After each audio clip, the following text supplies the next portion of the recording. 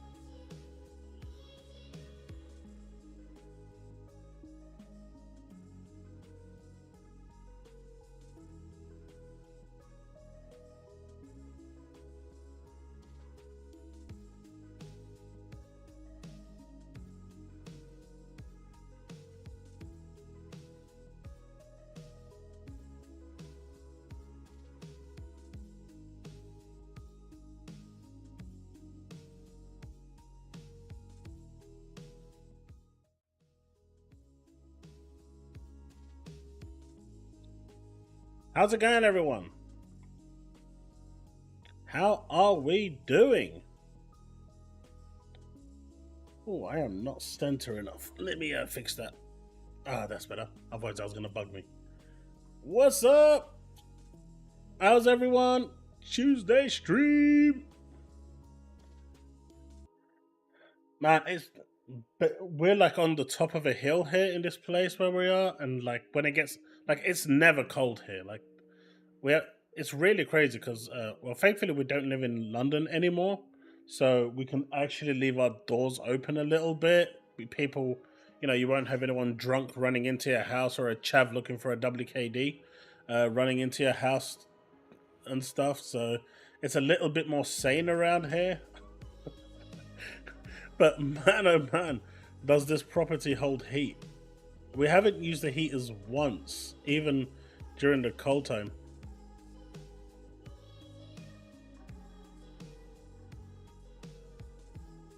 But it has been I've seen a few rumblings about the Nintendo event. I'm going to check it out during this stream if people want, because I haven't actually seen it yet. Like I said in my video, I was really busy today with work. And it's been crazy. Nunya, I am good, buddy. I am good.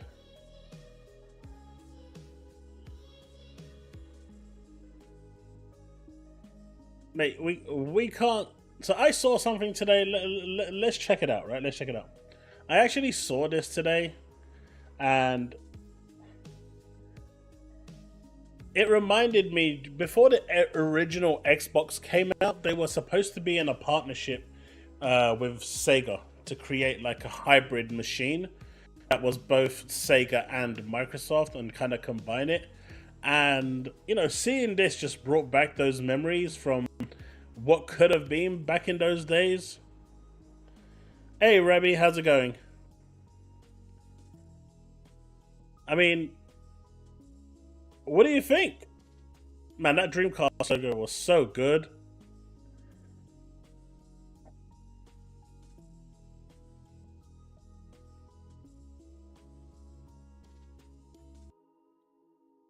See? Rum Punch. He knows, man. He knows. He knows. He knows. He knows.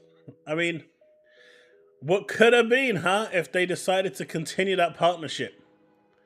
What could have been? I tell you what, though, if they ever released a Series X with the Dreamcast logo all blue, nice and finished like this, I'll probably buy it. I would buy this over the special edition ones coming out any day of the week. Alright, it's a beautiful Series X.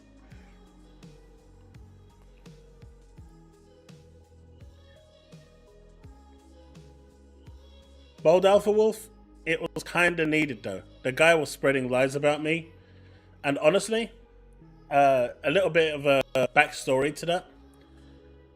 After I made that video, before I published it, I had 2 people watch it. And after they watched it, they said it was harsh but true. And then I said to myself, if I have to ask people in order to see if it's okay, then I generally have a rule of thumb. It's generally, if I have to ask, I shouldn't do it. So I decided that I wasn't going to post it. Those two people saw it. They gave me their feedback. I was going to scrap the video. Then Tim Dog blocked me and posted something about me, apparently. And then Peter Ovo came at me. So at that point, it was fair game. If they're going to come at me after they've blocked me, then it's fair game. It's fair game. I had every intention of not posting that video, but after they came at me, that was it. I mean, they've been lying about me for a while now, and as far as I was concerned, when they came for me after one of them blocked me, that's a cowardice move. And so if you're gonna do that, don't expect a non-retaliation.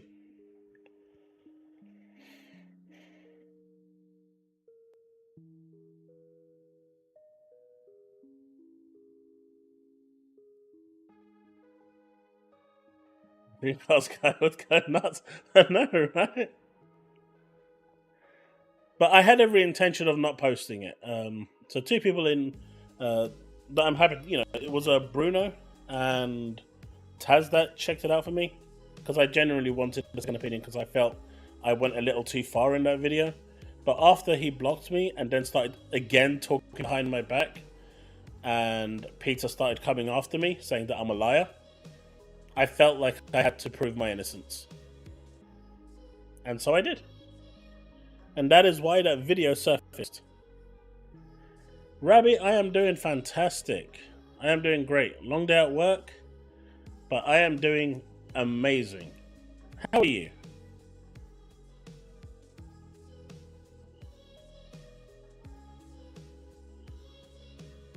Oh no, there was no mercy in that video. There was no mercy. I took him straight down.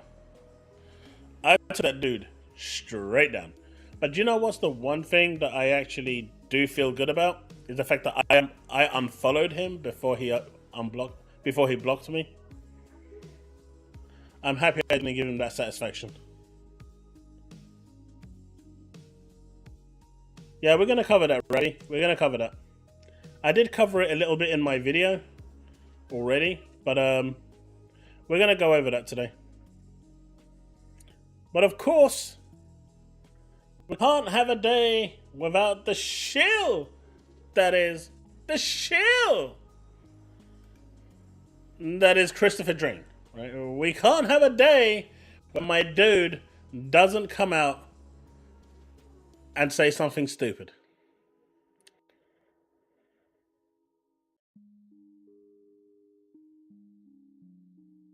Where's the pirate and Captain Jack Sparrow voice day coming? Well, the Jack Sparrow voice changer is proving really hard to find.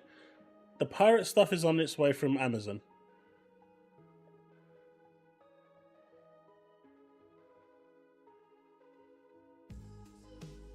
Wait, there's static in my mic?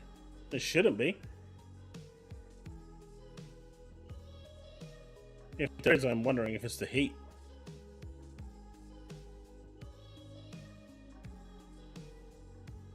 There should be no static.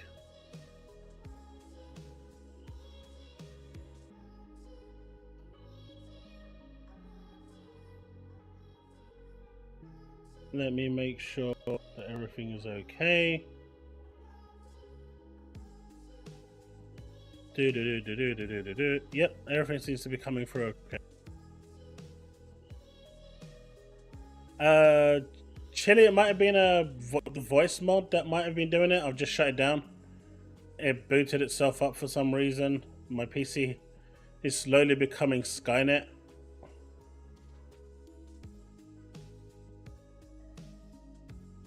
Is it still doing that?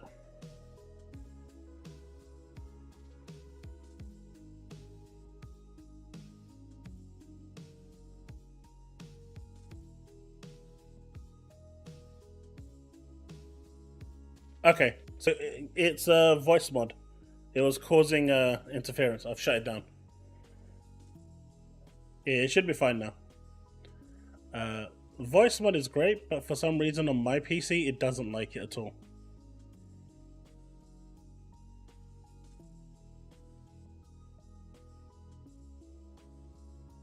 I seen a video last month of police arresting this Jack Sparrow lookalike. He was pretty close. They claimed he was. It wasn't me. Chat, it wasn't me. I don't have the gigs all arrived yet. It's on its way.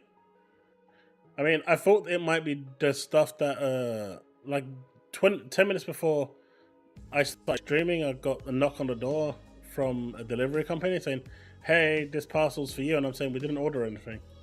And they're going, "Yeah, but it's for you." And I said, "Well, take it back because it's not for me. I didn't order anything." I'm still waiting for my Square Enix delivery, but that's going to my brother's place. They what they sent me was absolutely destroyed. It was ruined, ripped, damaged, broken, everything, man. I opened it and I was like so heartbroken. I hate what Tim Dog did to you. Unacceptable. Jakob, don't worry about it. I've said my piece. I've moved on. Dude's a loser. Is it really popping? Maybe I shouldn't get too close to the mic. I'll stay like this and see if that actually changes. I mean, I've got a pop filter on there, but maybe I'm too close to the mic. Maybe this will be better.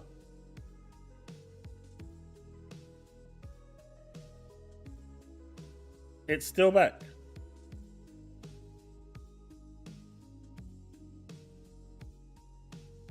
I'm not hearing anything.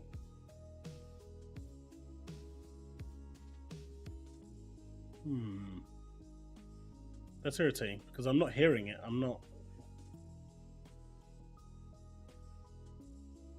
I wonder if my internet's gone to shit again today.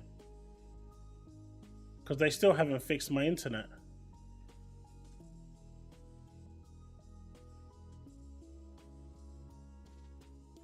They still haven't fixed my line, so my line is still a little erratic.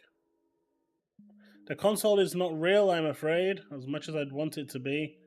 It was just what could have been. Because at the time when the original Xbox launched, Sega and Microsoft were in deep talks. It's why Shenmue was exclusive to Xbox in America.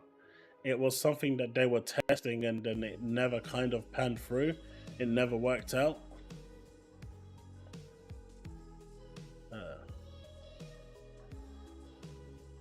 Why did Jim Ryan leave? He was pushed out because he couldn't block the ABK deal. I'm hoping it's better now because I'm away from the mic, so hopefully that will do something. Like, there's a lot of heat in this room, and we've got the windows, the doors open, so I'm hoping that that might actually make it a little better. Because, you know, heat can cause friction.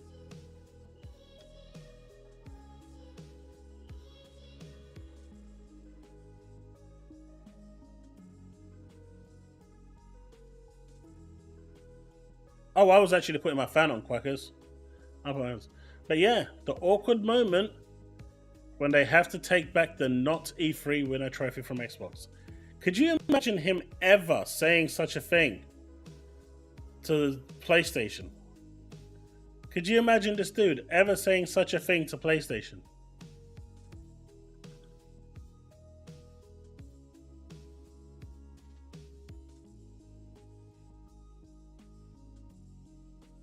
Unbelievable. And this is the guy, right, that heard that Microsoft is putting less focus on Game Pass. How can Call of Duty going to Game Pass be less focus? Hey, PS5 Blows, welcome.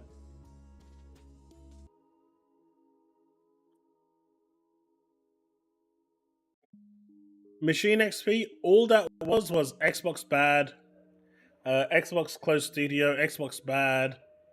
Xbox buys studios and publishers. Xbox bad, but it doesn't actually. And this is the thing that gets me about Sean Layden, the fake, right? Because the dude's a fake. He works for Tencent. Tencent closes studios and games down on the whim if they're not making money. And when we're talking about making money, making 5 million a month is not money to them on microtransactions. Making 10 million a month is not money to them. Right? That's the sort of company we're talking about here. They're crazy. Like, he needs to look at his own backyard before he starts talking to anyone else, because the company he works for is by far the worst.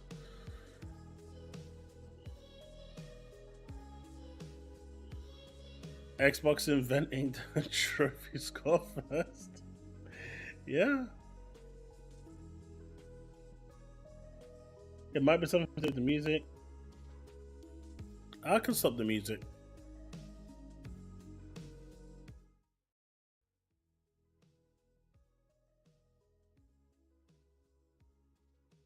Like I said, I used to have a gigabit internet connection and everything was fine, and then I got evicted and then moved here temporarily, and then the internet here sucks and Sky Broadband sucks.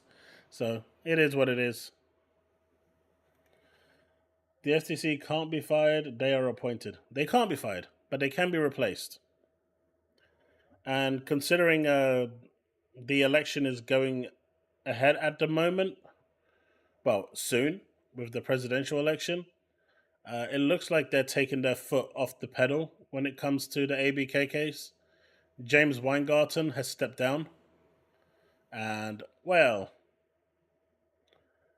once he's now stepped down, you can see where they're deprioritizing the whole thing. Have I played Still Wasted Deep? No, but I have downloaded it. I downloaded it today while I was working, and I didn't really get a chance to sit down and play it. I had a really long day today, and I was also kind of working, preparing for the stream as well in the background. Thankfully, today turned out to be a real gem because I was wondering what we're going to do today. And, well, the internet didn't disappoint as it came out guns blazing.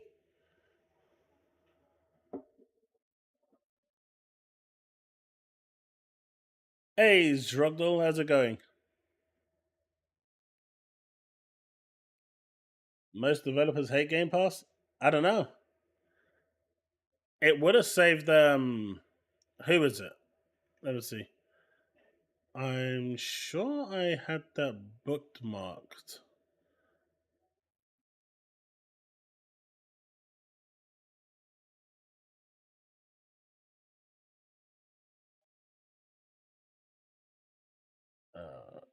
Where is it? Where is it? Where is it? Where is it? Oh dang! I did have it, but it looks like that post being suspended.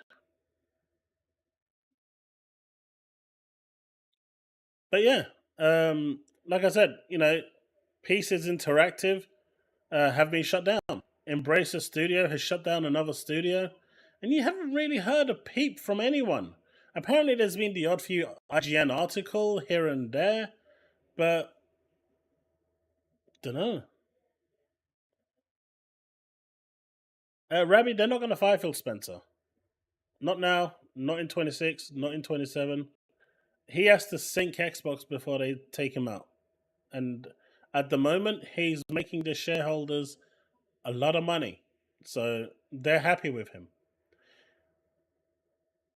And you have to understand, now that Sony's opened Pandora's box and the shareholders are starting to see more money coming in, the shareholders run the business, right? They have a huge say. Because if they pull their investment out, this company's messed up. These companies run on investments, and if they pull their investment out, you're in big trouble. So you have to keep your shareholders happy. And if your shareholder says, "Look, I'm making $10 on the other side when I keep it exclusive," But if I make it multi-platform, I make $40. That shareholder wants that $40 instead of the $10. They don't care about company loyalty. They don't care about the overall image. They just care about that quick investment, get that money, and if they have to move to another company to invest in, they'll do that. They have zero loyalty to any company.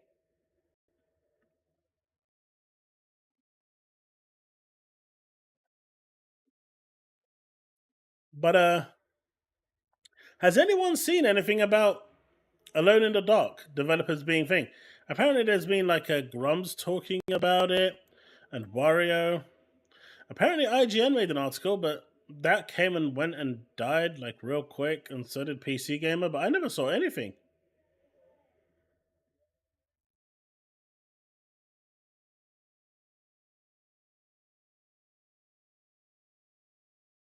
He's not trying to kill Xbox at all, Rabby. That is supposed to be why the stock market exists. Exactly. I think Microsoft will wait until after the elections to announce the acquisition. They will. They will. They are not going to do it now. And, if Biden's administration loses, there's going to be a clear out of the FTC and they're going to bring in a new set of FTC. And then I think things will become normalized again because I think Lena has, at that point, Lena will have overstayed her welcome.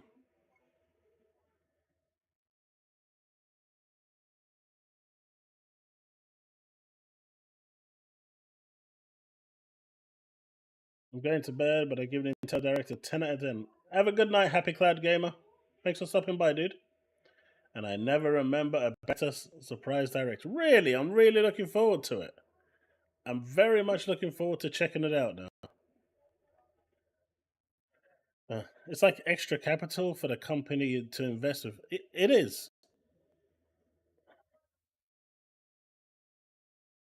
There we go. There we go. No one cares because it wasn't an Xbox. It wasn't Xbox shutting something down, and that's why I said here. Oh, no one cares because it's not a Microsoft-run studio. Ah, I see. As you were, and it's a.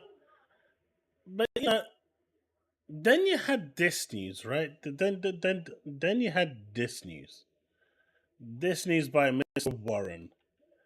The end of times is here. The end of it's like the apocalypse is upon us. You know, Microsoft's chief Jarrett West is departing Microsoft to Roblox. I mean, let's be realistic. If I sat in my office and did absolutely nothing, I would. I did that for a few months actually, but I'd probably be asked to leave as well, right? At the end of the day, everyone has been complaining, right, that advertising at Microsoft has been at an all-time. Sorry, kid. Sorry, chat. One sec.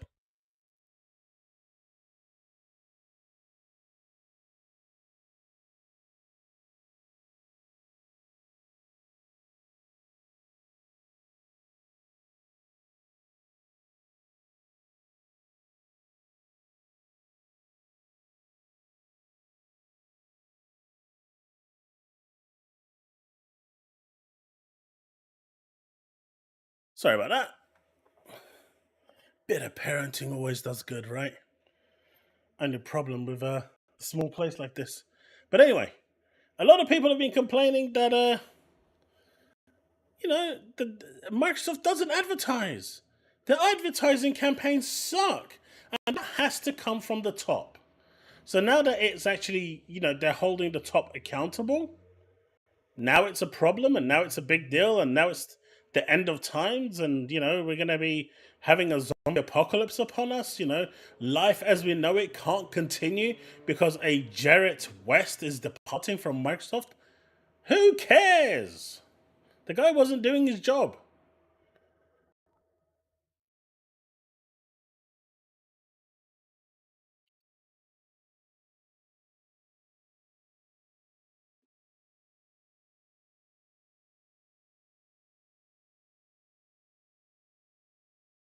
But yeah,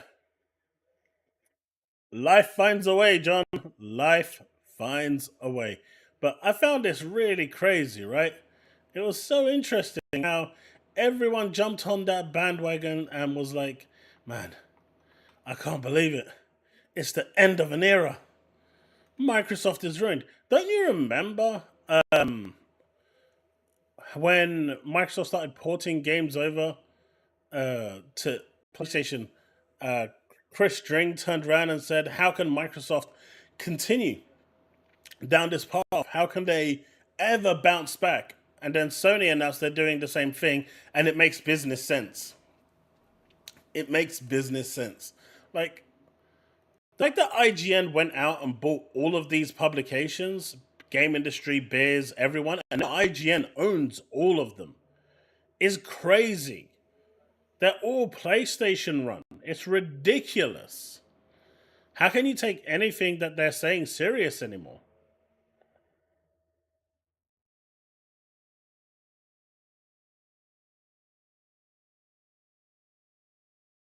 Now you are wrong, Holgrain. Marvel versus Capcom is a big deal. It's a big deal. And I did see, where is it? There was a list somewhere here. Uh,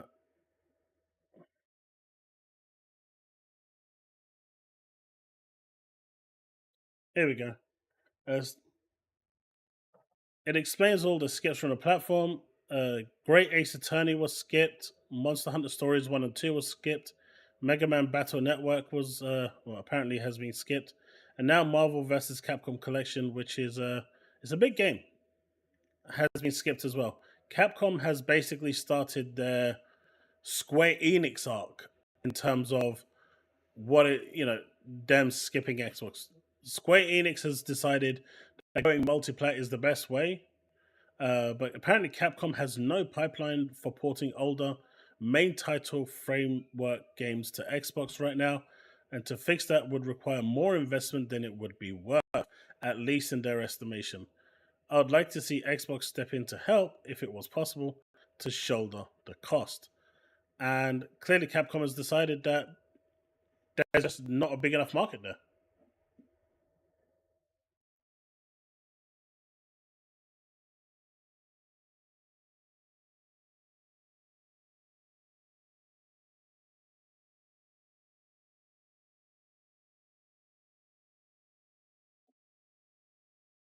What, you're talking about that weird tower defense game? I think Microsoft got bumped with that one for Game Pass. Personally, we're gonna see what it does, but I don't think it's gonna do very well.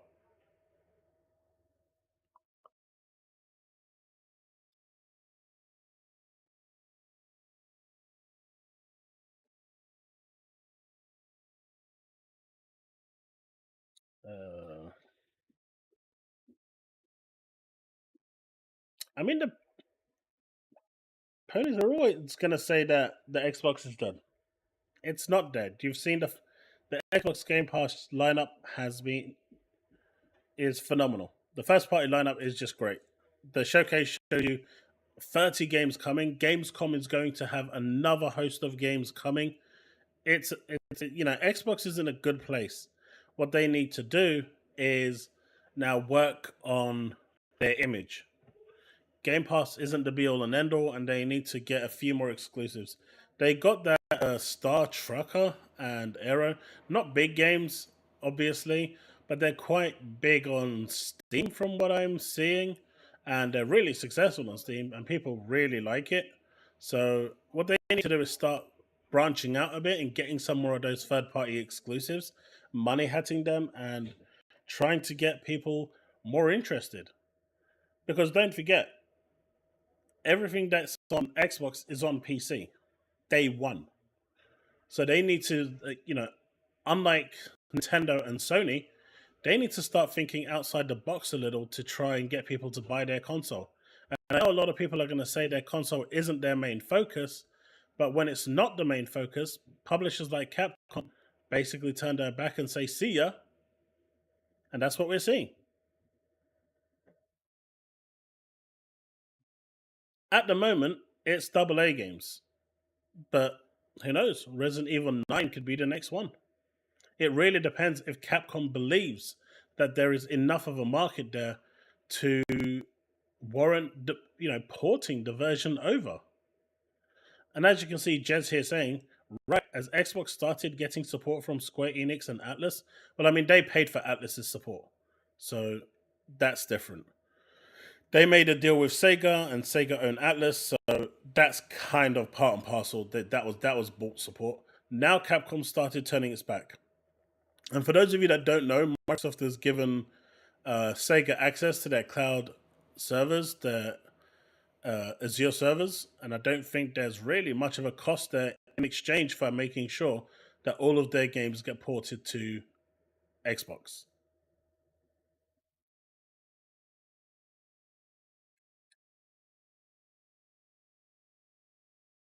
Now, if Power Stone comes out and that's not on Xbox, yeah, then we get the fist out. Then we get the fist out. But you know, even have you seen Karim's post?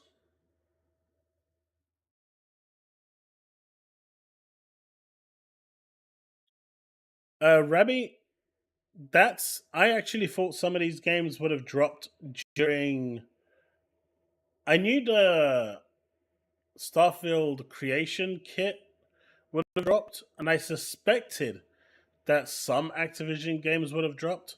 My guess now, if we're looking at it in an educated way, would be a month or about 6 weeks before Call of Duty 6 comes out. Black Ops 6. That would be my guess.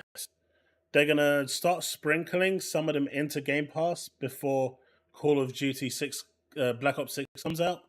Get you in the mood, get you into the hype train, get you playing, and then boom, it drops. You go in, and it'll kind of build up hype for Black Ops 6 even more. That would be my assumption. I mean, if I was Microsoft at this point, that's the smart play. That's what I would do.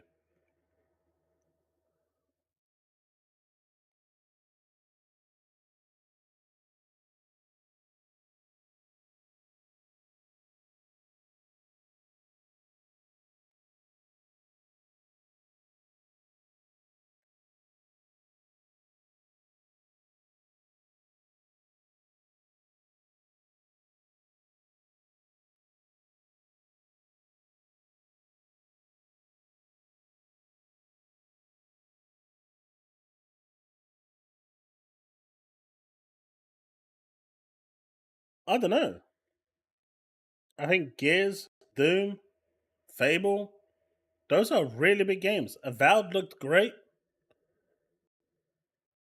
What's coming in the future? Oh no, my fan died. What's coming in the future that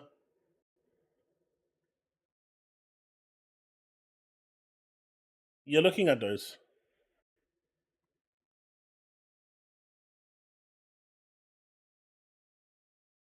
That fan back up.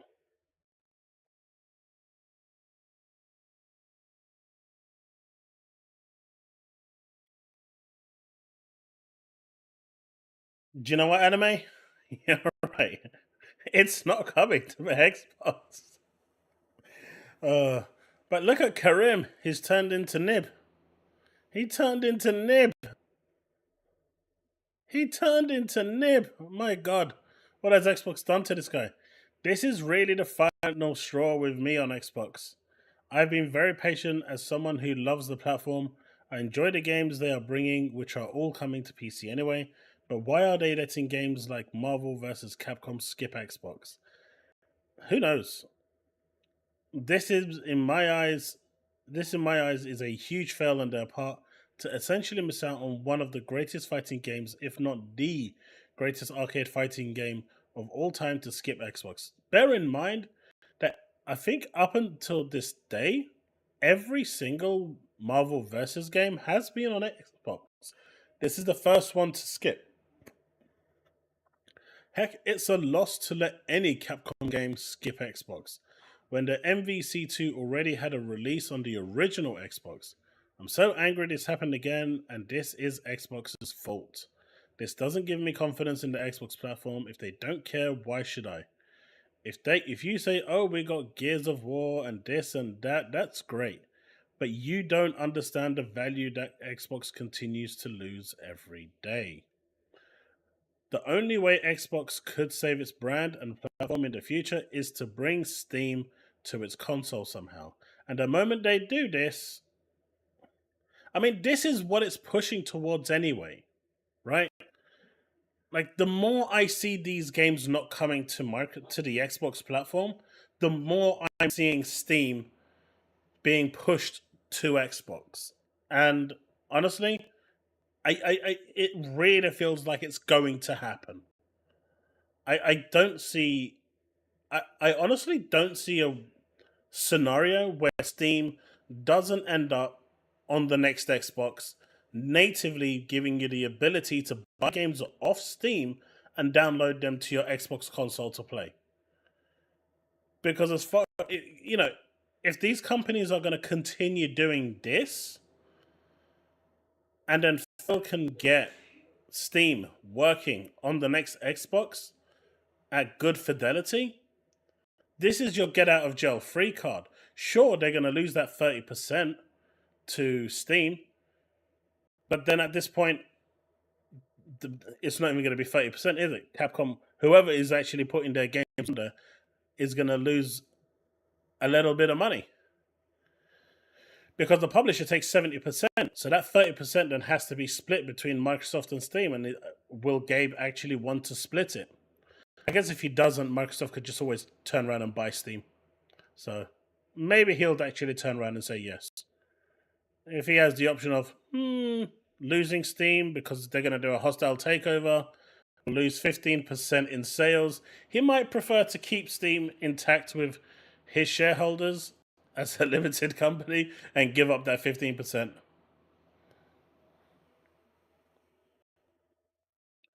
Marvel vs. Capcom is better than Mortal Kombat. Uh, Tekken hasn't done it for years. And Street Fighter is still up there, probably the best out of all of them. I don't know how, but it has to happen. I'm done begging and I'm done expecting Xbox to do something about this. And he's actually a shareholder, right? Karim is actually an active shareholder in Xbox. So him saying this publicly is not a good sign when other shareholders will read this. Again, if you tell me Xbox announced so many games, we have games. We do. We have a ton of games. We have enough first party games to keep us tied down for a long, long time. We will all, well, all those games are coming to PC. They've been doing that for years, so what's the difference now? And you know what else is coming to PC? The greatest arcade fighting games of all time. Do better, Xbox, and talk to Capcom USA. It's just weird. This was the weirdest decision I've seen. Like, even Nintendo Switch is getting this collection, and Xbox One is not getting it. I mean, even if the series didn't get it, right? Just put it on Xbox One. Like, it's crazy that it just didn't. They didn't do an Xbox One version, and then you've got the whole, the whole catalog from the Xbox One. You've got like what 20 odd, 30 odd, 40 odd million consoles there, and then you've got the series at about another 20, 30, about 30 million. So that's like a collector's 60, 70 million market. That's pretty huge when you look at it that way. So I don't even know if it's the actual consoles, the market share at this point. Because if you notice, there's not a native PS5 version. If it was native PS5, they'd be sacrificing all the PS4 members. But clearly, the PS4 holds a much bigger market, and this game is old, right? So it's not like it's going to be demanding Unreal Engine 5 graphics. They're just porting it over, and there's older games in this collection. So not actually putting it on the Xbox One just seems so weird. Like, it just shows that Capcom has no confidence in the Xbox brand at all.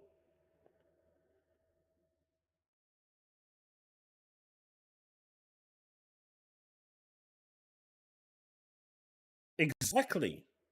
But if they made it PS5 only, then if they made it PS5 only, the PS4 community couldn't play it. But by porting it to the PS4, we have got like 100 and what 20 million, 110 million units, and then you've got the PS5 with another 60 million. You're looking at a market share there of about 150 million, give or take, with people upgrading, maybe even 140, right? Xbox would have had, give or take, about 60, 70 million if it was put onto the Xbox One, because the Xbox One is backwards compatible for the series consoles. So that would actually make sense here. But putting it on the PS4 is logical. They've just expanded their market reach exponentially by doing that. But to completely omit Xbox here, that's a strong statement. That's a really, really strong statement by them, saying that we just don't see the value in putting it to the console. And, Microsoft need to fix that. They need to fix that. That's it. That there's no two ways about this. This isn't the first game that's getting skipped, and as it's going on, better titled products are skipping. It started off with, Ace Attorney, and no one cared because it's Ace Attorney and it's a niche game. Then it went to Monster Hunter Stories, and again, no one cared because it's Monster Hunter.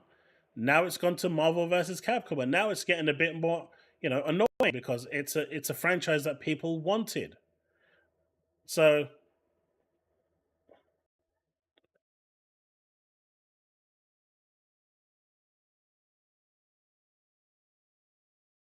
if this continues, whole grain, those will come off too. Something has to change. But this is the thing, right? At this time, if Microsoft is pushing for Steam to be on Xbox and they've already sorted out the logistics, the finances, and everything with Steam to put that on Xbox, because look at it this way, right? The average Xbox user doesn't like to use a PC. I think that's fair to say. Not all of them. I'm saying the casuals. They don't like to use a PC. They buy an Xbox. They want to use their Xbox. That's it. That market there on the Xbox console is not available to Gabe and his Valve Enterprise. It's a locked off part of the industry that he can't get his hands on to milk. But if he puts Steam onto Xbox, and even if he takes 15% or 17.5%, and Microsoft take 12.5% from those third party games, or share that 15% each, that is 15% that he would never have got in the first place. So it's still printing him money by just putting it on there. It might not be as much as he'd get on his home platform on Windows on his own launcher, but it's still printing him money because at that point, once Steam goes on there, you're going to see no one releasing really native games on Xbox. It's just going to be on Steam.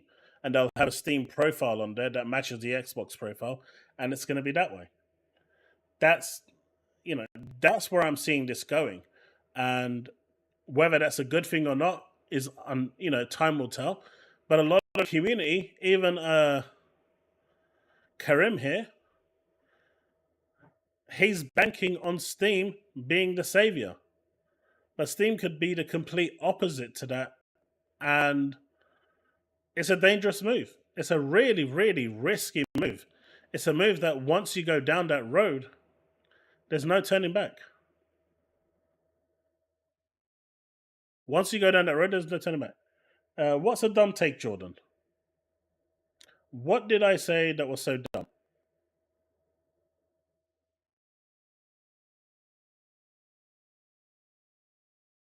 How does Microsoft solve this problem? Eric, it's quite simple. Push the console. Aggressively push the console, get it into people's homes. That's it. They need to focus the console. Do you honestly believe that if they had 50 million consoles out there right now, this would even be a debate? We would even be having this discussion. We would even be talking about this. If Game Pass had 50 million, 60 million subscribers, would we be in this position talking about this? Absolutely not. Not in a million years.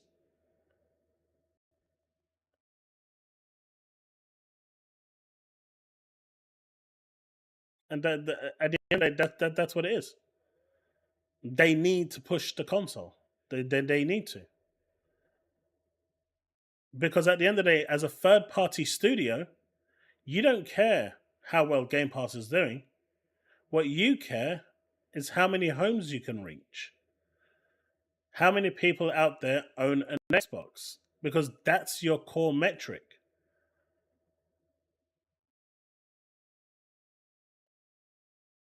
Game Pass isn't tapped out at all. And Game Pass this year is going to see its biggest growth yet. It's going to grow crazy. Though I still don't know what I said that was a bad take. Sales are going up, but they don't give you any numbers. Phil has said repeatedly that sales are increasing year on year for the software division on Xbox, but we never get numbers. And if you don't get numbers, double digits could be that it's gone from 48 cents to 96 cents. And then it's gone to $1 and something cents. You see, if you don't give numbers and you're just giving percentages or, you know, values with no numerical figure, it means absolutely nothing.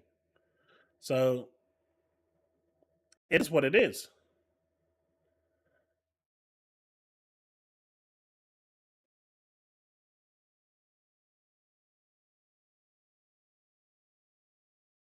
Sneaky, honestly, the way they've done it now, this is gonna. I mean, I'm gonna pay $30 and get the Vault edition, and that's something that I've not done in a long, long time. I haven't paid for a single COD in ages.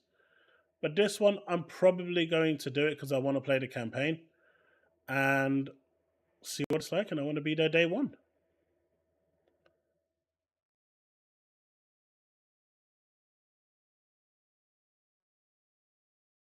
90 games ruined my controller anyway. I mean, double digits mean 10% plus, yeah. Well, it could go anywhere between 10% and 99%, right? They used to Invictus. They used to before it went down the shitter.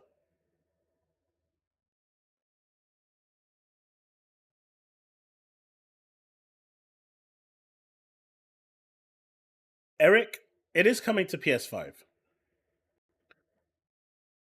It's just if they put it on PS4, then PS5 users get it by default through backwards compatibility, and Capcom is able to reach an extra 100 and something million users.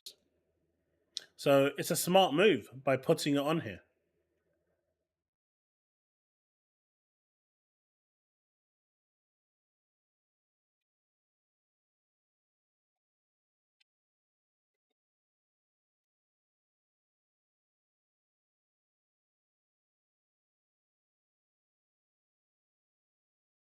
I think you'll find a lot more people tarnished care about it than you realize.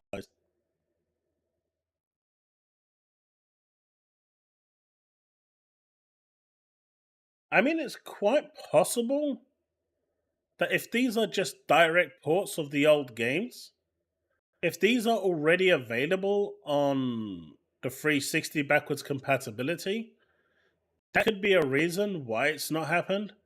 Man, I remember X-Men vs Street Fighter from my. I wonder if that's in this bundle, X-Men vs Street Fighter. I remember when I used to be in secondary school, I had my Sega Saturn with the 4 meg cartridge at the back to make it arcade perfect. Man, we had like a summer fair at my school, so I took my Saturn, got the TV from the school, and was like the most popular stand there. All the kids were around. I made so much money for the school that day. I was a beast. I was unbeaten for the whole day. It was amazing. Was like the coolest kid for 24 hours.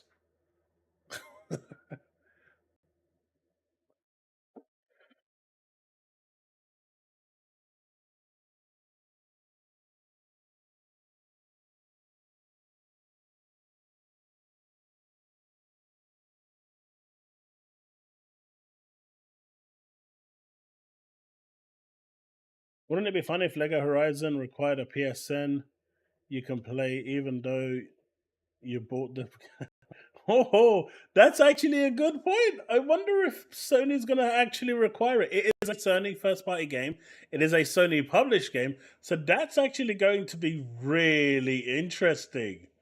I never really thought about that. That's actually really funny.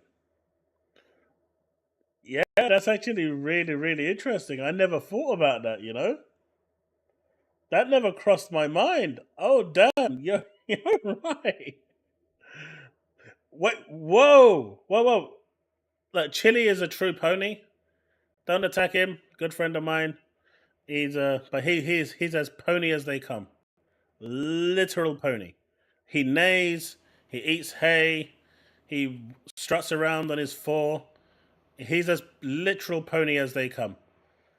But and he's saying it does need VPN, and he actually does have some insider context. That's interesting. That's gonna piss a lot of people off.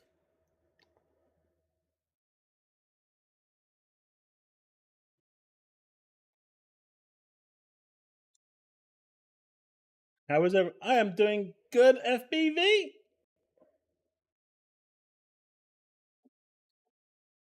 You see, literally, he doesn't even deny it, and that's what I love about him.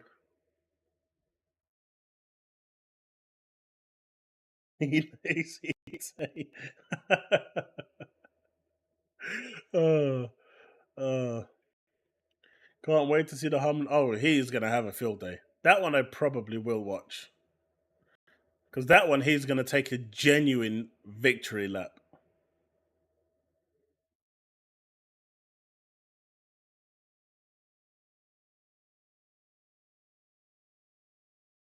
I think once.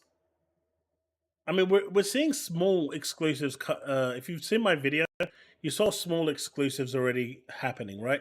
And Stalker 2 is already exclusive. We already know about that. Um, but they need to start moving with these third party exclusives, money hatting them to try and push consoles. It's really that. That is all it is.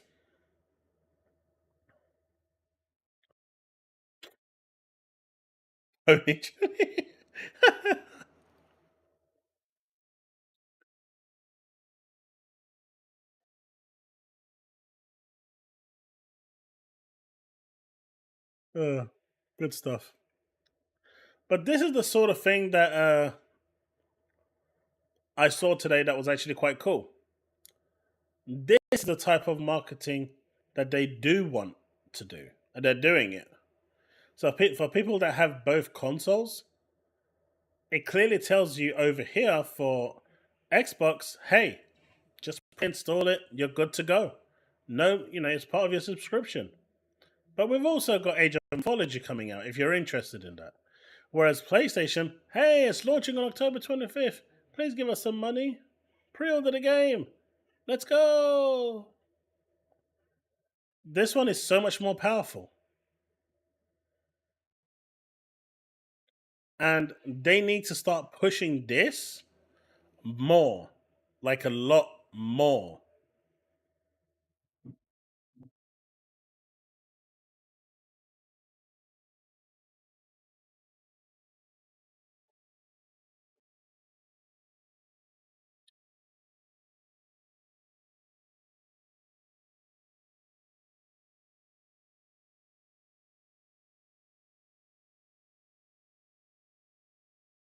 See, that's a really stupid thing to say, honestly. Because if you remove competition, what do you think Sony's going to do?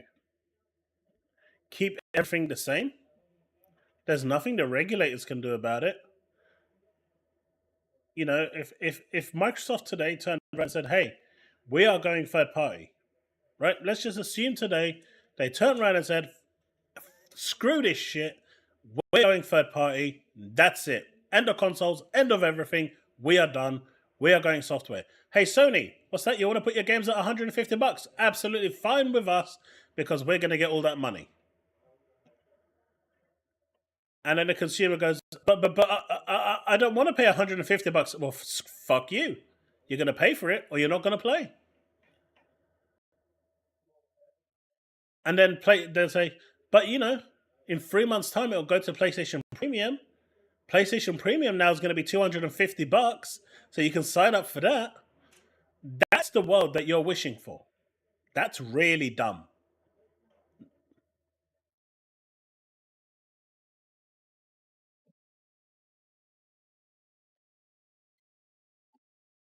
That's really, really dumb. No one wants that future. No one wants Microsoft running a monopoly. No one wants Sony running a monopoly. No one cares if Nintendo runs a monopoly.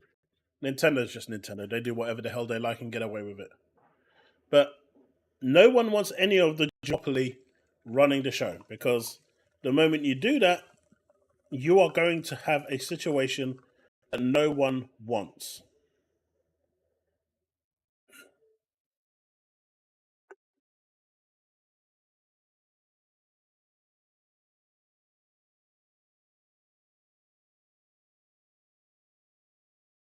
So no one wants that.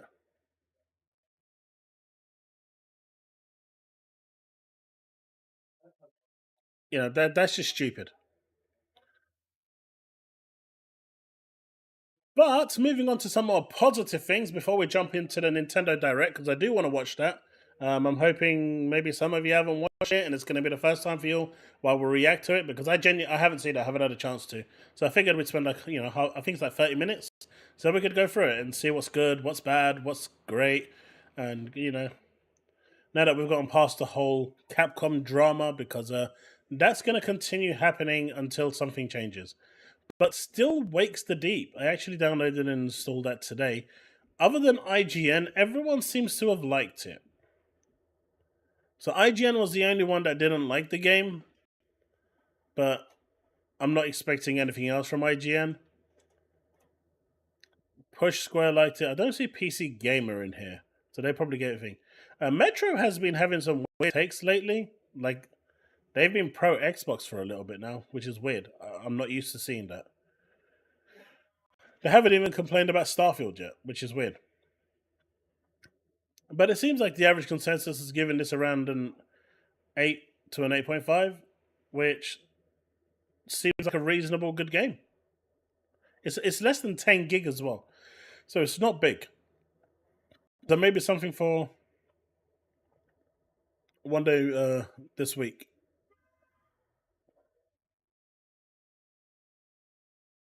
Oh, it was. I totally missed that. They gave it an A6. So even they gave it a decent score. Just IGN is the only one that decided that they wanted to be stupid and give it a 6.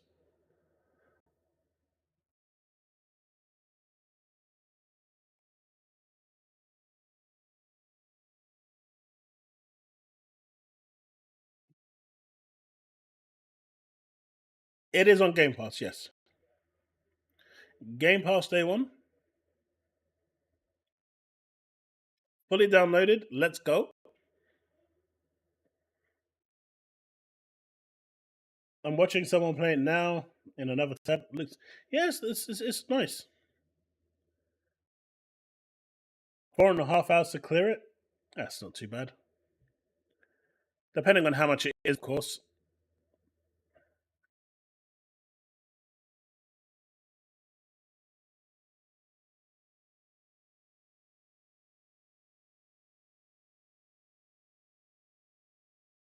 Even the Scottish. Alright, me laddie.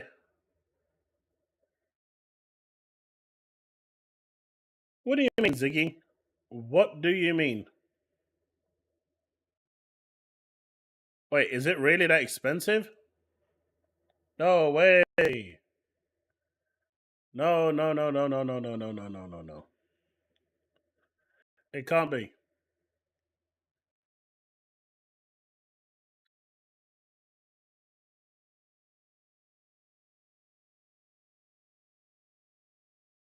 Hey, Steve, how's it going?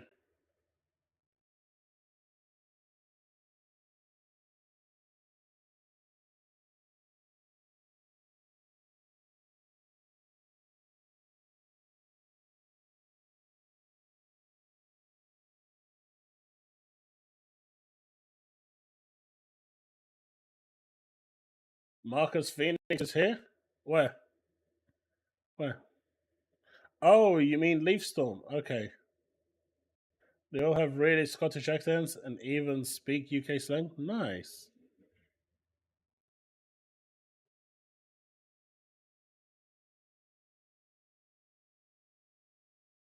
Uh, Not sure what version of Game Pass you're running. Maybe a bootleg.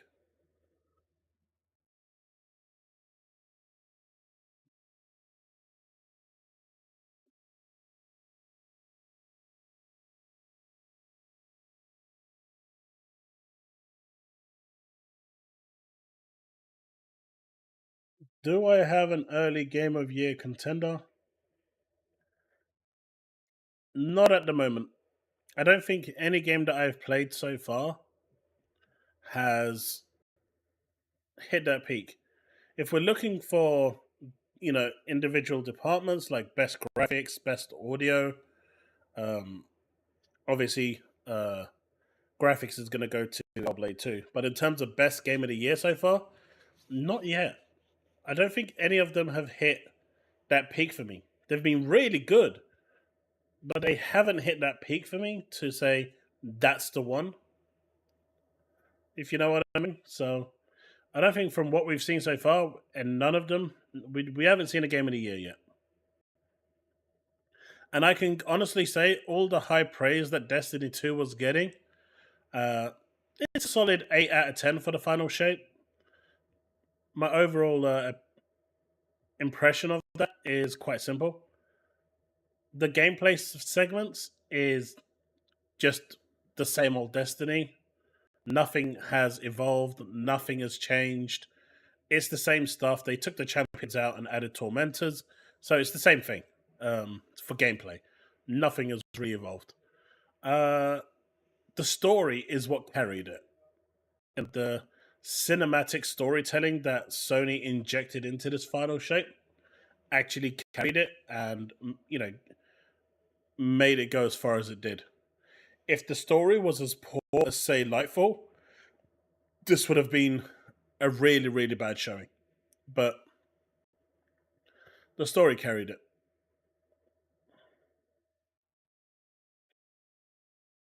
But again, Final Shape is not going to get Game of the Year because it's DLC.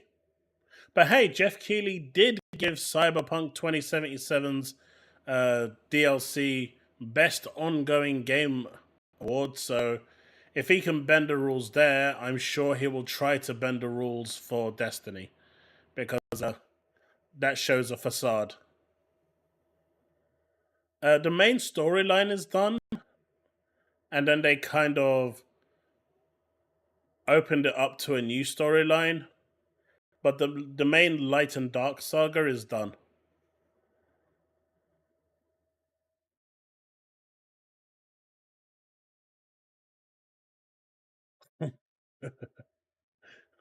Hey, he downvoted my video. He does not get to be called Marcus Phoenix.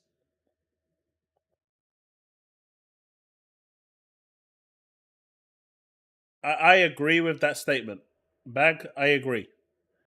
The what Sony brought to the table in terms of their storytelling carried Destiny to where it is, to the success it is today for this expansion. I think if PlayStation didn't have a hand in it, especially in the storytelling, I think it would have flopped really, really hard. Because the actual gameplay segments are boring. It's, nothing has changed. Even Prismatic is annoying. The actual mechanic for Prismatic, instead of it being this glorious thing that you can use that's really fun, instead it becomes a mechanic that kind of, oh, look, there's a prismatic enemy. You have to switch to prismatic mode now and hit them once so they can lose their prismatic shield. Like it's it's shit.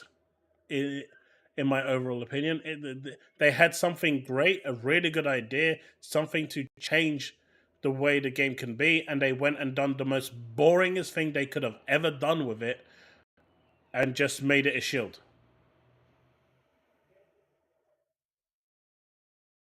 Which is the same.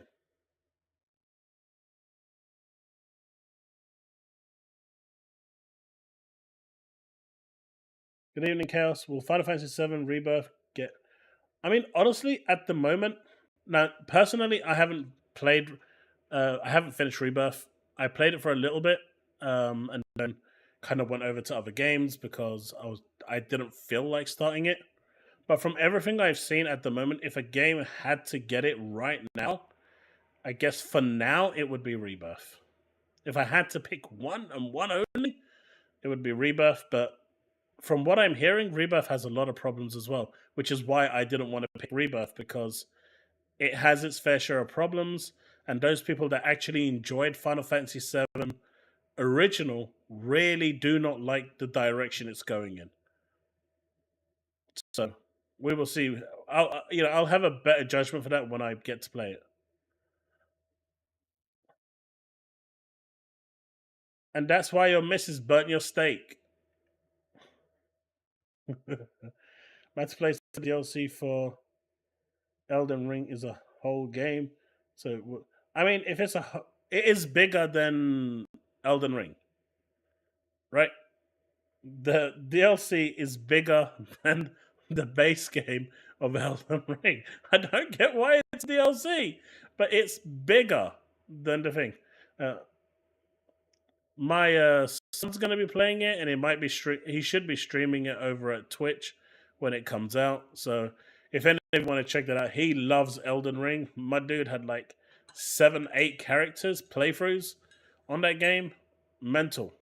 So you might want to check him out when he does stream it eventually when it comes out.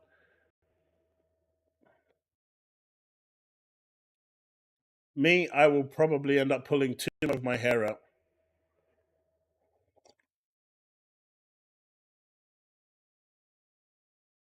Worry will.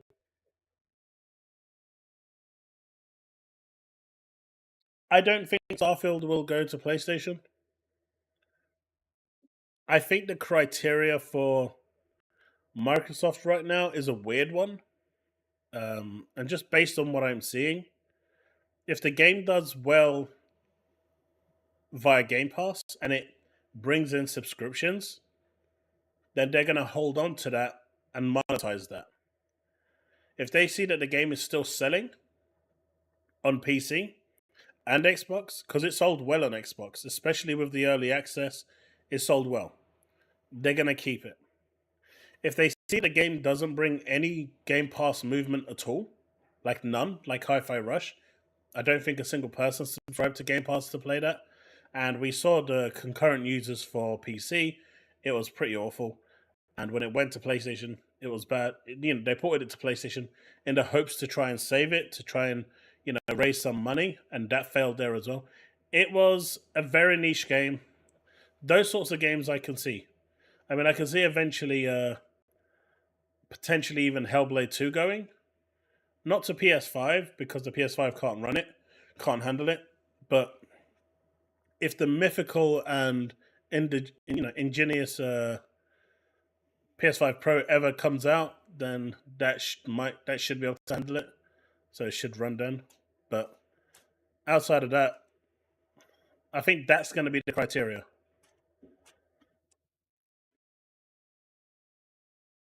Hey Chris, how's it going? Apparently, still awake. Doesn't support DLSS on Game Pass PC Steam. On Game Pass PC Steam does. On the other hand, it's not $35.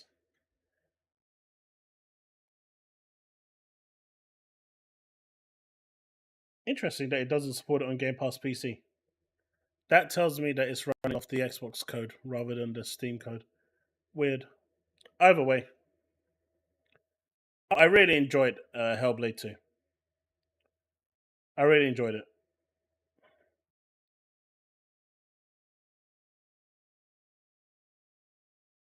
So, chat, should we check out the Nintendo Switch stream?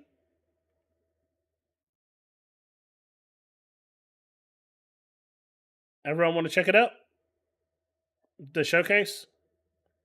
Because I haven't seen it. I was looking to check it out with you guys and react to it during the stream. What do you say?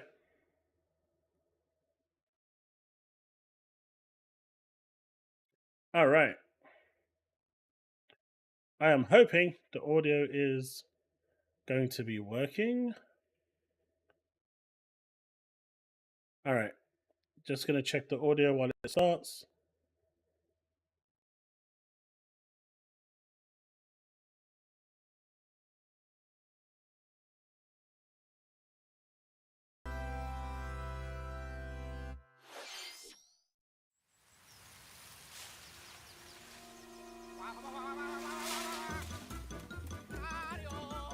Luigi?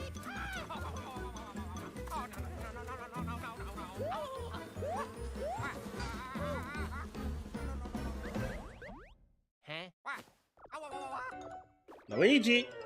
Luigi! Yeah.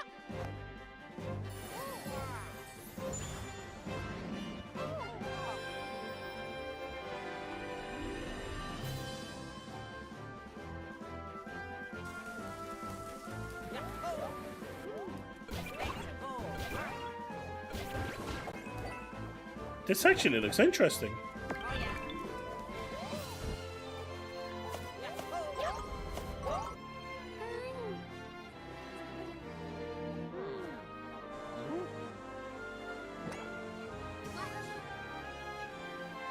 Eric, English isn't Rabbi's first language.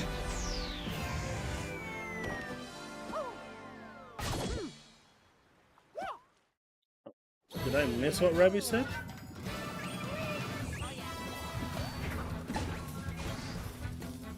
Rabbi, I have no idea which games are going to stay exclusive, but I suspect Gears, Halo, Forza, Fable, Starfield are going to stay exclusive. Those ones I'm pretty sure will.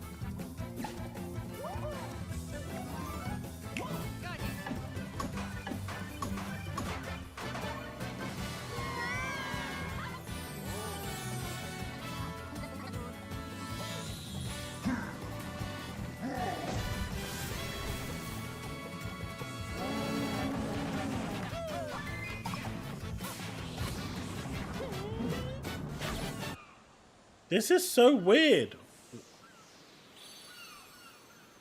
But it looks fun. And it's coming this year. Okay. Hello everyone, I'm Shinya Takahashi, and I'll be your guide for today's Nintendo Direct. That was the first new entry in the Mario and What's Luigi that, series Steve? in almost 9 years. Mario and Luigi Brothership. Apple won't Please buy look Xbox. forward to a seafaring adventure that unfolds across mysterious islands, as well as evolved bros moves with Mario and Luigi. Okay, let's see the first batch of headlines. Slimy, they're not going third party. But the fact that you want them to go third party just shows how much you are begging for Xbox games. The thrill of the Nintendo World Championships is heading to the Nintendo Switch system. Take on over 150 speedrunning challenges from across 13 NES games, from lightning-fast beats to action-packed battles. Familiarize yourself with each challenge and perfect your timing. Man, I remember Then these give it games. your best shot and aim for the top of the online leaderboards. You can also try more difficult legend challenges, like completing Super Mario Bros. In one go using warp pipes. Stuck on a legend challenge?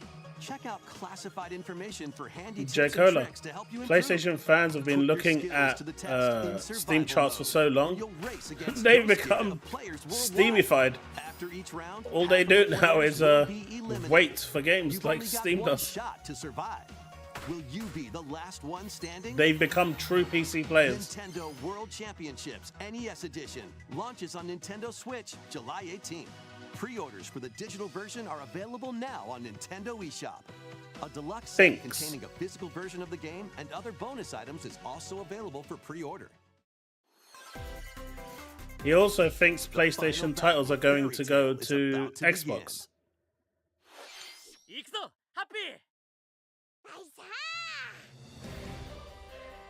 Relive Ooh. the climactic Alvarez Empire arc from the hit anime Fairy Tail in this action RPG. My son will like this. Set in the vast kingdom of Fiore, Team Natsu prepares to finish their fight.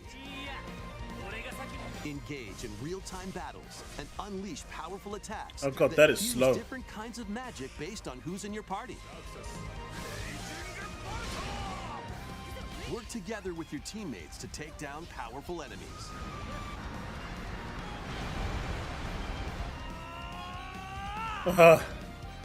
Fairy Tail 2. Steve, there is way too many husbandos in this. Where's the waifus?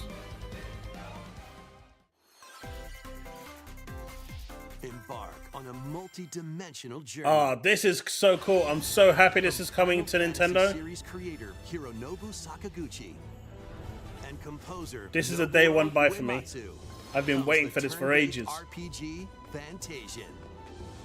The world is slowly being robbed of its civilization. To restore his memories, Leo must confront an evil entity threatening all mankind. I've been waiting for that for ages. It was Skills locked are the onto ticket to winning battles. Adjust a skill's trajectory to target multiple enemies at once. I'm not sure, Chille. You can also send enemies you've encountered to a separate dimension and fight them later. The more enemies there are, the more you can wipe out in one shot. Let them go! Blade, I think, will be exclusive because Wolverine will be. Gears will be exclusive. Perfect Dark will be exclusive. Fantasia Indiana Jones will be Neo Dimension exclusive. launches on Nintendo Elder Switch Scrolls, this I'm not sure. Another sport is coming to Spoko Square.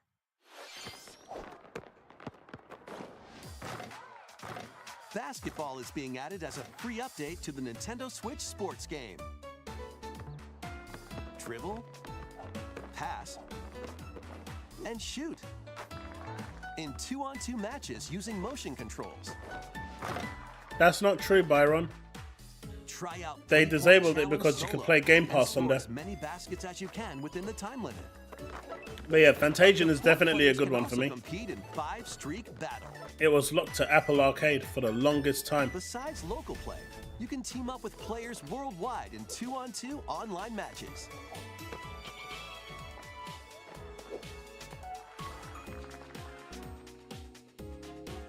This free And update for Nintendo more Switch games Sports means dunks what its way exactly? onto Nintendo Switch this Magically, summer. that means that Halo's going?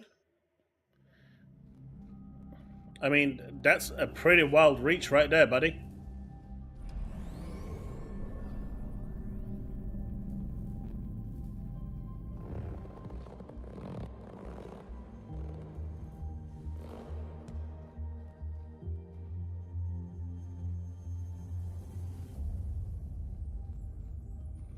Activision Blizzard games have to go through Ubisoft.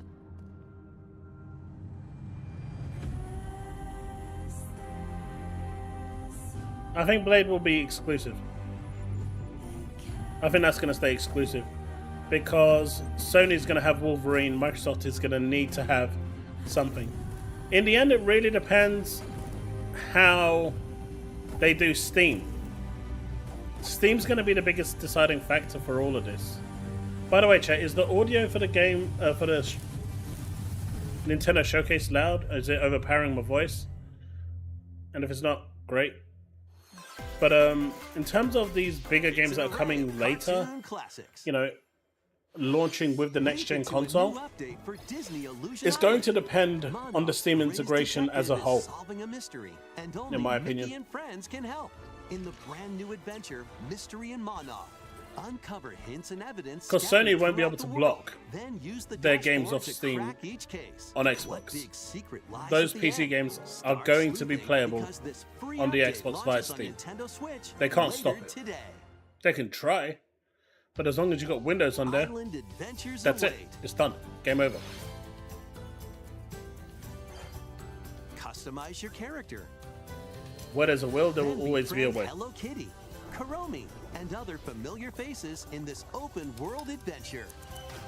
Team up with your new pals to solve mysteries. Dude, and they restore Chille, they Friendship did that Island with when Hello Kitty Island Adventure GeForce launches Now, as a and top I can console play exclusive games on the Nintendo Switch using system a really, next year. really old Firefox browser on my Steam Deck with PlayStation games on GeForce Now. This wacky sports game. Like I said, where there's a will, there is a way. Porky Pig, and more. And there's nothing they can do about it. Across 4 arcade-style sports. As much as that hurts your Unleash the feelings, full power of Acme where there's a across will, there's a iconic way. levels in up to 4-player local co-op. But watch out for falling anvils. Looney Tunes Wacky World of Sports crashes onto Nintendo Switch this fall. What's up, Doc? That's all, folks. Let's game on. Emergency meeting. New crewmate and imposter roles are being added to Among Us. Alert others when eliminated as a noisemaker. Plant tracking devices on others as a tracker. Among Or Us turn is invisible finally while going taking to out Switch? players as a phantom. Suss things out when this free update for Among Us sneaks onto Nintendo Switch later today. A monster army is at your command. Eric, I think a lot of games This is that are, Felicity I think Dog, a live realm of monsters. live service Those who command and race them are multiplayer called live service Farmagia games and play a vital should be role in the multi-platform, land but there are civilization. specific titles 10 that of need Farmagia to stay must rise up exclusive. against the oppressive Magus to stop The only his time that vicious they reign won't of stay the underworld. exclusive is if everyone starts to Raise share their monsters and lead them into tentpole, the fight you know, against the Magus' multiplayer army. titles. Plant seeds If you see that, then and if cultivate that starts happening, I can see it. and harvest them But to make your until buddies come then, to life. it's not gonna happen. Certain titles will then always train for should battle. and will always be exclusive. Give commands to your monsters and exploit enemy weaknesses in action-packed combat. All right, so far I'm not really Merge impressed all of the with. battle buddies in your party I mean, to call I forth saw a giant waifu there, so fusion summon it's a little and bit wreak better havoc now. on your foes. But and then you got this action, that segment there, and I'm not interested Join anymore. the rebellion to stop the Magus in Farmagia, launching on Nintendo Switch November 1st.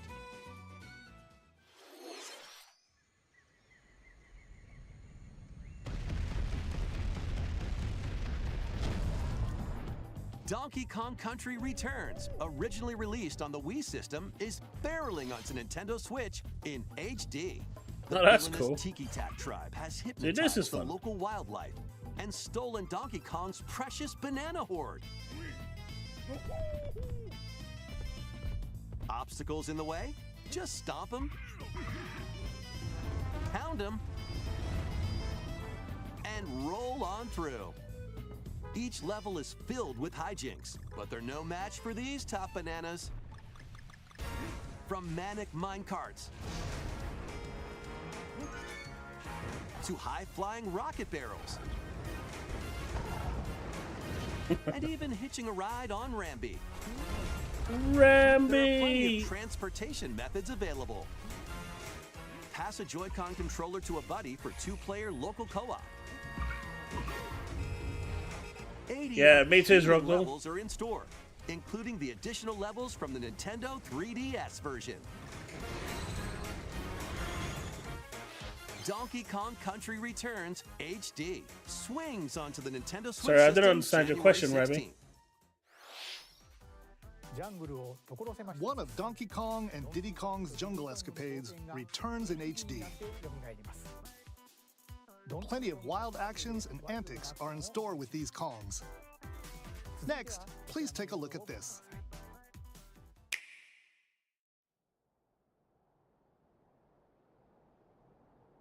The time is nigh. The time is now.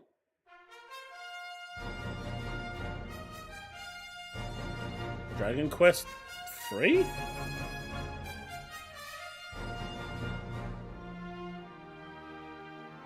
The hour of awakening draws near. It is Dragon Quest 3. Journey with allies to face the Archfiend on an epic adventure. I think this might be memorable encounters. I never played Dragon Quest 3. Honestly, I've never played many of the Dragon Quest games. I think Dragon Quest... And formidable monsters. Is it 9 or 11? I think it was 9. It was the only one that I played quite a bit. I never finished. 2D. But I'm told number 3 is the best place to start. Forge your own path.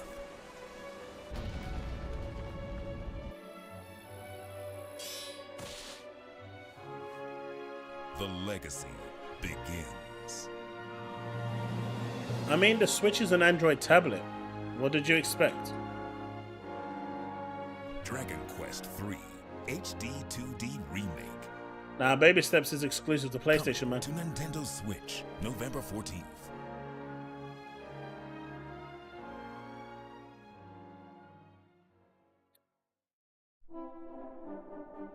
Well, they said there was going to be no Switch 2 news.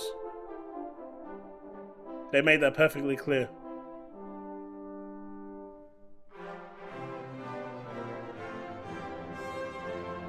Experience the complete... Ooh.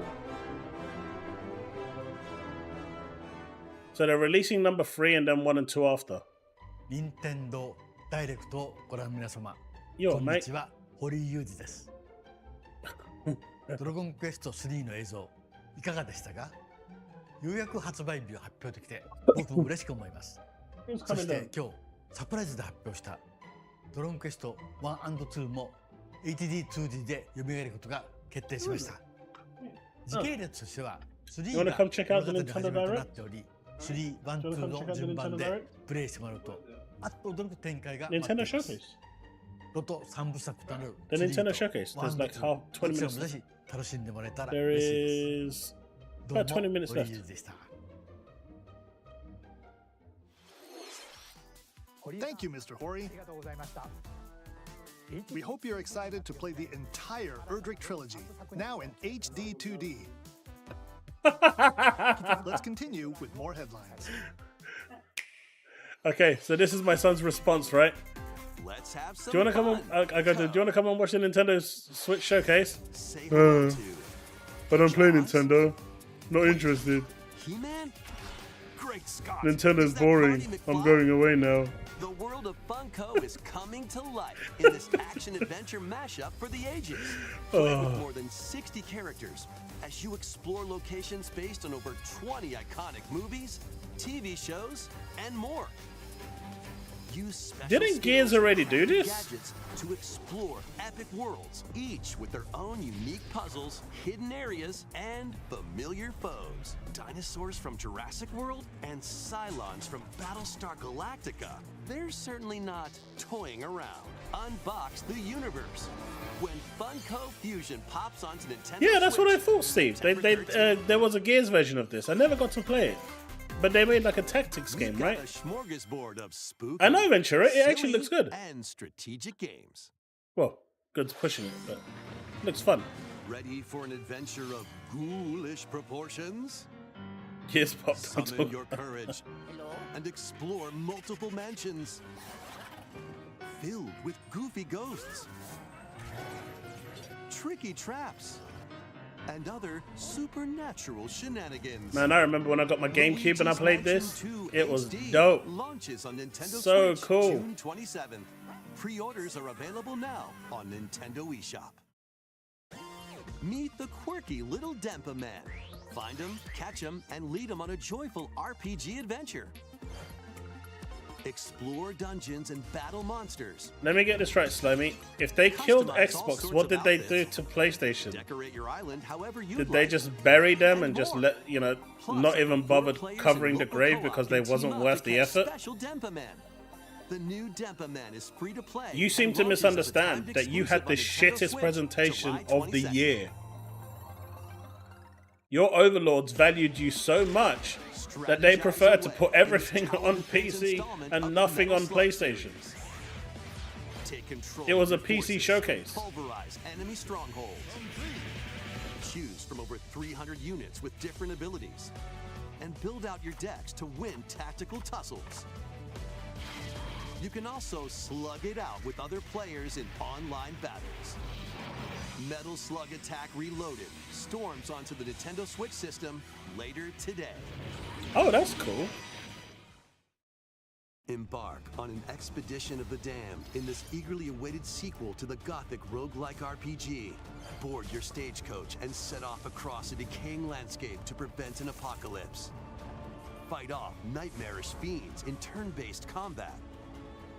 People said that this was a 10 out of 10 showing. At the moment, I'm not seeing it. I mean, the Mario game looks alright. Launches on Nintendo Switch. No, Slug was eh.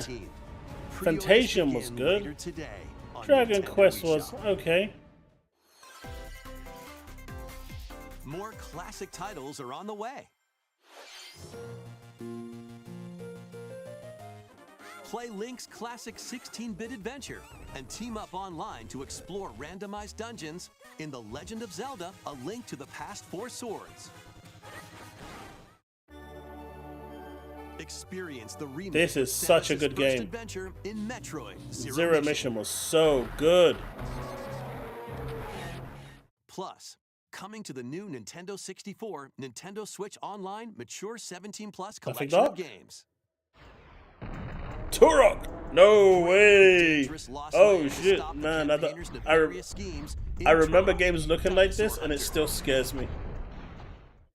And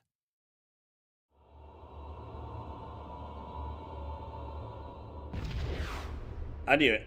I knew it. Corporation to end their alien conspiracy in Perfect Dark, now with online multiplayer.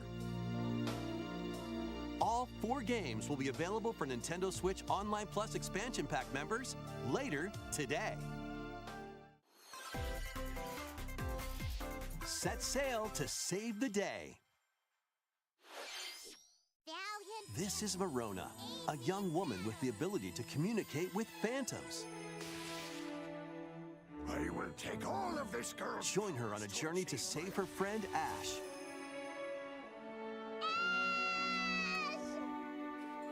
In this new installment in the Phantom Brave series. Take on tactical turn-based battles. Oh, that frame rate. Oh no. Combine the Phantom's Oh no. objects in various ways. Combine Phantoms with certain objects to maneuver them. Combine with a cannon to attack a large area. A fan to blow enemies around. Or combine with Marona herself for show-stopping abilities that can turn the tide of battle. Phantom Brave, the Lost Hero, launches on Nintendo Switch next year. I've heard the name. I've never played them, so I don't really know how good they are or not. This one's gonna take you for a ride. 7 arcade games featuring Marvel and Capcom characters are fighting their way onto Nintendo Switch as one collection. Clash in X-Men versus Street Fighter. Duke it out in Marvel vs. Capcom 2 New Age of Heroes.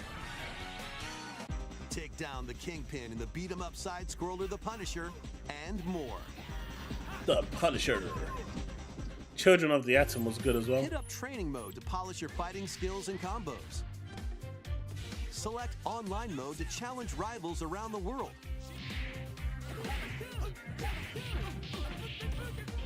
Or play co-op in The Punisher. You can also cross over to the museum to view artwork or listen to music from each game. Marvel vs. Capcom Fighting Collection. Arcade It's a good thing I've got all these games launches on already then, Nintendo Slimy, Switch right? I don't have to this buy them year. again.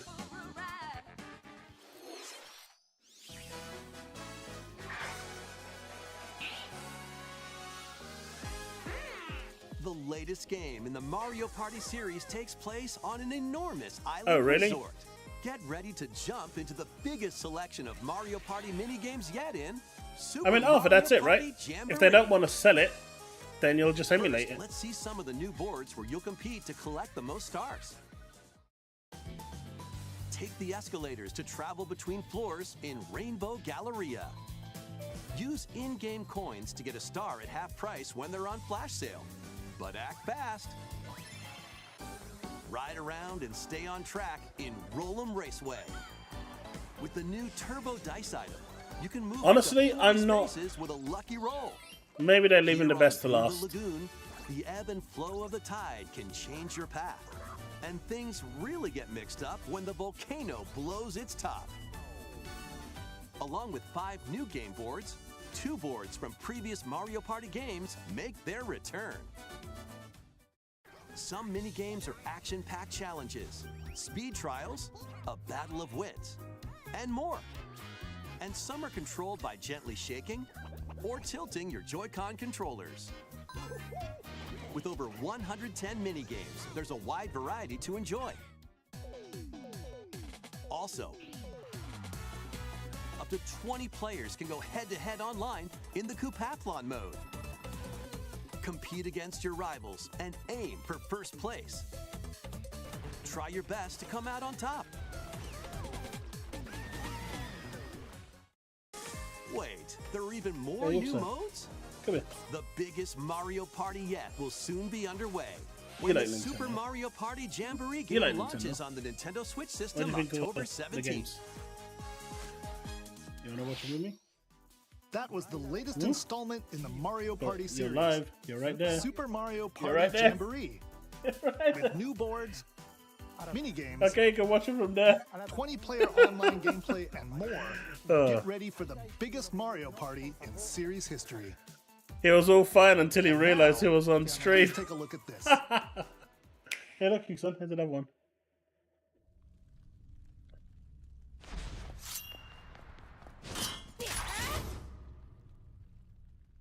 What's this? Zelda?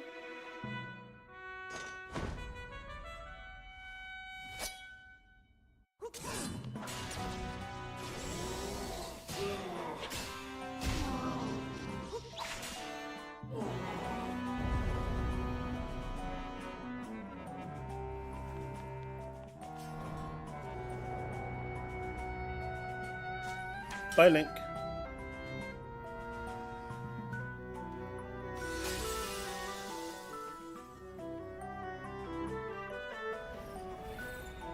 Wing it! Wing it!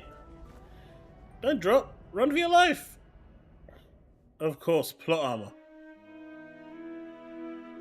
So wait, is this the first game you actually get to play as Zelda?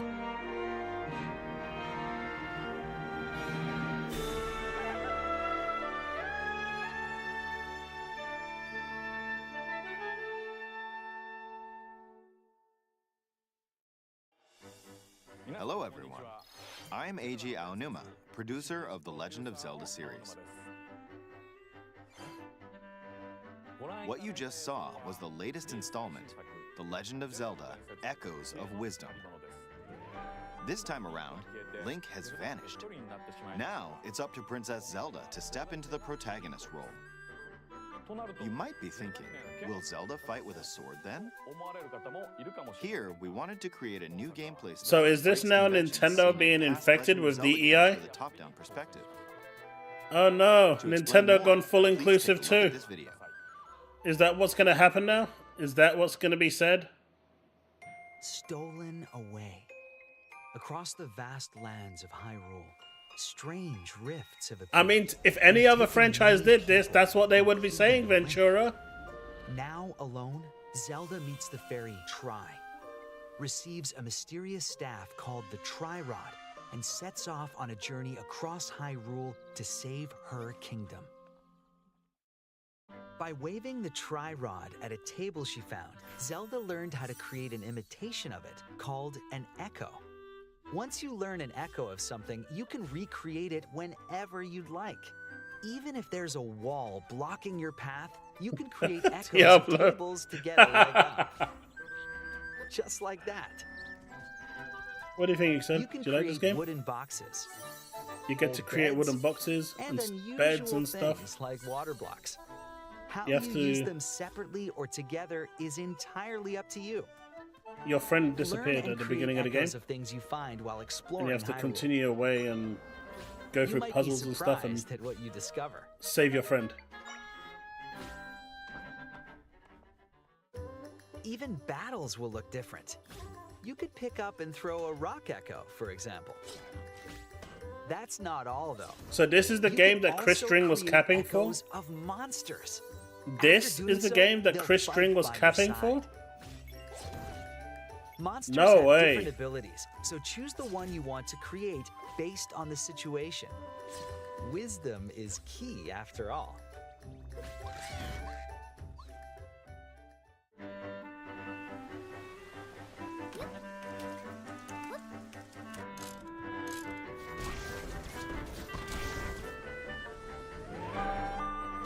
In a Hyrule without Link, the fate of the kingdom is now in Zelda's hands.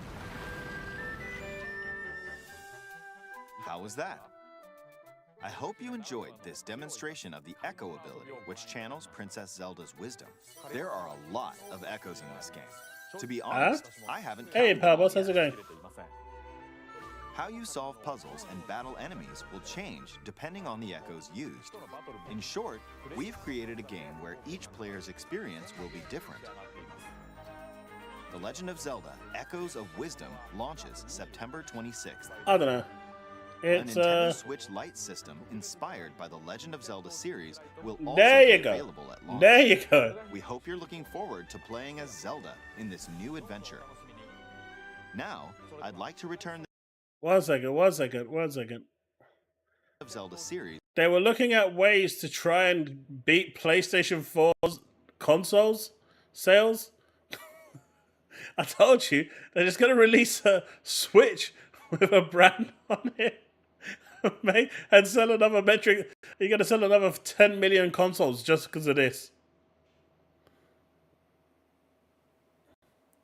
They're just going to sell it. You know, they're going to put this in there. And that's it.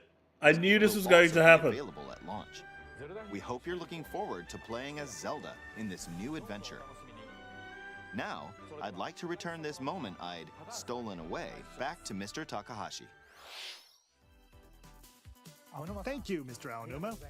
Chille, with that, it's Please going to look win. forward to the newest entry in the Legend of Zelda series. Let's see a few more headlines. You see, Susanna is already buying one. Let loose and party on.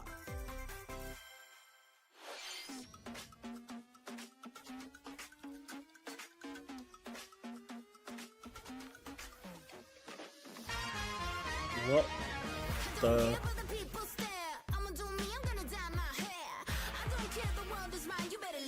You don't want to waste my time. We taking over, flipping the script. You better watch out, boy. This is how we live. You know I'm a fighter. No. My vibes take you higher. Head to toe, I'm designer. Get your hands in the air, but you just can't touch me now. No. And I bet this is going to be the only one that demonetizes me for the whole stream. I guarantee it. This is going to be the only one that demonetizes me for the whole stream. This piece of trash. This piece of trash. Get your hands in the air, but you just can't touch me now. A new Lego adventure. Let's go! PlayStation exclusives on Nintendo Switch. That's what I want to see. In Lego form. Join Machine Hunter. It's only one game though, remember? Just like the original Horizon. It's just one game. Dive deep into the It's exactly what they said about the original Horizon. Anyone notice a pattern? It's an experiment. The original game. But be careful. Swarms of machines are lurking everywhere. Use an array of gadgets like blast boots and gravity bombs to hunt them One down. sec. From the nimble watchers to mighty sawtooths. You might even come across the fearsome Thunderjaw. As you progress, you can help Aloy rebuild her home and customize her appearance with lots of outfits. Oh, and you don't have to explore this vast wilderness alone. Team up with familiar faces from the world of Horizon. This is the and play beginning local or online co-op. of the end for Sony's exclusivity, I'll tell you that much. Lego Horizon Adventures launches on Nintendo Switch this What the holiday. hell? A strange journey begins. Oh, Stray's coming to the Switch. Oh shit, that's interesting. That's actually interesting. I didn't think they'd actually put Straight under.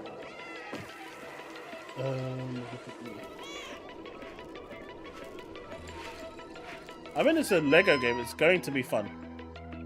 Experience a decaying cyber city through the eyes of a cat separated from their family and friends. Explore alongside a drone known as B-12 to find your way home. Hey, dude. Carefully climb to the highest heights. Create new paths for yourself. And stealthily squeeze into tight spaces. Think like a cat So what do you to think make it is? your way through the city. You're a kitty cat in a big Careful, city. though. Not everyone is excited to have you slinking around, including hordes of hostile creatures ready to swarm. Keep exploring to venture into more areas of this unfamiliar world and make your way back to safety. Stray finds its way onto Nintendo Switch this holiday. Welcome home, Hobbit. I'm still not seeing anything like If you've ever wanted to live 10 like out of a 10. hobbit from the Lord I, of the Rings, I heard this was now like a as good as leisurely the existence Xbox presentation. nestled away in an I'm not idyllic seeing it, one man. corner of I'm Middle-earth actually can be disappointed. yours. I was actually Customize your really appearance, hyped for this. Decorate your home and settle into life in the Shire. As a newcomer to the little haven of Bywater, you'll befriend your neighbors, work together to solve problems, and even share a meal or three. Explore, garden, fish, forage, and cook. The best way to build a Hobbit community is One by second. hosting a dinner party with your homemade dishes. Plus, you can trade with your neighbors for unique decorations or special ingredients for even tastier meals. Friendly hobbits and familiar faces await your arrival when Tales of the Shire launches on the Nintendo Tales Switch of the system Shire. this holiday. The Shire! Investigate, interrogate, checkmate. I don't know, I'm just... Two Okay, Ace Attorney you wanted to spin-off object games, me. including a sequel that was previously unreleased outside of Japan, are coming to Nintendo Switch as one collection. How's it going, pal? As the prolific prosecutor Miles Edgeworth, take the case out of the courtroom and investigate crime scenes. Gather information by interviewing people and inspecting evidence. Then Am I use muted? the power of logic to solve challenging cases. Enjoy all new hand-drawn character visuals from the original series character How long have design, I been or muted? swap to the original sprites for a more classic look. Take a break from your investigation to explore the gallery, where you'll find character art, music, including orchestral arrangements, and more.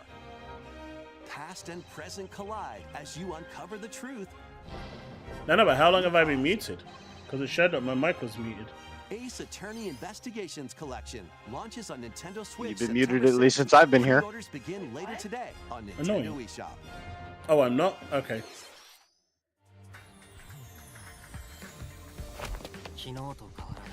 You were muted up until, or since I came in. I noticed it. I was going to say something. I didn't know if you knew. Right. All good.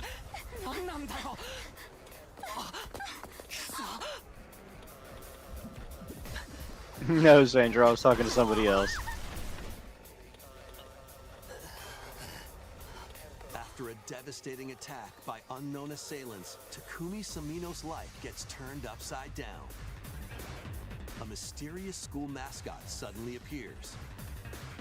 While Takumi manages to get out of harm's way, Honestly, I can see how, to enroll you at know, the those that Lost are Defense Academy, invested in the along with Nintendo 15 other ecosystem students. will like these stuff, but I think it's just a different market to those on Xbox and PlayStation. For 100 The market days. is just completely different. An academy shrouded in secrecy. And the unavoidable loss of allies. Can Takumi survive this 100-day trial, colored by extreme and despair, and return to his normal life? The creators of Danganronpa present the 100-line Last Defense Academy, launching on Nintendo Switch early next year. Embark on a saga spanning generations. A full remake of Romancing Saga 2 is marching on to Nintendo Switch. This is Who will already available on expand consoles, the right? Empire of Beren across multiple generations while challenging the legendary 7 heroes who have turned to darkness. This is going to be on Use everything returning Saga except for features like Xbox. glimmers to learn skills, But the original is on and Xbox. formations to enhance abilities. Turn-based battles Maybe that have would also change now, evolved 'cause it's into a Square Enix timeline game. battles, where the action order is key. Innovative features like United Attack can also help with strategy. How will you expand your empire? I agree, Donald. And in which order will you fight the 7 heroes? Every decision you make. God damn will it, anime! dramatically I don't alter have the anything course to of the actually story. change the narrative. Safeguard I your usually come empire's prepared. future and protect your legacy from peril. Otherwise, the I'm not vengeful prepared 7 this heroes time. may emerge victorious. Romancing Saga 2: Revenge of the 7 launches on Nintendo Switch October 24th. We hope you're excited to experience the full remake of Romancing Saga 2. That's almost everything for today's Nintendo Direct. I guess they're gonna finish with Next will be Metroid. our last announcement. Please take a look.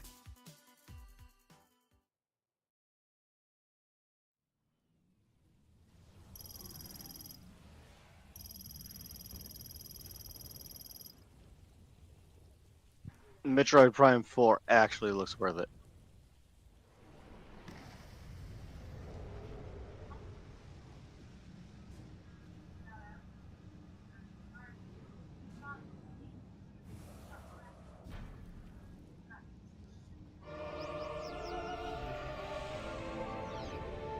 And the nostalgia music too.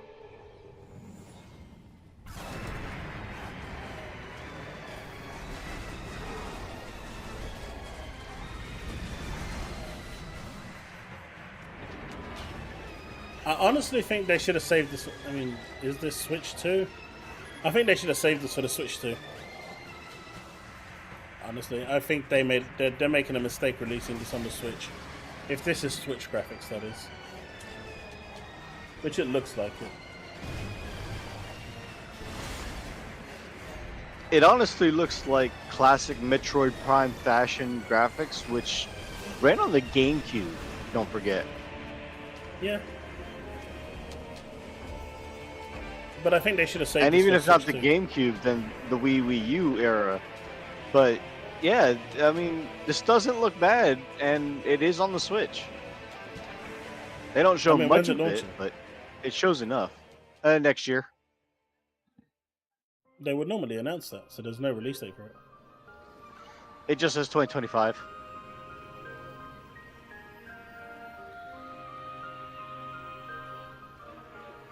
Oh, there you go. For a Nintendo game, it's good graphics. It's up there. I don't know. Is this going to be a Switch 2? I think that's beyond That was Switch. a first look at Metroid Prime 4 Beyond. It might be both. After a very long time, we are finally able to share more information about this title. Release I mean, is they planned for relaunched, they 2025. started Please this wait a game, little bit longer. rebooted this game multiple times, We man, hope in you're development. looking forward to Samus Yeah. Aran's new adventure. That's all for today's Nintendo Direct. Hey, Thank you for Devastator, how's it going?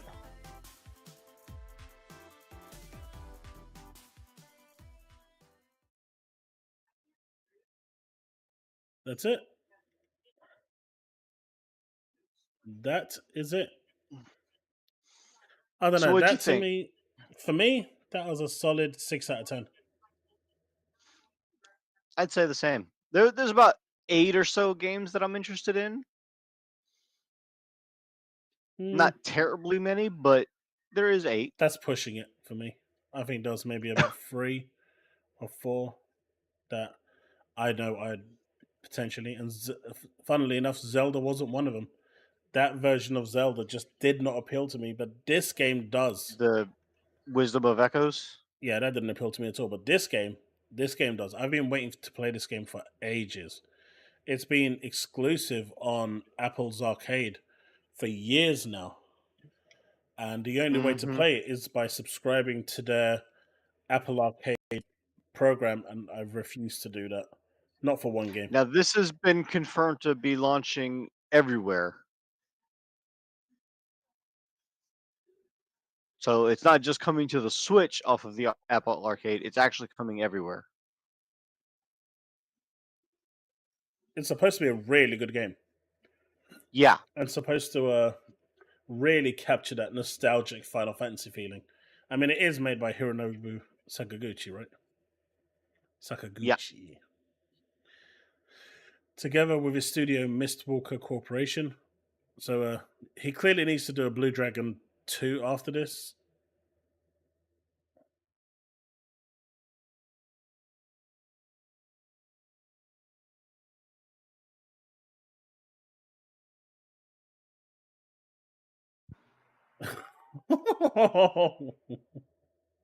Shit, that game's gonna be emulated day one, man.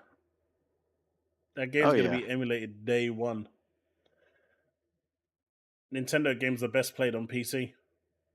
It's really funny because not only via emulation do the Switch games look better on PC, they run better, perform better, actually scale to a higher resolution to give a more pleasing visual display. It's just the best place to play Switch games, just not legally.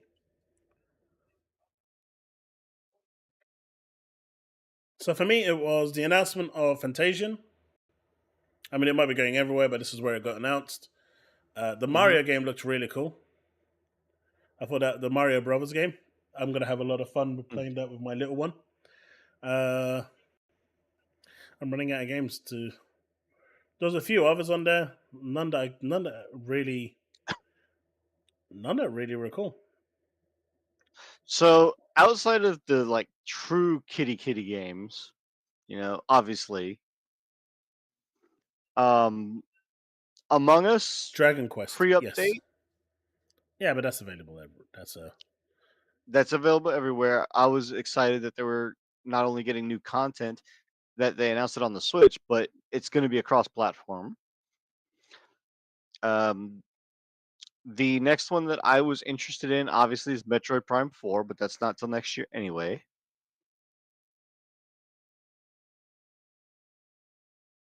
Okay. Anime, if you're still there. Anime. What do you say? It's coming to Xbox. There you go. It's coming to Xbox. I got it. I got one. I got it. My memories back on my own if I have to. Destiny. My name means destiny in ancient Vibram. It's coming to Xbox. You've got a lot of nerve. Very well then.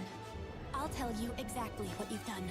There you go. You haven't a clue what purpose the Bacteria serve. Hey, look, it's Vincent. Is the greatest sin.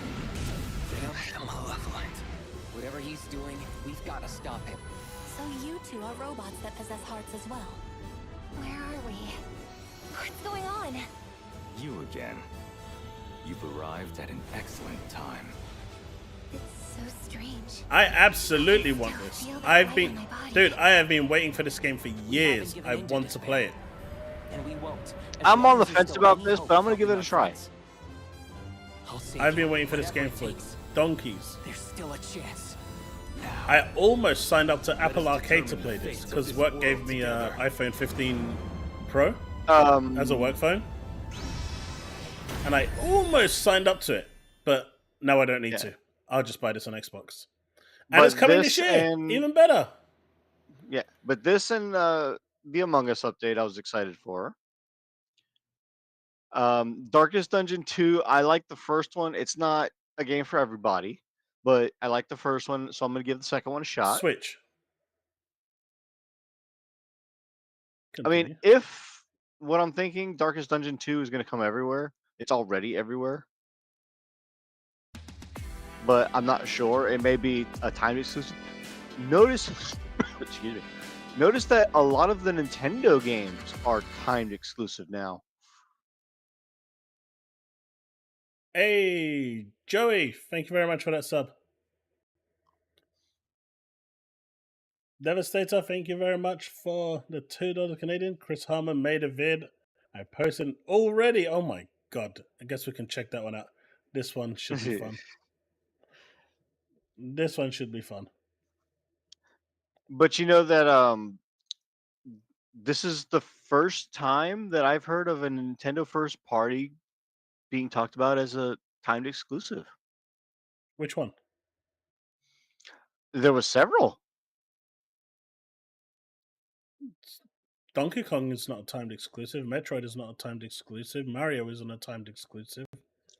It Dragon Quest isn't first party. No. What was it that they announced?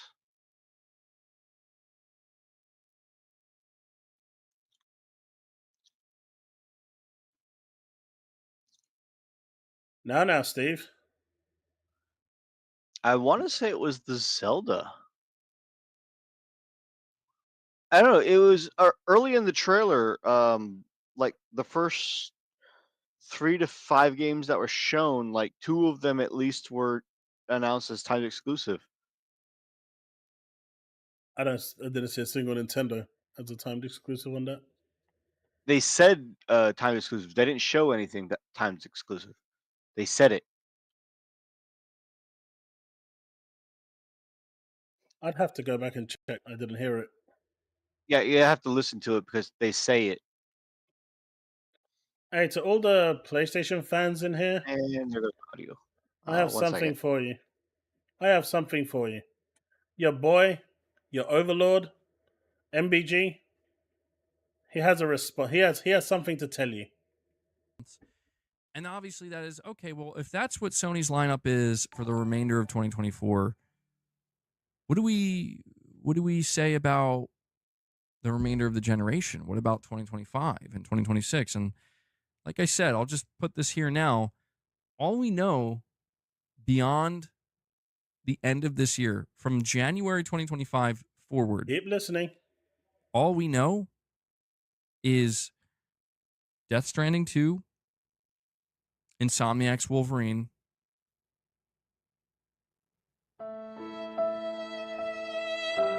I'm sitting here trying to make sure I'm not forgetting anything. Still thinking.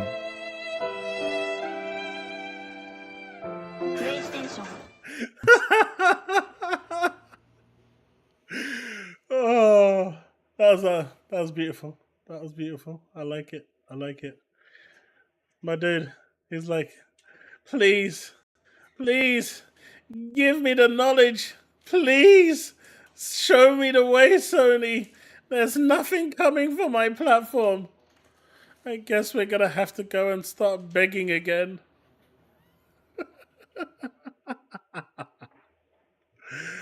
Oh, that was brilliant. That was class. That was very well done. Very, very well done. Okay, I'm back. Phantom Brave is Square Enix, isn't it? Phantom Brave? Yes, it is. Okay. No, it's done by the. Is it? I think that's done by the Disgaea devs. No, it's NIS. NIS. NIS. Okay. NIS. It's not them. It's NIS. Gotcha. That game I'm expecting to be everywhere. Yeah, but that's not a Nintendo. No. Yeah. Sorry, I lost my train of thought because my audio went out.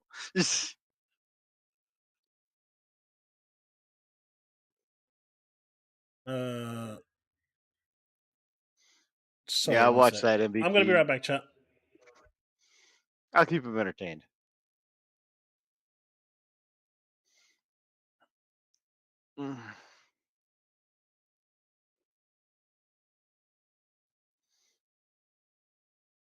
What have I missed? Yeah, I saw the Mario and Luigi game Devastator. It looks like a newer style Mario RPG, Legend of the Seven Stars, or the remake, but only playing as Mario and Luigi, and possibly couch co-op. I'm not sure. I wasn't too excited for that. I mean, it's an interesting concept of what you can do in it. Yeah, time exclusive was said a few times. I'd have to go back and look at which ones they said were times exclusive. Sup, Bold Alpha Wolf?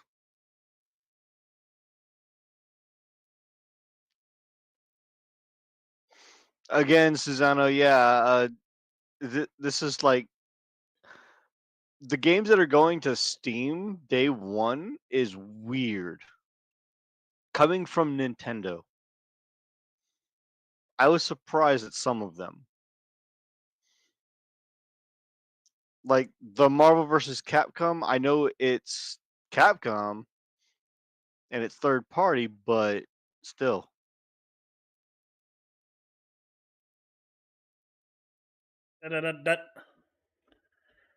All right. Welcome back.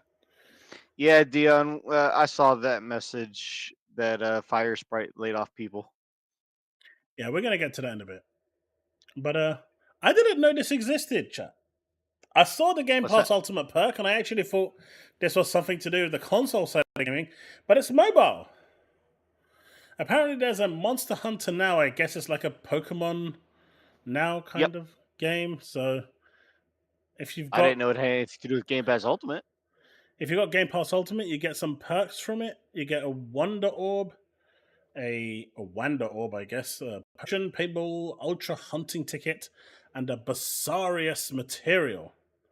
But yeah, if you're playing this game, oh shoot, what is that? Holy shit! What is? Where is it? You said? What do you mean you're leaving? Don't leave me here on my own. Ed, Ed, buddy, pal. There's something flying in here, and it's got 9 legs. I think you should keep watching. And if you see it, you should kill it. It could have multiplied its legs by now, so it might be trying to take over the world. Devastator, what was the Danganronpa tactical turn based? Which one was that again? Watch out for that spider chaos. Oh. It's not a moth. That thing had dangly legs and some wings, and it was flying about, and those legs were multiplying each time I looked at it. It's a real thing. Yeah, Chris String's an idiot. Which game was the Danganronpa one? Danganronpa. The turn-based tactical one. You mean the one that the same devs are making a new game that they just showed? I'm not sure. I mean, the whole thing was forgetful. I mean, there's one or two standouts. Classic titles like New Mario, New Zelda. Yeah, but the majority of that show was forgetful. I don't see it being a 10 out of 10, like everyone was saying. Oh, no. Hell no. 6, 7 at best. That 9th leg isn't the leg. No, aliens are trying to get people pregnant. Oh, the end of the world school game. The turn-based tactical game. Yeah. The 100 line Last Defense Academy. Okay. It's a early 2025 release window, and I'm actually kind of excited to possibly try that one. The 100 line defense. People got to make money. A quick update with Final Fantasy XIV with Dawn Trail coming along, because I know a lot of you are still on the actual free trial, which is fine. But when Dawn Trail lands, there's going to be ridiculous queues at the beginning. We're talking queues of like 20,000 people trying to log in. It could take you anywhere up to an hour to log in. It's going to be crazy. But if you are a free trial user, you will not be placed in a queue. Now, that is basically so paying customers can get priority, and those that are on free trial will basically have to wait until the queue subside before they can actually get into the game, which I think is fair because paying customers first. So if you are Devastator enjoying really the hates game and want to continue playing during that period, you have two choices. Either wait until the queue subside, which will take about 2-3 weeks, or essentially be a paying customer. But the moment you do that, you lose access to the free trial. So do keep that in mind. So it's worth noting that once you do become a paid member, even if your subscription elapses, you can't revert it back to a free trial. So that's a choice that you have to make, but I did want to let people know because I know there's a few in the chat that do play this game, and it happens with every expansion. This is going to be no different. They're going to be queued out like crazy. So if you are enjoying it and want to continue playing it during Dawn Trail, you're going to need to be a paying customer. It is that simple. Chille says that they have blocked DC travel for major servers. I mean, that doesn't surprise me. Because what's going to happen is, and what happens always, is you transfer to another area and then you can't come back because you need to wait for space to be available. Right. And it could take you like 2-3 hours to get through. It's not a joke.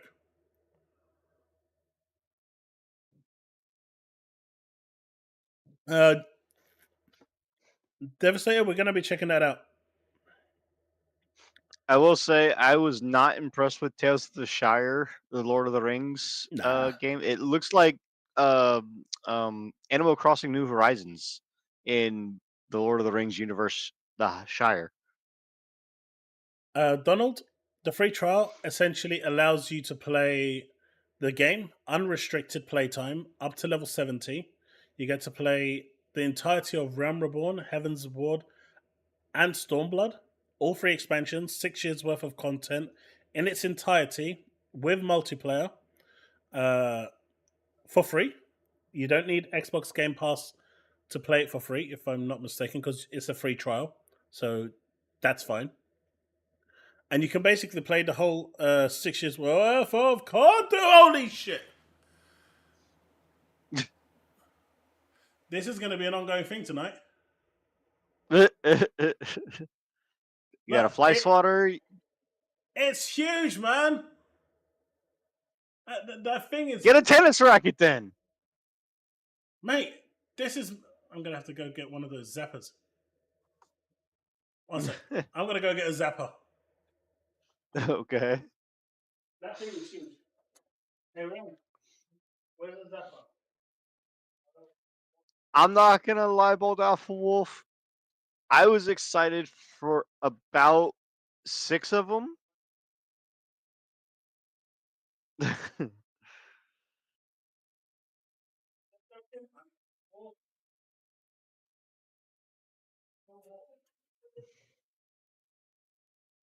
right, I'm bringing my bodyguard.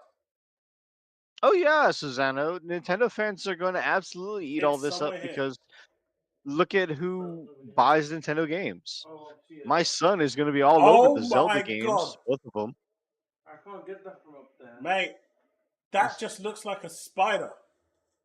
But it's not a spider, it can fly. What the hell? There's another one. You okay, Chaos?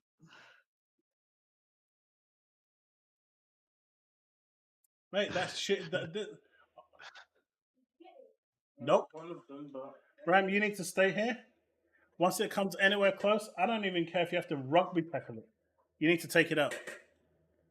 All right, my bodyguard is. I got my bodyguard here. Sorry about that, Donald. That was a life and death situation right now. I am sweating buckets just looking at it. But yeah, so you get to play the free expansions, free of charge. What are you doing? It's still moving. Okay, well keep zapping it if it's still moving. If it's moving, it's not dead. There you go. Zap it more. But yeah, so it's a really cool thing that Square Enix is doing. It gives you entry to the game to be able to play it more and see if you actually enjoy the experience before you dive into the rest of the game. So if you are on the fence of trying it out, it's available on PC, PlayStation, and Xbox. Feel free to check it out. You know, if that starts flying around and I zap it might fall on you. So No, don't worry. You're gonna see the greatest showman on earth when you see a fat man doing backflips and cartwheels and Metal Gear Solid dives all at the same time. I can just use something to hit it with so it can move. So it moves so I can hit. Then do it. Well, you're there, so... That's the problem, John. He's too scared to even go near it. Mate, this thing is big. It's got like 15 legs. Mate, that's an alien. You might want to move so I can get it to... Nope, I'm out. Bye.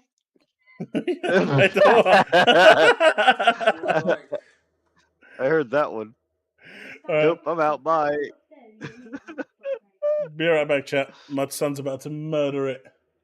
This is what I pay him the big bucks for. Now we get up. Go on, you're the bouncer. Sorry, this is like a slight detour. You can move your chair so I can try and get... Alright, go for it. It's all yours. It's all yours. Come. Okay, that's... Go on, Minnie. Go on, Minnie. Go on, Minnie. We're going to need to take this, yeah? Let's take it and run at this point. I believe in you. You just need to start flying. No, Slimy, they did not. No, smash it them off. I don't think it's gonna. There was just hit it. No, trust me, smash it. Trust me. There was only about 4 big notable games that Nintendo had. Don't shake it on my PC. I think Put it this way. Put it that way. Take it away. No. Okay. Now, Daddy Longlegs don't Put it on fly, the floor. unfortunately, bullets. I think it flew So. No, somewhere else. No, you got it. You got it. Yeah, I'm sure he got it. Where's your phone? No, I saw something fly onto that. No, he got it. I'm pretty sure he got it. Because if he didn't, that shit's coming back for revenge. That thing's gonna come back for revengeance. All right, we are saved. No, it has to be on there. Then just lie to me that it's on there. I don't know what you think Nintendo did that quote-unquote killed Xbox today, but no. It was all decent. It only killed the PlayStation State of Play because that was garbage dog shit. Nintendo at least delivered with what they put out. It's up there on that top because I saw a fly on there. No, it's not here. And if it was up there, it would have been hurt. There's nothing here. If you put the torch over your ear, it says shadow. No, there's nothing there.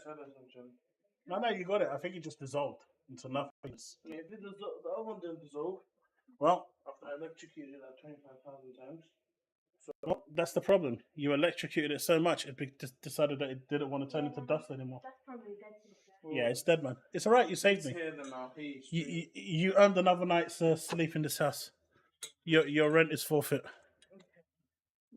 Devastator says that Harmon's haunting your room.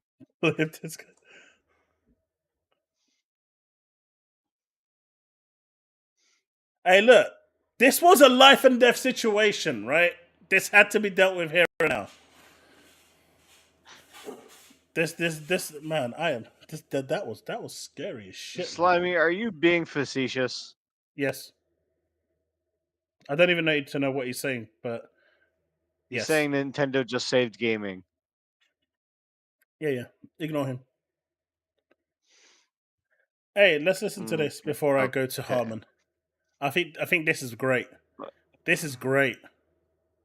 I've seen this. But then you're saying, well, I'm not trying to imply that it's going to flop. Clearly you are.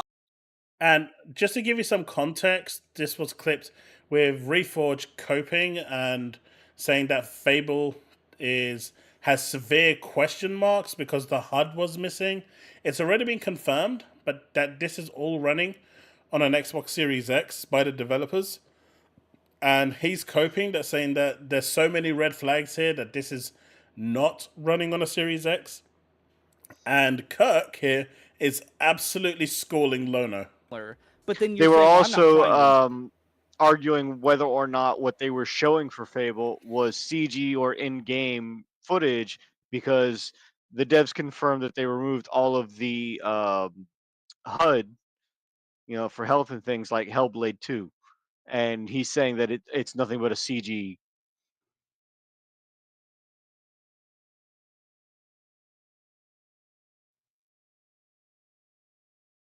Where is it? 1 second, dude. Yeah. I think he's had enough of Oh, absolutely, Devastator. Absolutely. In the order of the 4 rankings of what I know was put out, or excuse me, 5 that was put out over the Summer Games Fest, it was Xbox, Nintendo, Devolver Digital, Ubisoft, PlayStation State of Play. Yeah. All right.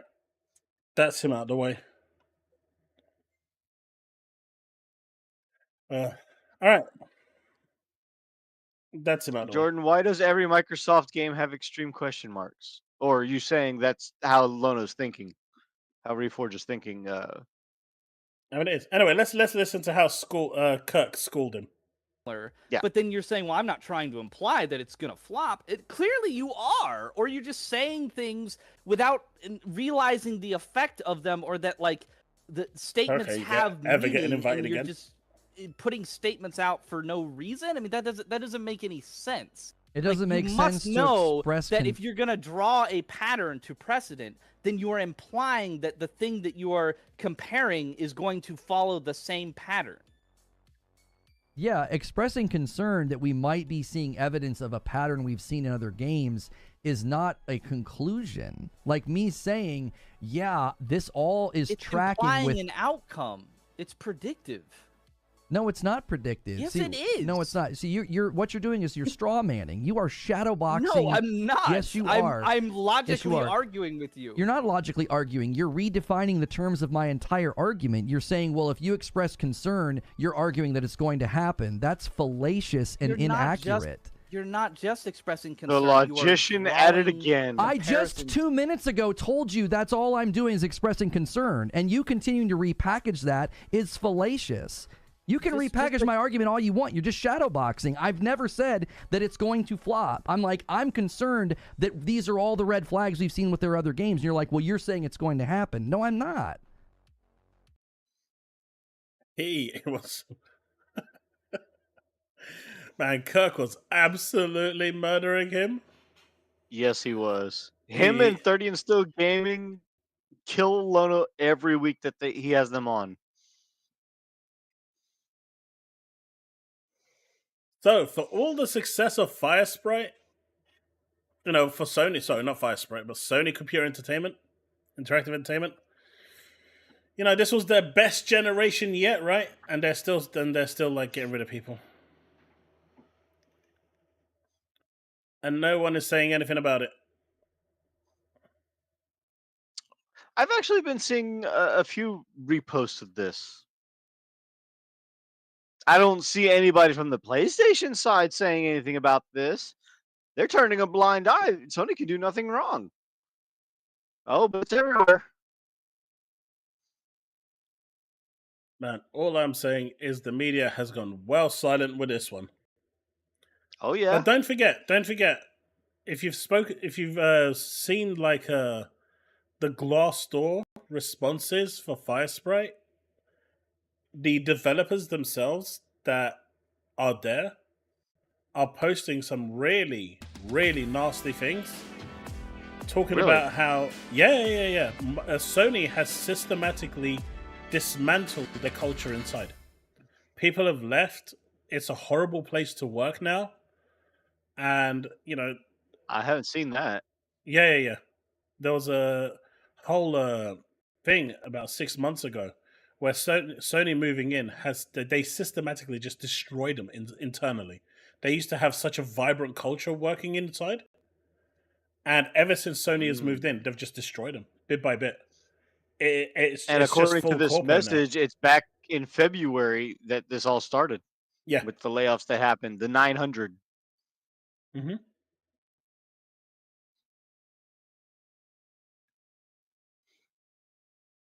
I will That's say, I crazy. would like to get the Marvel vs. Capcom on Xbox, but if it's not coming to Xbox, I'm okay with that because it's on Steam day one.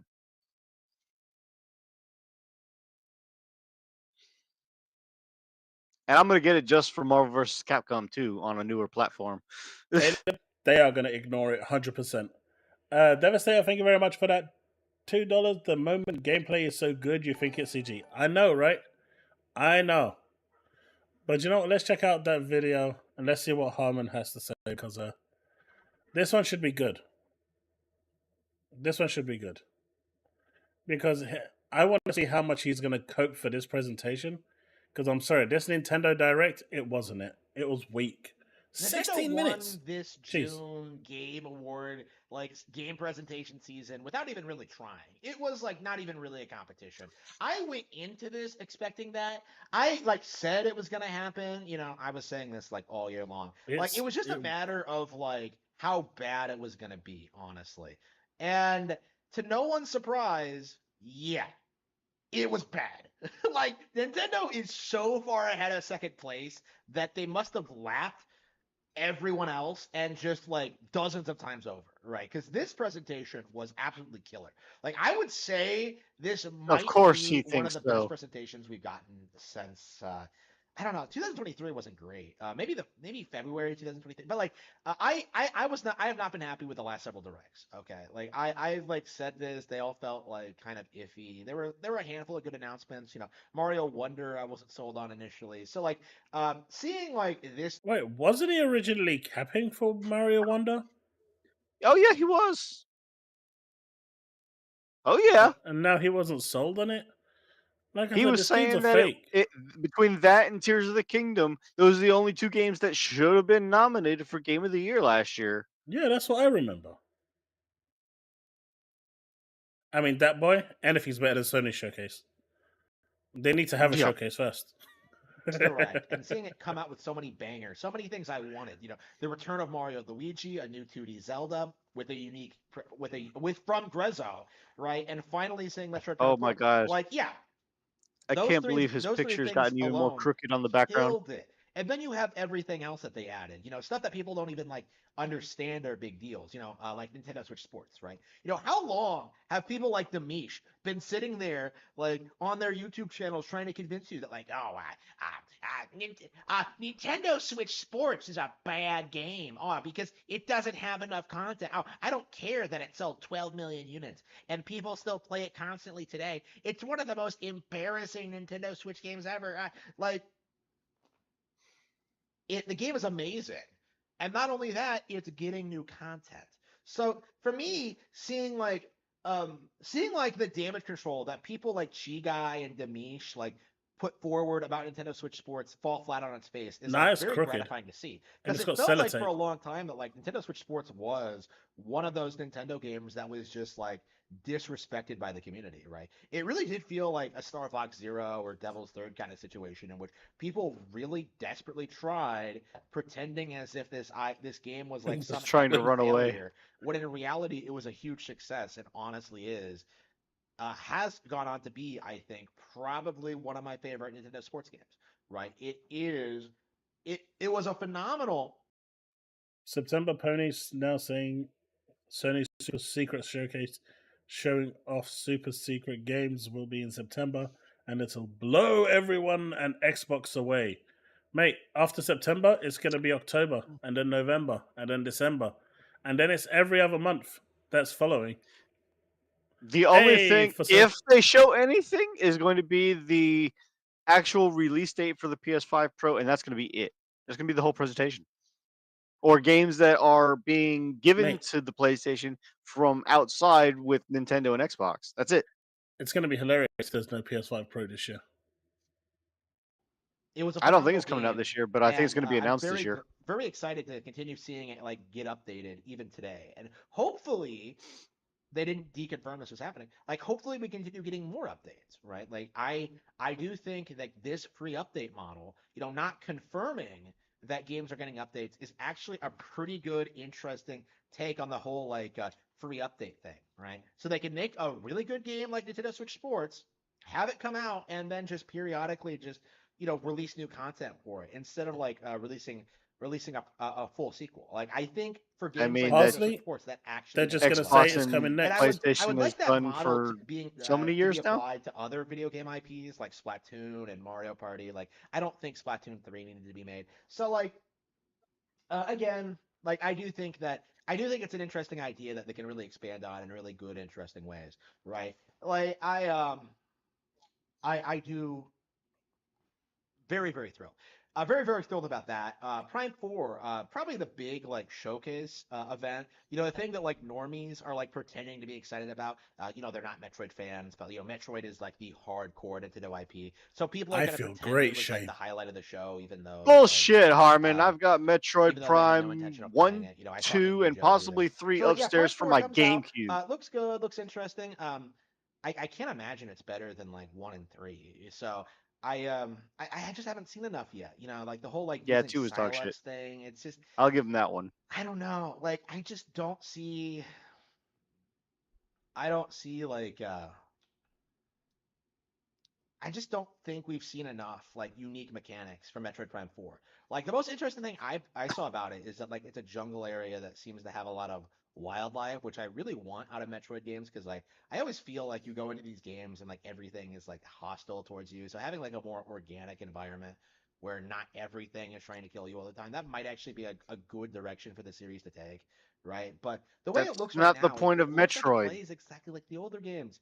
And that's not really what I wanted. I wanted some like more evolution and more Of course you innovation. don't. And I suppose we haven't seen enough yet.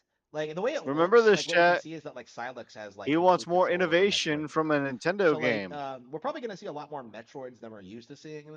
Like they've traditionally always been like end game enemies, and I don't believe they featured in Dread at all. Is that correct? So like seeing Metroids like take a more No, they prominent didn't. role in the plot, after like being extinct Yeah, but the at whole the end thing of about Super. Metroid Dread was you're trying to avoid being Yeah, detected. It's a that's stealth interesting. game. It's an interesting new direction for the story to take. Uh, Defeats but the yeah, purpose of being called Metroid, uh, though, right?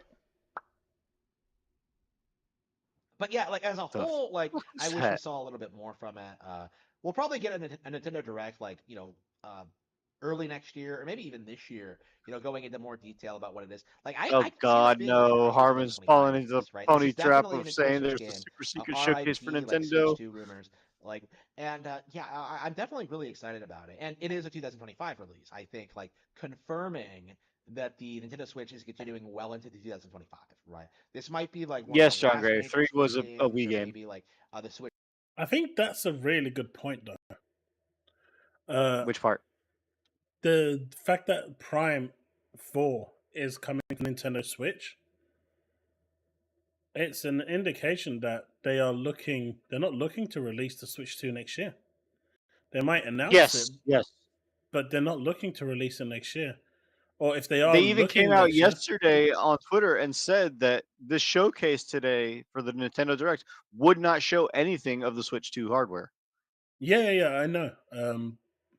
I mean, they could potentially have it towards the tail end and release it for the holidays, the Switch 2. But I can see Prime coming out during the summer and then having an Now, updated version on the Switch 2 so they can double dip. But yeah, possibly. I think it's going to be a launch title along with a new Zelda, new Mario, maybe. well, no, if But it's I coming on the don't Switch, it's not going see. to be a launch title. I don't see this being a Switch 2 title. No, but I mean, it looked good, and they can certainly upscale the graphics with better hardware if they come how out with a long Switch can 2. Nintendo possibly push the Switch? I I mean, don't they know. have They're milked already this beyond 10 years, device. right? I mean, you already saw what the new Zelda game looks like. I don't know, man. They downgraded from Breath of the Wild and Tears of the Kingdom. Yeah, a lot. But then again, Breath of the Wild couldn't run even 30 FPS, so that probably isn't a bad thing. Once you start hitting like 15 frames per second, then you know that there's a bit of a problem there. Nothing should be hitting that level. Mario carries without fail, Bold Alpha, but not that Mario and Luigi Brotherhood crap. I actually like that. That was one of the better showings where I could play with my son. I agree, but it looks like Mario RPG without the extra possibility of more characters, but possibly co-op on It's the just couch. like it's a co-op game where you just get around with 2 players. Switch is currently 7 years. Okay, Chille. I'm waiting for Switch free. But yeah, I actually liked the Mario game. I thought that was actually alright. I mean, it's a Mario game. It seems interesting. Not my type of game. Not for that playstyle. I like Mario RPG. I didn't like that. My son and the wife are not going to play that with me. I might get enjoyment out of it, but they won't. So I'm not. So that game can go to the wayside for me. Also, I guarantee there's going to be a Brotherhood Edition Switch that's going to come along. They haven't announced it yet. Oh yeah, but it's going to happen. And as at least the Joy-Cons. I think Chille said that they were 1.5 million away from beating PS2's all-time record. I think I think Nintendo will not release the Switch 2 until they beat it. And honestly, if I was Nintendo, I would do the same. I would hold off the Switch 2 until you beat it. The only other console that actually came close was the DS. They were really close. And then they decided to scrap it. Or was it the 3DS? One of the two. They were really close. But at this point, you're 1.5 million units away. Just start pumping out limited edition Mario Edition, Zelda Edition, Animal Crossing Edition, Metroid Edition consoles, and everyone's going to buy like 5 for their household to make sure they've got one for every room. Oh, I think they're going to do it with that Zelda Edition already. Yeah, they're doing it with the Zelda Edition, but I'm just saying, just do it for the rest. If I was Nintendo, I wouldn't release the Switch 2 until I broke the record. I would want I would want that pole position. Mario and Luigi is an old RPG series from the DS era. Yep. I remember Dream Team, and there was 1 or 2 others, yeah. Who buys Switches? Mate, they are buying Switches. That's the problem. Yeah. The Switch is still selling buckets. Zelda didn't blow me away, but looked good, and Nintendo is obviously taking a chance on making the princess the protagonist. I think they're just trying to pander to the times. I mean, that's my opinion. The point of perspective to finally play as Princess Zelda is, I think, the biggest takeaway of that game, whether it's pandering or not. It is the first time in a Zelda game that you're not playing as Link, and I think that's the big. I don't mind, but my issue different take on the series. Yeah, but my issue with it is that I would have preferred them to not have made it all this. Oh, I need to spawn tables and beds just to be able to climb up something. Just keep it. There's no reason to change the formula. Change the protagonist. Change the moveset. Change the way you approach challenges. But it's almost turned into some kind of Animal Crossing kind of hybrid game. Well, not Animal Crossing, but you get what I'm saying. Well, no, it definitely looks like Animal Crossing. No, not graphics wise. The entire world of Hyrule. Yeah, it's like especially with like the whole. Oh, I'm going to put a table here, and I put another 2 here to create stairs. Yeah, I didn't see a need for that. Just keep the formula that works. But they decided that because they're going to make it a female protagonist, they wanted to aim for that audience, and I think I think it's a mistake. Personally, I think they could have done a better job. I don't think they should have had as much emphasis on the puzzling aspect that they did, that they showed off. Because when they showed off all the different things that you can collect, I didn't get that it was all about it. But the fact that you can capture monsters and use those as your summon, that I was rather interested in. This is the point I'm making here. and Zrogdal got it in one. Playing as Zelda is cool. I'm surprised it took them so long, honestly. And she Yeah. is a capable fighter, as we've seen in multiple trailers and stuff. She's not like the damsel Super in Smash distress. Brothers. But they could have made it so much better than the game we saw in terms of just the combat and the way she approaches situations. I just think that they kind of decided that because I don't know, I don't know what they were thinking, honestly. Maybe she's a female, so they wanted to approach it from a different angle. I think they could have approached it from a similar angle.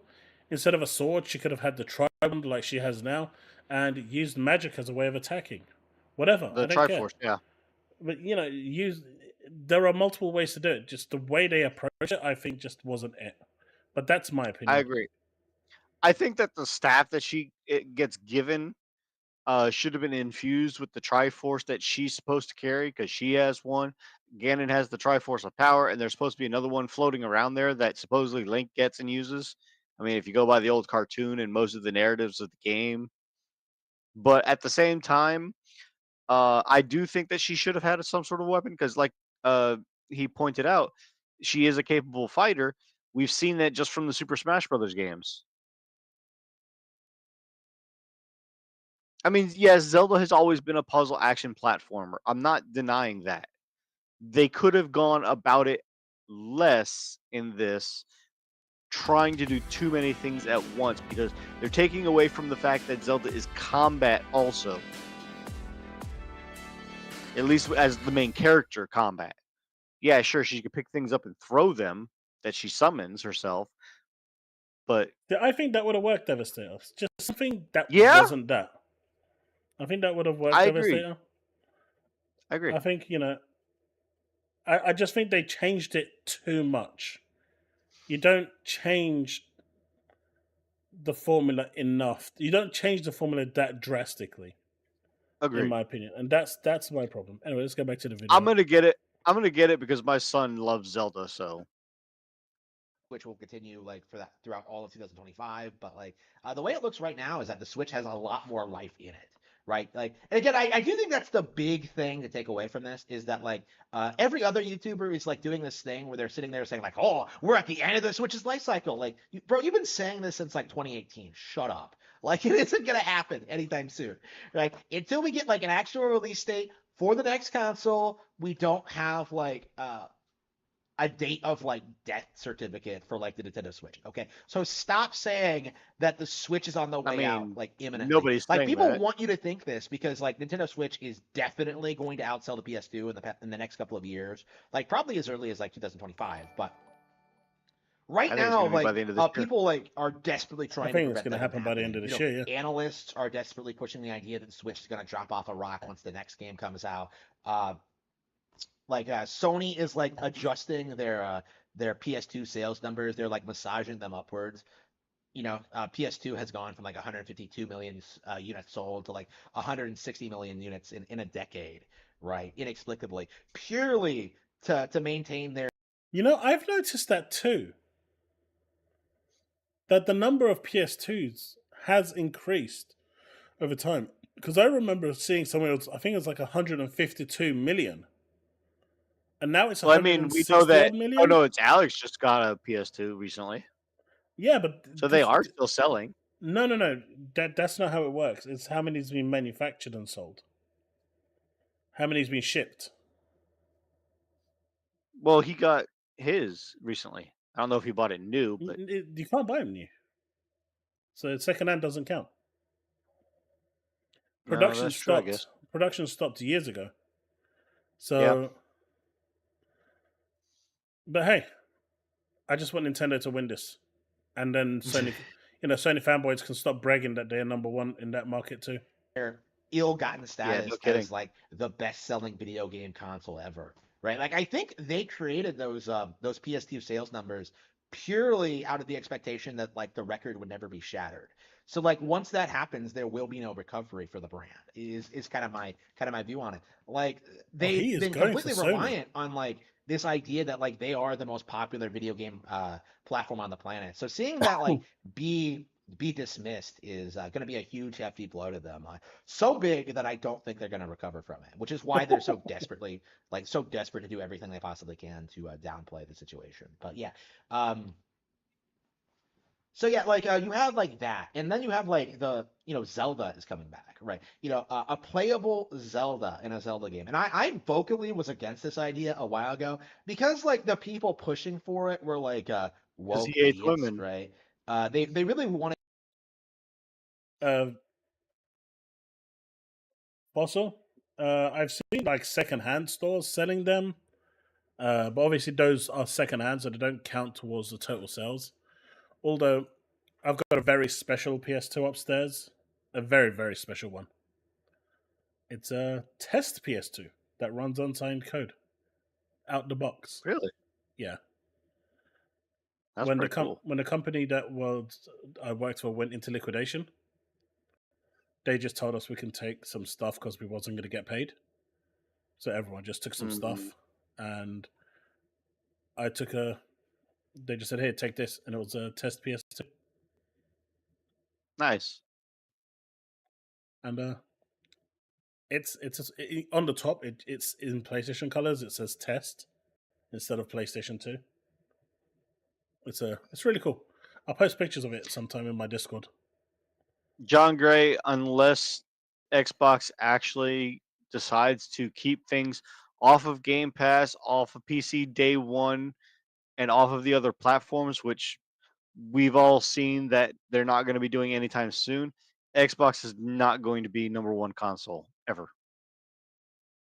Not when you have PCs that can do it better, at the very least. See, I disagree with that. I wholeheartedly disagree with that statement because all you need to do, and all they need to do, is money hat third-party exclusives. Make it so the only place you can play, I don't know, I'm just going to put names out there, don't take these as thing, like the next Hideo Kojima Metal Gear Solid, only playable on Xbox, not PC, not anywhere else, only on Xbox. But they're not going to do that because they're all about that play anywhere. Yeah, for first party games. Third party, they should money hat them for the console only. Otherwise, if they continue down the trajectory that they're going, more publishers are going to start skipping them. And then Steam will be the only savior for Xbox. It's really that simple. Now, if they delay Steam and they delay other platforms and make it a timed exclusive, that's different. But they are doing day one stuff, even with some third-party games. Now, if it's not going to be in Game Pass, then there you're talking. No Game Pass, make it timed exclusive. Oh yeah, it won't be in. When I say make it an exclusive to Xbox, it won't be in Game Pass. But that's what I'm saying. If it's not going to be in Game Pass, then make it a timed exclusive before it comes to PC, Steam, or any other platform. But then people will wait for Make it timed. People did you see that Reforge also tried to say that Sarah Bond just admittedly come out saying that Black Myth Wukong was being held back by the Series S? It wasn't. She said it was business reasons, business decisions. We know this. We've gone over this. We know this. But he just literally yesterday put out a new tweet saying that it was still the Series S that was holding it back for development. It's like he doesn't fucking comprehend what he says. But I've seen so many people like say, if this wasn't available on my PC right now, I would have bought a Xbox. And I genuinely believe that more people, the Xbox would have sold more. But at the end of the day, there's just, as someone just now said in chat, there are too many ways to play Xbox games. You can play them any way you want, almost. But the one thing that they can do is money hat third party exclusives, keep them on the Xbox console exclusive for a year before they push it to Game Pass PC, and add, for the app, and then 6 months after that, push it to Steam. So Steam will get it a year and a half later. You want people to push into the ecosystem. I don't know if that's true, Maxim. What's that? That the PS2 numbers also included the 3 different PSPs and the PS Vita. Well, Vita I think was PSP PS3 wasn't era. even around during the PS2 era. PSP Yeah. came during the PS3, I think, and the Vita I came think during all the 4 of PS4. them.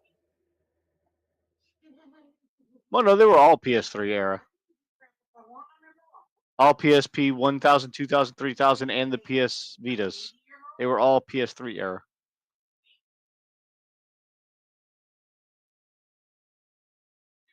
And that's Ventura. That is why I said it should just be exclusive. That is why I said they should just be exclusive. Certain games should just be money high to be exclusive. And that's it. That's the only way they're going to sell the console. Sony's Had this store idea. is still selling the PS3 new? Really? What? The online store? The online isn't.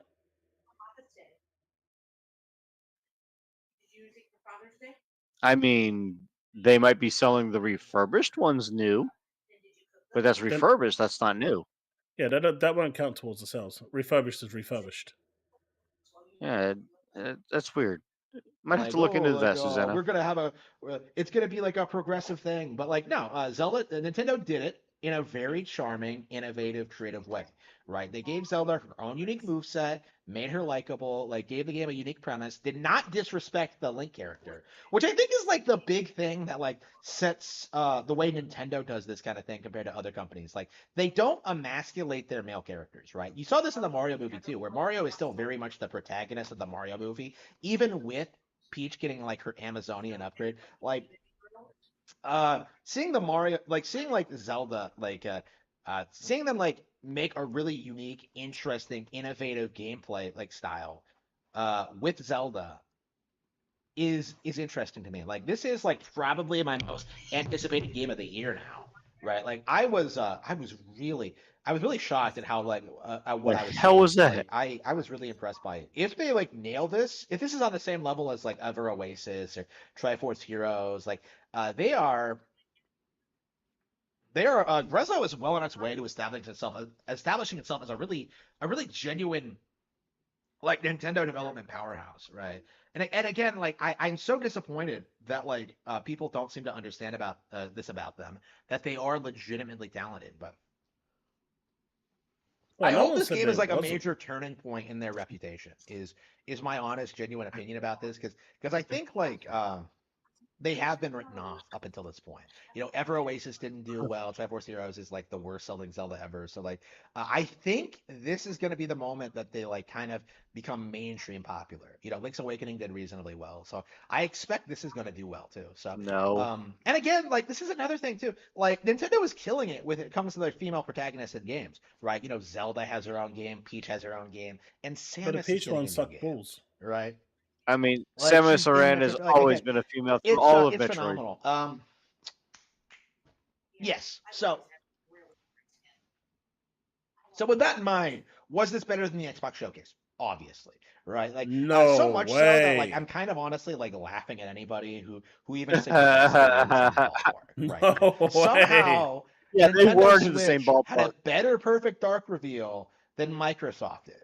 Like you think about it, like Nintendo had a better reveal of Perfect Dark than Microsoft, who owned the IP now, unfortunately. So No. so seeing that happen, you know, seeing them like release Perfect Dark alongside, you know, classic like Turok and Metroid Zero Mission and A He's Link an to the Past, idiot. that Game Boy Advance version, like seeing them do Oh that, yeah. like that's really telling, I think, of where things are now, right? Of just how like companies are not going to be able to do the thing they traditionally did of just like taking their iconic games and like keeping them off of Nintendo platforms because like people are just going to go for the Nintendo versions, right? You know, like people are just gonna like buy like Romancing Saga 2 on Switch or Dragon Quest 3 on Switch or like again, like I think the old method of just like putting something on another platform and refusing to put it on Nintendo consoles, like it's just not gonna work. Like people just are not going to buy other platforms for like for a game they want to play on Nintendo consoles. Is kind of my realization. Is kind of my feeling on this. Is I just don't think it's possible at this point. Like I think GTA 6 is going to be like kind of the last stand of non-Nintendo game development, right?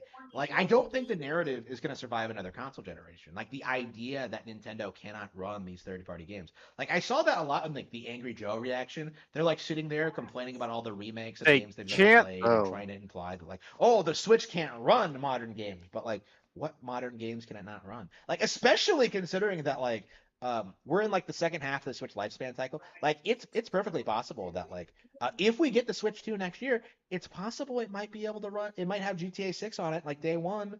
You know, like I think it's a given that we're gonna get like I mean, regular that's arcade, fair, right? but You know, I again, look at think the Mortal Kombat 1 port. I think at the very least, like the next Mate, Nintendo console will those be games getting that a lot were of these just look third-party at games. So like, the I think what at I this did point, with like thing complaining Homelander. about third-party games not coming to Yeah. Switch is like a complete non-issue. And to me, it I mean, I've been noticing this for a while. Like it Perfect feels like Dark, all of the complaints towards the Nintendo first right level of now it are being completely shown full. off for the Like people Nintendo complain about their business 64 practices. online It's not store. true. People That's complain about fine. their games never going on sale. They do. You know, people complain about No, they don't. people complain about like the remakes and re-releases of games they've never played. If you've never played them, then why are you acting like they're not major and like they're not brand new to you? Like if you've never played them, like why are you like being so judgmental? Especially if you're like Angry Joe and you're sitting there like asking for like a re-release of Twilight Princess when while complaining about all the other remakes and remasters, you know, like Donkey Kong Country Returns. Like the issue with remakes and remasters from other companies is that like those are coming out in an era where there's just no new games, period. Meanwhile, Nintendo's putting out all these bangers near constantly that just get ignored. Oh, by the way, that's another aspect of the Direct that I think a lot of people are underappreciating and why it's objectively better than the Xbox Showcase. Like I don't basically even know what everything to they say about showed, this other than guy. like Metroid Prime 4, everything they showed in this presentation is coming out this year. Like within the next 6 months, we'll have like No, it's not. you know, Zelda, Mario There and was Luigi, like 2. everything. Like other than Metroid Prime 4, everything shown in this presentation will be out here next year, this year. Maybe And 3 or Doom 4 doesn't come out this year out of 2025. everything. You know, Perfect Dark doesn't come out until 2025. Like, I don't think anything in that Xbox showcase is like coming out this year. So like with that in mind alone, like we can What? Almost half of that stuff on the Xbox showcase is coming out this year. Yeah. There was only what 4 games that were pushed out, maybe 5 out of the Xbox showcase to 2025 for sure. No way. Too many games to play, and what people don't realize is not getting a game out on a platform on release day kills the sales that could have been made. That's true. If you don't release Yeah. it at the same time as day and date, you're murdering the sales. Because if you try to release the game at full price, you're gonna have a bad time. I say kind of release it exclusive on the platform for a cheaper price. Make it timed exclusive, and then when you release it everywhere else, raise the price. Go back to the $60 games or $50 games on the timed exclusives. When it goes everywhere, raise it up. Keep it the same $50 or $60 on the timed exclusive platform, and everywhere else make it $60, $70. $10 more. That'll definitely get you into the ecosystem of the proper I still think exclusivity. I've avowed that Indie's gonna get pushed to next year, January. I I think don't. one of the two. assert I think they're going to assert that both like release still. yeah, we're going to get They're gonna cannibalize their another own Nintendo sales. Direct before They have Game Pass. What do they care? before we get another Xbox presentation. So we're going to learn more about some of these games that we don't know all that much about. You know, we'll probably see like maybe we might get another September Direct, and we'll get more information on Zelda and Mario and Luigi and Metroid Prime 4. Maybe that's what happened next year with last year with Princess Peach Showtime, right? Where they showed the teaser image, which didn't look exciting, and then they showed the actual gameplay footage, which was like amazing. Like I do think it's very possible that we might get another new Nintendo Direct very soon, right? To the point where like I think we might get like a new console reveal, right? So like again, there's like a lot of exciting Nintendo news that they didn't talk about in this direct, and I do think that's like something that a lot of people don't understand. Like Xbox like blew their load with this Xbox showcase, right? They prematurely ejaculated, No, they didn't. and they're leaving their customers like just bored and And those words No. never need to come out of his mouth again. No, they didn't, because Gamescom has a bunch of new games being showcased as well. But You to still have answer your, Towerborn, Frostpunk 2, a Raw. but to answer your question, your point, where you said no, they don't. They've got Game Pass. They need those games to blossom to sell Game Pass.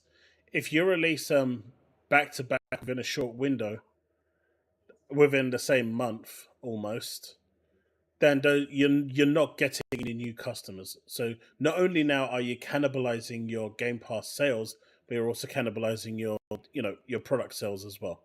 So I have it's one a pushback on very that. stupid thing to do. I have one pushback on that. The fact that those two specific games, Indiana Jones and Avowed, are two completely differently played types of games.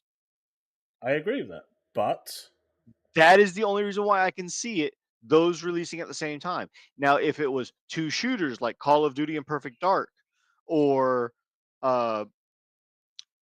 Avowed and that's Elder irrelevant, Scrolls dude. 6, then Someone it would is more willing cannibalize. to pay $10 to try a game out, or $6 to try a game out, than they are to drop $70 to play a game. But that's if they're the same genre. If they're different genres, then The that's amount different. of people, every new Xbox release I see, and just a few that I know, that sign up to Game Pass, play the game that's released day one and then drop, or sign up to try it out. And they actually, if they like it, then they let their Game Pass subscription lapse, then they go buy it. So I've got friends that do that as well. You'll lose money from those people. They will lose money if they release them too close together. There is If they're no too to close avoid together, it. but you can do one at the beginning of the month, one at the end of the month. But the same subscription will supply for both. You want to make it so that you've got two different. You want to make it so they have two separate subscriptions, and don't forget, you've also got people. The whole COD coming out in October. Yeah, COD is going to go for like pretty much to the end of the year. You run the risk of cannibalizing your own games. You don't want to do that. You want to give your games the perfect amount of time to shine, so it attracts more customers, because Game Pass is all they have right now, and they need it. Yeah, I caught that too, E-Ranks. That was really something from him to say. Yeah, that was nasty. Satisfying. I'm not even While touching that meanwhile, one. Nintendo is just like knocking out of the park with gamers left and right. Like it's insane. Like it's a Chad versus Virgin meme in like real life. You know what I mean? Like the difference in quality between the two are ridiculous, and so much so that like I really have to speak out against the hype the Xbox Showcase has had, because I do think that they absolutely did have no shot. Like, and again, I really want to emphasize this, that I saw so many people like hyping up the Xbox Showcase that like it really needs to be understood among the community that like Xbox had no chance at all at competing with Nintendo. PlayStation didn't. Really? Right. The reality is that Nintendo is in a monopoly period right now, and right now we're seeing a bunch of boomers in their 40s, 50s, and 60s like desperately trying to deny it. Right. Like Nintendo has won the console war, and yet this is just the next major step forward for them. I mean, I guess that's one thing Nintendo is doing, and that is winning. They haven't stopped winning, no matter what they do. But this guy is really, I don't know. I just find him so cringe, and the points he makes is so bad. It's just so. You want to hear something funny? It just sounds so depressing listening to him. Alex turned Porter Rock onto Harmon. I'm not surprised. He says Harmon is gonna be Puerto Rock and every PlayStation fanboy's raid boss. Devin said, thank you for that $2 super chat. I agree with Angry Joe, Twilight Princess. It does. I think that was a game that kind of had really, really bad controls, if I remember correctly. So it could do with modernization on the controls alone. Really, Big Mad Mo? Last I saw that it was just a fall or like winter release date. They didn't have an actual like solid date. And that was at the Xbox Dev Direct earlier in this year. Yeah, I agree. Nintendo isn't in the console war. They're just winning all on their own. Like they can release anything they want, and they are being successful. But this I thought was interesting. This just got posted as I went live. Oh God, that is fucking killer.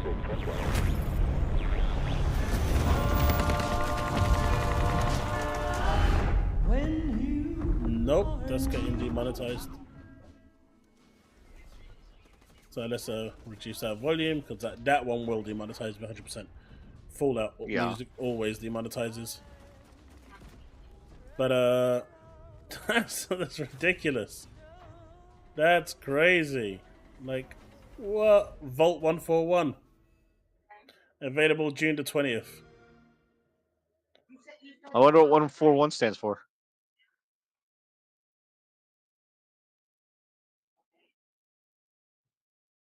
Not sure.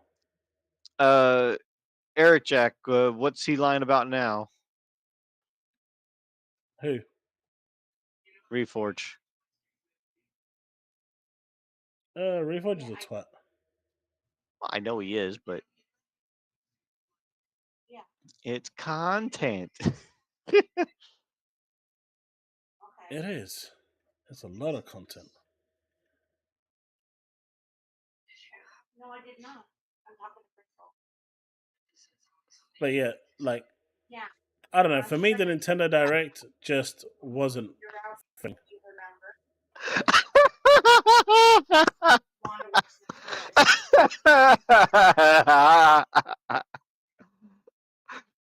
I'm sorry, that's just too funny. Who's mom? Yeah, I would. I think he's talking about Harmon.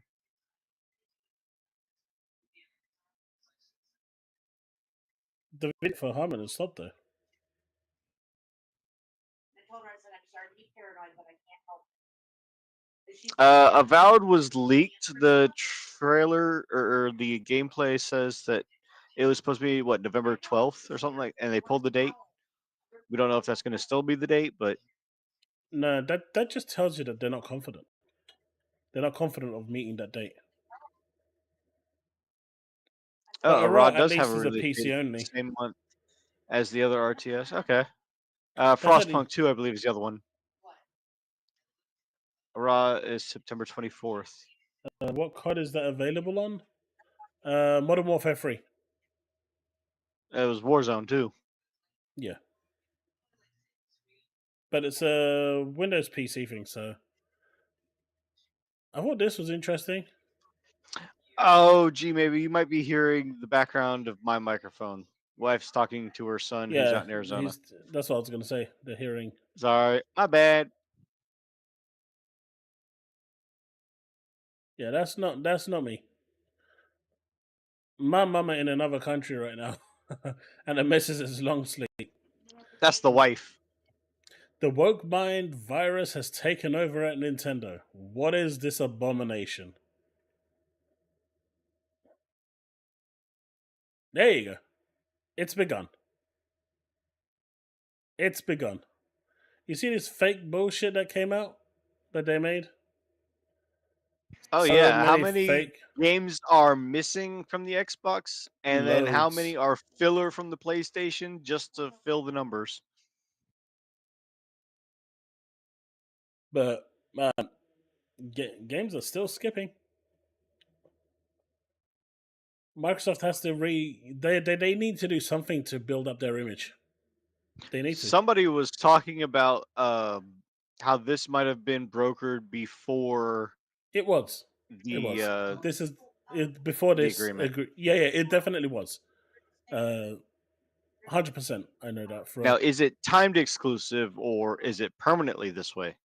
I mean, it may come That's the later. question. It may come later, but during development, this was based on this. And honestly, I just don't see it coming to Xbox entirely. I just don't see it coming. I don't see it as a. I don't know. I don't see it as a game that would sell well on Xbox.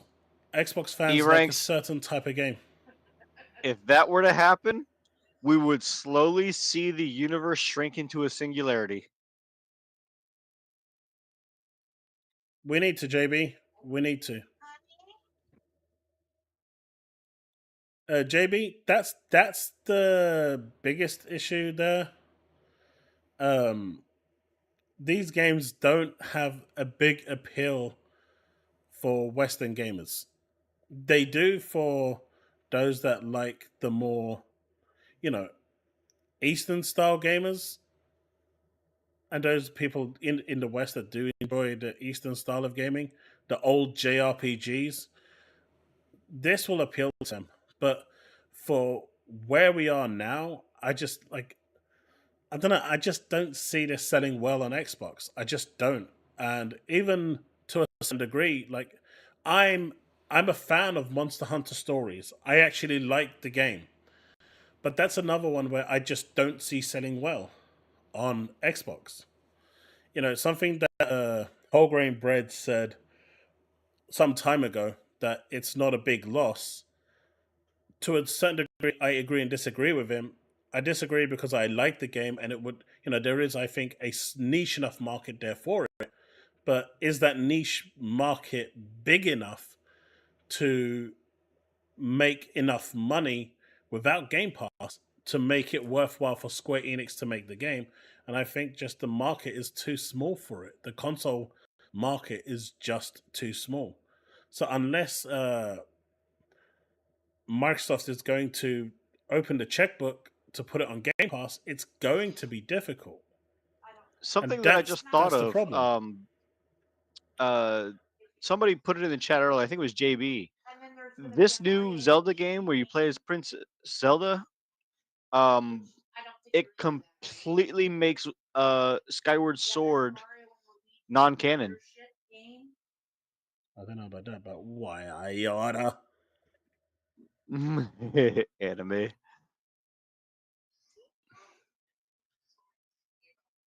Because in Legend of Zelda Skyward Sword, the storyline literally says that history repeats itself and Link is always going to be the main protagonist in the Zelda franchise. This completely erases that. Well, maybe it's just a non-canon game. But I mean, which one's going to be canon? Spin-off. Skyward Sword or this? Skyward. Skyward would be the throwaway. No, that would be the canon. The new one with Zelda would be the throwaway timeline. Yeah, but this is a good point, and I've said this multiple times. You don't start with a community. If you want to build a community on a platform, you need to be releasing the games. Not releasing your games means you don't build a community there. It's really that simple. It's like, absolutely. You know, if I started releasing a new style of video Bring on my back channel, every JRPG that Xbox has had, 360, OG Xbox, and Xbox One, and just slew them all out at once. Lost Odyssey, Magna Carta 2, Romancing Saga 2. Release them all at once. Make them brand new. Make the second Blue Dragon. You know, Final Fantasy. They have them there. They need to make a big showing that they are there. It's too much effort. It's too much effort. It's way too much effort. Companies now are playing it safe because the economy sucks. So they want to get those quick wins, and they're only releasing on platforms that they know will sell. But going back to what I was saying with Edward, you know, if I released a new style of video, I don't know, covering, let's say, I was at one point I was looking at doing movie trailer impressions. It's still like something I'm thinking about, but the first one I do is going to bomb hard, and in fact, it could really hurt my algorithm. The second one Because I it's new do, types of content, yeah. yeah, the second video I put out there would probably bomb hard too. But once I released like maybe the 10th one, at that point I would expect to see a shift and people start to watch it, or it to start appealing to some people and for them to come in.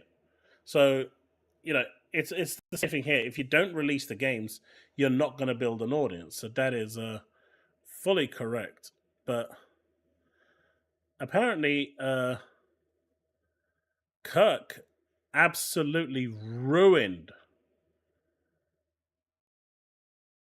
Lono. Absolutely ruined Lono in this. About 5 different ways in just one stream, from what I saw.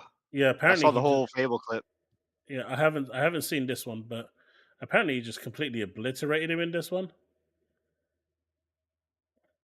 But for This me, one includes what was said in the other video that you watched. Right. For me right now, Xbox is in a good place. They've got a good cadence of games coming. Gamescom is coming. From what I've been told by a few people, they're going to have a really good showing at Gamescom as well. And they're going to be showing new stuff that they believe wasn't suitable for the Xbox showcase, but will be suitable for Gamescom. So that's really exciting to hear. Then you've got a Tokyo Game Show as well. And they've got a bunch of games that they're saving for that they believe will appeal more to that audience. So that's cool as well. So you can see that the cadence of games that they have coming over the next 2 years, maybe 3 years, is huge. They just need to make sure that those games are now landing and delivering. That's the key here. Those games need to land on time, preferably at a 60 FPS outing and not a 30 FPS, waiting 6 months and then make it 60 FPS. Day Agreed. one, have a performance mode. You know, I don't care if it looks bad. Give people the option. Right? That's all people are asking for. The option. As long as they can actually do that, I think Xbox has a real chance to turn the ship around. Let's not be delusional, and I'm going to be absolutely real with you guys. There is no recovering this generation of the console. What they can do this generation is build the momentum for the next one. You know that saying when Todd Howard said during the Fallout 76, it's not how you start, but it's where you end? That's the situation here right now.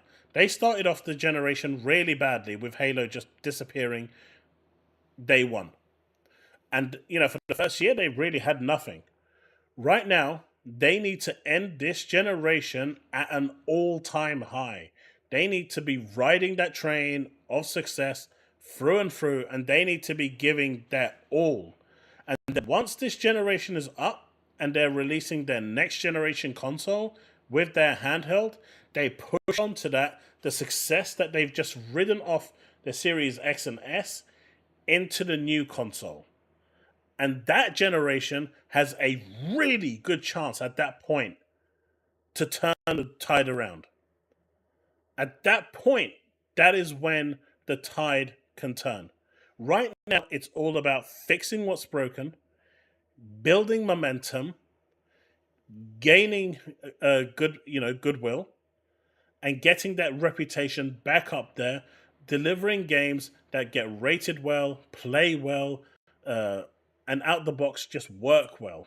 And if they can do that before the release of the next generation console, fuck third party, they are going to be in it up there fighting for that pole position. Absolutely. They will be there fighting for it. And they will have a good chance. And when they start seeing those console sales going up, because let's face it, not everyone wants to buy a PC. Right? I work on a PC all day at work. I come home, the last thing I want to do is sit in front of my PC. The only time I generally sit in front of my PC is if I'm making a video or something. Rarely do I sit in front of my PC to play stuff. I play games on there occasionally. If my kids are using my Xbox as as an option, because I've got 4 kids. They're running around playing everything. So it's great to be able to play anywhere. And that's the wonderful thing that Xbox has allowed for me. I can play my Xbox games here, on my Xbox, on my anywhere I want, on my Steam Deck. It's great. But the point here is, if they really are serious about turning the ship around, finish this generation on an all-time high, go into the next generation with a host of games available day one: Blade, Gears E-Day, Halo, Forza Horizon 6. Big titles. Maybe even, I think Fable's scheduled for 2025, so that's going to be for this generation. But you need those games as well for that finish, for that super finish, right? And then when you go into the 2026, you're going to have like 4 or 5 blockbuster games at launch. That will get people buying the console, and that is how you turn the tide. That's my opinion. And I think they can do it. Obviously, they need to want to do it, obviously. But, it's there for them to take. If they want it, they can take it. It's really that and I simple. think Jordan hit it on the head here. They can still have their libraries. There's no absolutely turning around and saying that this notion that you have to sell one console to buy another console. I don't understand that. I guess some families can't afford to have both. I've ever owned, except for one. I guess I understand some families can't afford to buy both consoles, and that's fair, right? And they will never change. But you'll find a lot of more people are going to be susceptible to buying 2 consoles. And if those games aren't available on one platform and you're launching them day one and people want to play those games, they are going to go out and find a way to buy it. No, they're not going to rob a bank, don't worry. But they will find a way to do it. Which you know of. And because, for me, when I was growing up, we were really poor. We didn't really have much. And my mum used, when my mum bought me the Dreamcast, I remember she actually got it imported from Japan. She went to the store that I usually go to, the import store, and without me knowing. And that was the best thing that I ever got at the time. And I felt so bad because we didn't have much money, but she wanted to surprise me for my birthday. It was like a birthday and Christmas present in one. But I saved up some money because I wanted to buy the Dreamcast anyway. I think I saved almost half the money with my pocket change and my allowance that I was getting, me and my brother. And so we actually ended up giving that back to my mum at the time to, soften the blow because we didn't have money. But she wanted, because she couldn't get me nothing for 2 birthdays and Christmases because we just weren't in a financial position to get anything. She wanted to do something special for us that year. I will say that if the Xbox Series X trades in well, I will definitely be upgrading to the limited edition Galaxy Black if I can.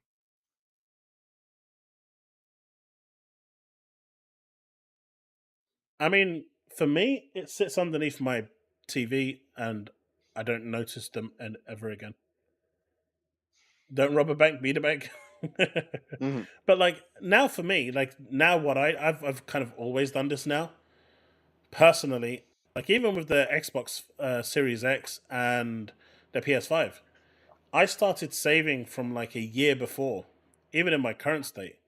I just put aside a bit of money every single time, and then that money was kind of forgotten about. And then when the consoles came out, I just paid for them because that money was just sitting there ready. So where there's a will, there's a way.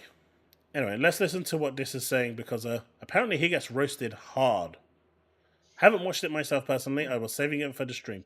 But like I said, Xbox has a really bright future. They just need to take it. And if they do, end this generation on a high, I have no doubt that the next generation is going to sell like hotcakes.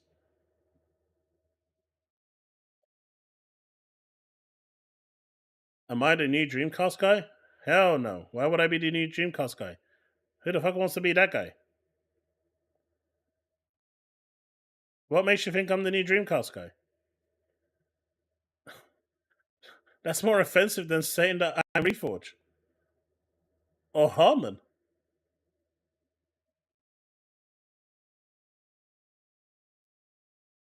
Yeah, John Gray, except for the fact that with the new 2 terabyte, it still comes with the disk drive, which is, I think, the big seller for the upgraded limited edition. That's why, even though the white one may look nicer, it's an all digital model. I mean, since really back from the NES days, I remember we had a NES, and then not long after, I think it was like maybe 9 months after, we got a Master System. Then we had we got a Mega Drive. I saw FIFA and we were like crazy. If anyone remembers Dixon's from the UK, yeah, they were still a thing back then. And we saw it in there, and it was like the best thing we ever saw. I still remember it today, like vividly. I think I got my SNES really late. And then we upgraded at the time, to my Sega Saturn. And I think it was about a year later, I got PS1. And then the Cube came out, and I got that. But I think I've generally owned all the platforms since the NES days. I mean, I go back all the way to like the Commodore 64 days and the Atari 2600. But I think I've generally normally owned. I owned the PS2, the Xbox, the PS3. I mean, the PS3 I was quite fortunate because, well, not fortunate for you guys. Your economy sucked back then, so I was able to import it for less than half the price. Thanks, guys. So I was actually able to get the PS3 for 250 quid. That's how powerful the British pound was back then. Which was the Mega Drive is the Genesis. I never owned a CD. I did own a 32X, but I never did own a CD. I might fix that, just for old time's sake. And then I just continued purchasing one of each console on launch as I could, because I never wanted to go into a shop and feel like I had to ask if this was available on my platform. I just wanted to be able to go into a shop and just pick up a game and know that one of my consoles will play it. And I've kind of kept that mentality going. Dreamcast was probably one of my favorite consoles, along with the Sega Saturn. I loved my Sega consoles; they were brilliant. But it was a shame what happened to the Dreamcast, especially with, I think Half Life was the one that broke people in the end. Half Life And the getting Saturn. cancelled. The PS3 wasn't region locked, no. Plus, I actually did want to import my. Only the PS2 stuff was region locked, the backwards compatibility. And because most of my games for the PS2 were American anyway, because it was NTSC back then, and the PAL had the borders, and I hated that. With the 50 hertz, I wanted to play 60 hertz. So I used to import all my games through my local importer. So that's how we used to play back then. That's why I imported the US machine in the first place, so my US PS2 games backwards compat would work. But yeah, I loved my Dreamcast, but I think it was Half-Life. They actually finished development on Half-Life, and they decided not to release it because of just how easy it was to mod that console. And if you look around, they actually released the game to the internet. Someone at Valve just released the source, and people compiled it and turned it into the game. It's fully playable.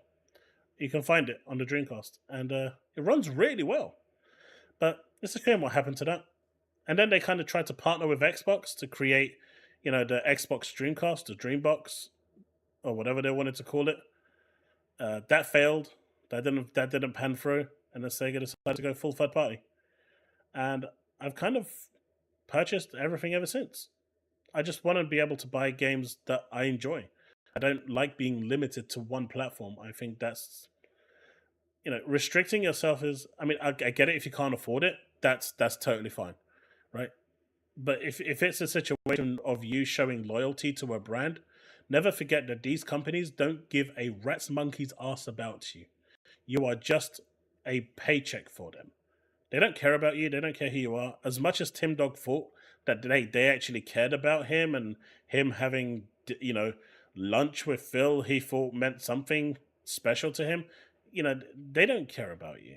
All they care about is the money coming out of your wallet, you swiping your card and making purchases.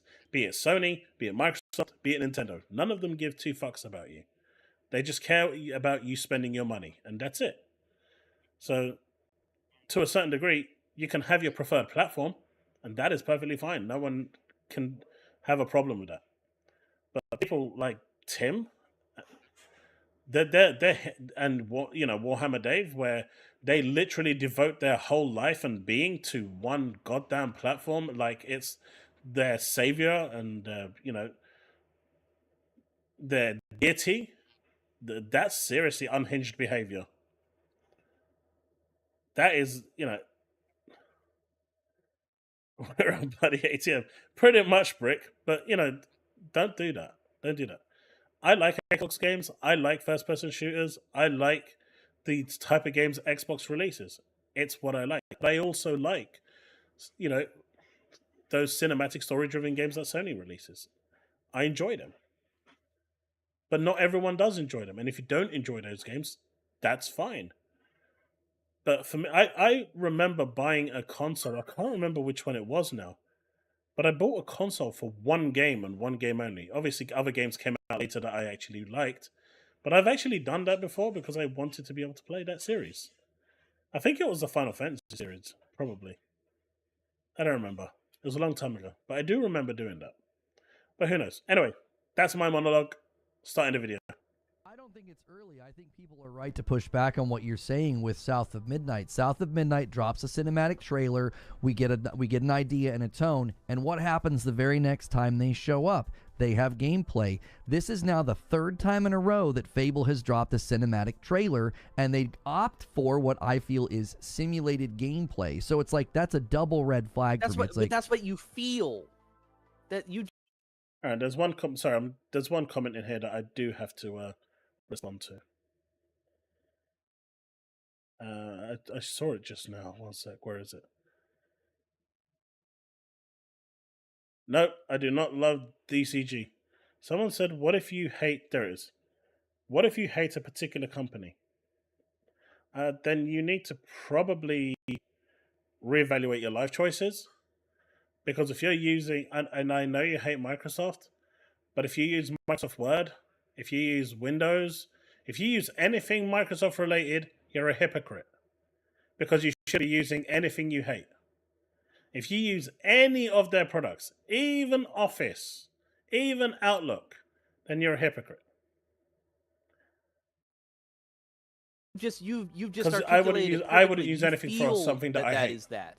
You don't have any evidence of that. Based on a pattern of behavior in the industry. Like, I've been covering showcases like this for 10 years, and every single time the trailer of the game that it's like, well, this is an engine and it looks really good, those are always the games that end up falling. No, I can get a yarn board out too and draw parallels and parodies with as many things as I want to say, oh, this game is in trouble. Oh, everybody be on the lookout. Let's go. Xbox is gonna bungle it again. Like it's meaningless until we actually see gameplay of this game. Which if you want to go out on the socials and be like, where's my gameplay? Playground, why have you released gameplay? If you want to be that guy, by all means, go ahead. I am that guy. I am that guy. Every showcase. That's annoying. I don't know what else to tell you. I tell you what's annoying. What's annoying is showing up to showcases without gameplay. I don't care about cinematics after your third outing. It's I don't. They know that you're interested in that IP. South of Midnight, they've got to come out and sell you on the premise. They've got to be like, we need to convince you that you want this game. So yes, we have less leverage. We're going to show up and show you what the game is, exactly how it plays. Fable has the leverage and the notoriety to have little dinky trailers with British actors that are like, consider the farmer. Like, whatever. I don't know what the heck it was. But, like, you know, the giant throwing you around or whatever, and you feel that that's all fake. You feel that her getting thrown around by Richard Ayoade, or I apologize if I'm butchering his name, the giant character, that's not real and that they just rendered that, or you can feel that way all you want. But until you have evidence of that, it's meaningless how you feel. I don't care. I feel like it's real, more or less. Maybe this trailer more than the last one. It feels a little more grounded to me. She's walking around. It definitely has a gameplay look to it. If you want to say there's going to be a graphical downgrade or this game's going to be 30 FPS in some way, whether it's on X or just S, I wouldn't have any problem with it being just on S. I don't know why everybody freaks out about that. I don't care. I have an X. That's fine if you want to say it's going to be graphically downgraded or it's going to have an FPS issue. Potentially, Rise of the Ronin was a great game that had an FPS issue. A lot of games have an FPS issue. But if we're talking about the gameplay being fake and this is going to be another botch job by Microsoft and all that negativity, there's no need for that. It's way too early for that. It's speculative. It's grasping at straws because, like, a couple of people have said they're on the inside and they know that this game is having difficulty. Game development is difficult, Lono, okay? Every game developer, except for the very best of the best, like Naughty Dog, are going to have some amount of difficulty. Every development cycle has their troubles, ups and downs, even Naughty Dog. To even assume that Naughty Dog doesn't have any difficulty, troubles during their development cycle is crazy. Every single one goes through it. That's crazy. It is such a nothing statement to say, oh, well, it's having difficulty and not give like some concrete explanation of like what the actual problem is that's going on, especially when we can't see anything from the game that looks bad. Everything that we're seeing, the only critique that you can make is I feel like it's fake. You know why? Because it all looks really cool and really great.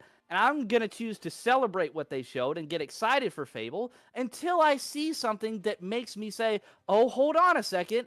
Wait, no, maybe we should pause and sound the alarms because this doesn't look so good. But that is such a based point, right? Instead of hating on something, and this is all in-game, and the developers have already come out and said that, you know, one of the biggest praises that they ever see is people turning around and saying that what we saw was really good CGI, and then, you know, they then tell them that that's not actually CGI, that's in-game graphics running on the Series X. That's really, you know, that's like the biggest praise you can give a developer. So all Lono is doing there is chatting shit and praising the developers indirectly because he's factually wrong, he's factually incorrect, and all he's doing is just showing his bias. Right now, like, SGF just happened. It's a time to celebrate games. I don't see any need to be super negative about a game that has shown us absolutely nothing to get negative and down about. Okay, well, I think you're misrepresenting my argument because you asked me why I was concerned, and now you're using all the reasons that I said I was concerned to draw a conclusion I never drew. You're shadowboxing. I never said the game was going to flop, and I never said that the game was going to be terrible. I was saying there is a pattern from Xbox first-party studios. But then you're insinuating that it's going to follow that up. It looks rough, and then when the games do finally launch, they're clearly not ready. And beyond that, we have a game that has been in development for 4 years, and all we've heard from the inside, these were from Xbox guys, pro Xbox guys, saying they were struggling with the engine, the game was having to be scoped down. Fuck off. Nobody was saying that. No one said that. It was, what's his name? Grub. I forgot his first name. Jeff Grubb, Jeff Chris Grubb. String, and Nate the Hate. Yep. Those three were the ones saying it. They are not pro Xbox. Chris String, pro Xbox. Mate. He's we don't need to go into the Chris String bullshit again. Yeah, I was about to say something that I probably shouldn't say because it's going to get clipped and be passed out. They weren't quite sure if the Forza Tech engine was even going to work for this game because Hellblade they've 2 never was built ready. a game like this before. So we have an inexperienced developer, we have new technology, we have rumors of struggles with the engine, and then we have a hesitancy to show gameplay, and we're showing cinematics 4 years after we heard about the game. I feel like those are valid reasons to say, I'm kind of concerned. That's a lot of red flags to stack up in a row, and we also now have a pattern in the market of third-party developers struggling to get their games to come to Xbox at the same time because of the Xbox Which we've Series also S. found If out all is those red bullshit. flags aren't enough for me to be concerned, so be it. But don't say that I'm concluding it's going to flop, because I didn't say that. I'm saying those red flags all stacked up, that's why I'm concerned, and I think that there's something wrong. That's like yelling that there's a fire in a crowded theater and then saying, "What? I didn't say we're all gonna burn alive." Like what?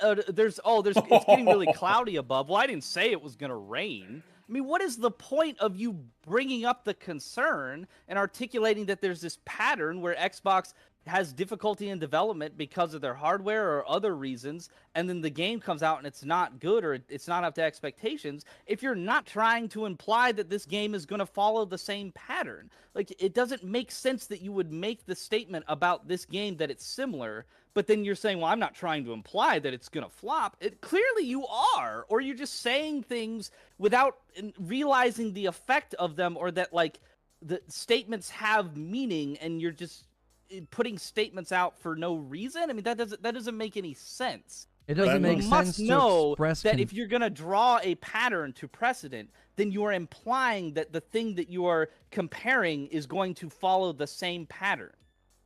And that's where expressing he cooked them. concern that we might be seeing evidence of a pattern we've seen in other games is not a conclusion. Like me saying, yeah, this all is It's tracking implying with an outcome. It's predictive.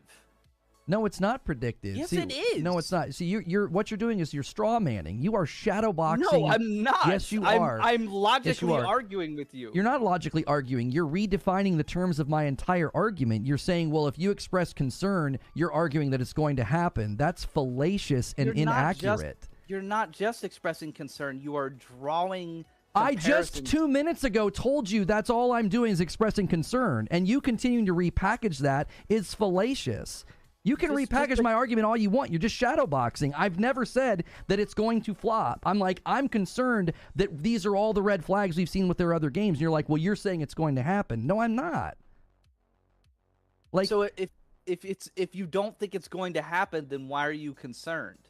Boom. Okay, so being concerned about the possibility of something happening doesn't mean I think it will. I'm saying it could. All of this points to what we've seen with their other games. No, you Why think wouldn't you it come is out going with a to show of happen? force and just blow everybody's socks off with Fable gameplay? Like, why wouldn't you do that? You're 4 years in and you don't have a good showcase for me? You don't have a good sample of this vertical is slice? gameplay. Where Well, is it? Where is like the that, game? that's gameplay. That's my That's question 4 gameplay. years in. If this game is ready to go in a year, you don't have anything to show right now other than another cinematic? Nope, he got cooked. He got cooked. He did say fallacious multiple times. Oh, Cuck absolutely crucified him. Oh, shit. Have you seen him talking with Creature about how bad his producer is a pony from Astro Cyborg? No. Okay, everybody says that he's a pony, right? And he himself has an Xbox. We've seen it. He got the Series X for Starfield, and he claims he's not a pony. However, his producer Creature is 100% not only a pony, but curates his content to the point where he himself only writes his monologues. He doesn't create the content that he's going to be talking about. And you want to say he's not a pony? Fine. But his views of being a pony are undeniable when he has somebody like Creature in his corner as a producer. And he's not going to beat those allegations for as long as that happens. Yep. Oh, man. Chat. Another game has skipped Xbox. Which one? Oh, no, that's going to be released later. Nope. That's going to be on all platforms. It is not. It's skipping Xbox. So for you Hello Kitty lovers out there, I'm sorry. No, that can't be right. I could have swore I saw that had an Xbox release. No, it's not. I'm sorry, guys. For you Hello Kitty lovers out there, I'm really, really sorry that this is happening. That one I will mock because I don't care. That one I don't care.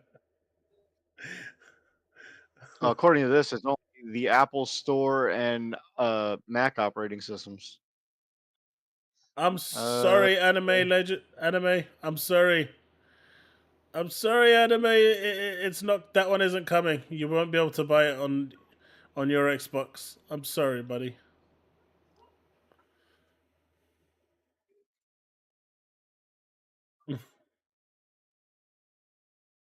Oh man.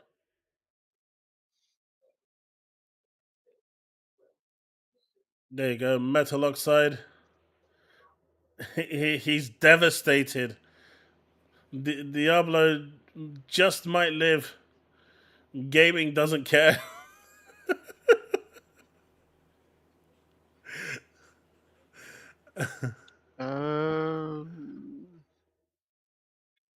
But you know what?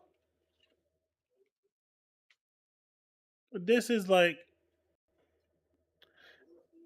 it does feel like Square Enix is definitely changing. Though, like if you're looking at these games, you got Dragon Yeah. Quest 2, 3, 1, 2, and 3 coming to Xbox.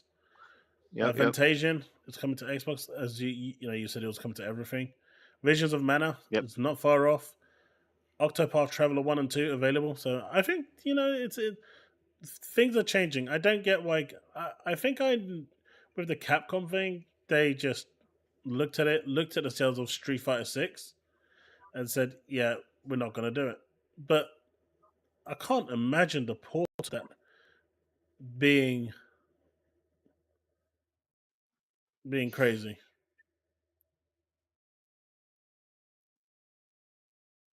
I could have swore I saw something about that coming to the Xbox later. But the Capcom thing is the Marvel versus Capcom thing, that is going to be something That's going to have some backlash. Well, it's going to go on for ages, and it's a bit of a shame, because that's going to be the talking point, and that's going to overshadow everything for a while. I know people are laughing at Romancing Saga at the moment, but I just don't feel that game would have done well on Xbox. But yeah, it's a shame. It's a shame because there's so many good games coming along, and that's going to be the takeaway. But it's just weird for me. It's a shame that they skipped it, but I just don't know if it would sell when you've got all of these coming. Like loads of these are coming this year. Coming this year. 26, 25, right? 24, 24, 24, 24. I still think Gears E-Day is going to be either later this year or early next year. No. That's going to be a next gen launch title. I'm almost sure of it. That's 25, I think. 26 is the 20th anniversary of Gears.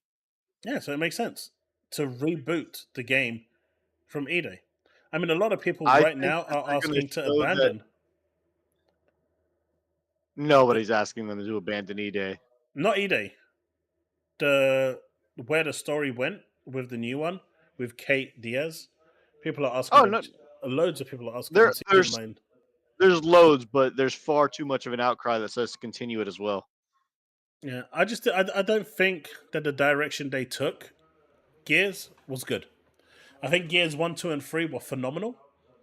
I think 4 was started to rear off in the wrong direction, and I think 5 went in the wrong direction. I think the way they had it, the previous formula, worked.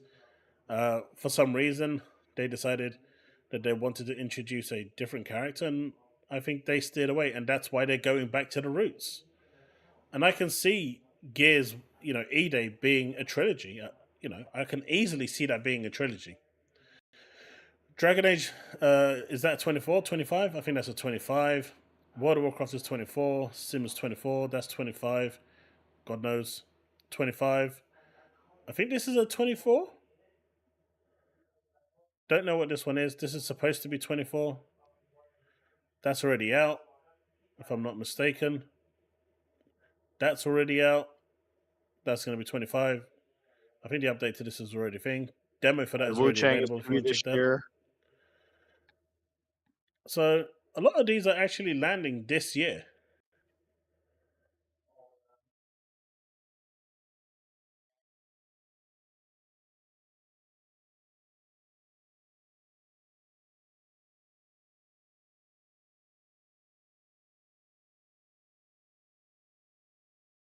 That is one thing they need to fix, Machiavel. They need to fix that. They need to start getting those games available on Xbox at 60 FPS. Not on the Series S. I don't care about Series S. It's a weaker platform. I don't care if it runs at 900p at 30 FPS. As long as it gets the game, that's good enough. But the bigger, beefier console, which can do it, that should definitely be running at 60 FPS. There's just no reason why there isn't a 60 FPS option, and I feel like they've let that down. What is against COD? I mean, nothing should be up against COD. Every other Nintendo game that was just shown that's releasing this year are all November timeframe, and there's a few games here that are but that's releasing both Nintendo. before They and don't after. give a shit. Yeah, but they don't give a shit about COD. They never have and they never will. That's Nintendo. But there is one or two games here that are releasing around the same time frame as COD. Well, that's the thing. It's Avowed and where is it? Indiana Jones. Indiana Jones. And that's why I'm Yeah. saying those. If you release COD in October, like they said, 25th, what are you gonna do? Release one of these in like the second week in? And I know not everyone is interested in COD, but the majority of people that are going to be playing this at the time aren't going to stop and play one of these two. They're going to wait till later.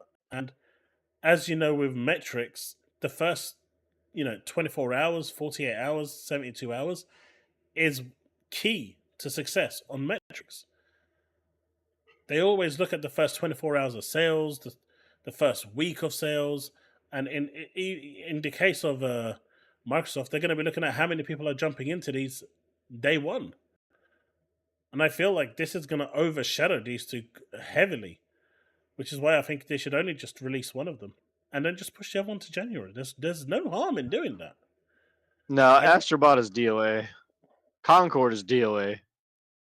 Concord is also another game that's going to be releasing around COD. And the Fragpunk game.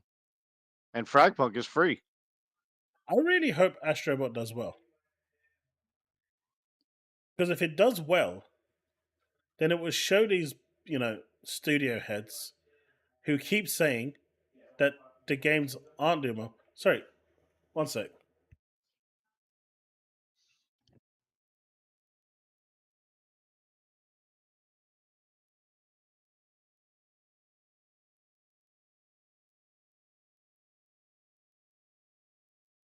Sorry about that. The kid's door was open and making too much noise. But the reason why I want Astrobot to do well is because the original creators of Banjo came out and said about a year ago that yes, people want a Banjo-Kazooie game, but there's no demand there. Astrobot doing well will prove to them that there is a demand there. The new Spyro game doing well will prove that there is a demand there for these type of games. So these, studio heads can get it through to their skull that people want to play these games, and it isn't just a foregone fallacy. They need to kind of get it into the head, and people need to show them that they want to play these games. Because at the moment, no one believes that these games will sell outside of Nintendo. And that's a problem. And that's why we don't see the Banjos, and we don't see the Conker's Bad Fur Day, or we don't see the Blinks Free. We're not seeing those games because they don't believe there's a market there, and we need to show them that there is a market there. And so these games actually doing well will prove that. But it didn't sell well. Sackboy didn't sell well. It's like that thing. It's like Hi-Fi Rush. Everyone spoke so highly of Hi-Fi Rush, but no one played it. What do you mean, Diablo? My time to shine. What the hell? Yeah, man. What are you going on about? You need to go and buy 55 copies of Astrobot for yourself alone. No. I am not interested in that game whatsoever. I got Ratchet and Clank, and I've never even touched the damn game. It's sitting over there. But you see what I'm saying, right, chat? You know, we want to play these games. Like Blinks was a really good game for its time. I'd really love to see like a modernized version of Blinks. But we won't get that because they just don't believe it will sell. It doesn't have a market. It doesn't have an audience. And I think that's wrong. I think there is an audience, but the risk investment is too high. So when we do see these Spyro the Dragon games, we do see these Astrobot games, we do see the Crash Bandicoot games coming, those games need to be played, experienced, purchased, whatever. You know, Well, Duff, the key I think metrics need to Astrobot's be going to hit. be a day's worth of playing. And how well did Oh, Ratchet and Diablo, I Clank see what you mean. Remake Station? It on PlayStation, it eventually broke even and then made a little bit of profit.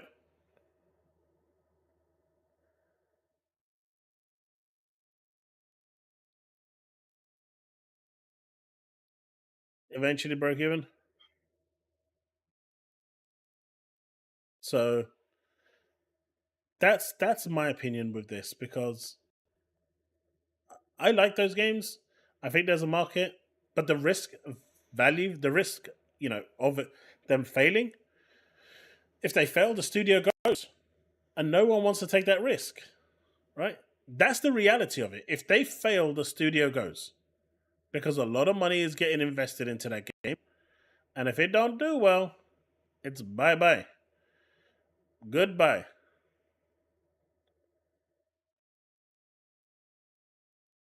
And that's the problem. And that's business, right? No matter how you look at it, that is business. If it doesn't make a return, it goes. Studios close. And though people are too busy crying about, and still crying about Tango, I wish they would stop, because it's getting annoying to see. I've started muting people because of that now. It's just so annoying. Does Game Pass have something similar to Ratchet and Clank?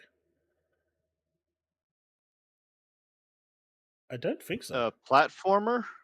Psychonauts is the only one, I think. Yeah. Psychonauts 2 is probably the closest thing. I don't know if they have much more. I'd have to go and look.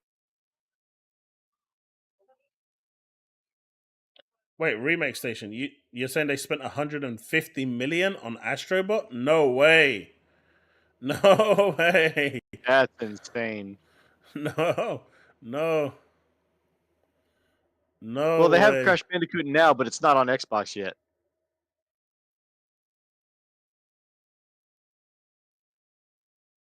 Folks, don't forget, if you're enjoying the stream, do consider leaving a sub.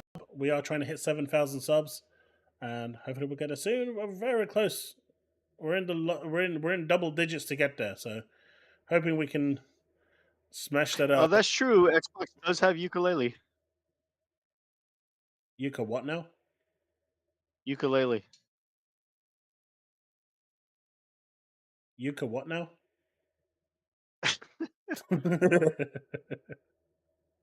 I mean, it wasn't that terribly great of a game, but they do have it. Done. My son enjoys it. That's how I know about it. Guys, it's about to happen. It's about to happen. The game of What the is? year has just been reviewed. Oh? It's happening. Which one? It's happening. The game of the year has just been reviewed, and I don't know if it's actually going to be beat this year because of, well, the title that it is. 10 out of 10. Yes, it's been reviewing very well. The size of many standalone games all on its own, Erdtree is absolutely jam-packed with some very interesting lore revelations, not to mention the same spectacular visual design and stellar music that accompanies its larger than life bosses. You've got what is certainly one of the best DLC expansions ever. I guess it can't be classified as Game of the Year because it's a DLC. Sucks to be them. Right, Alan Wake is still going to be the Game of the Year.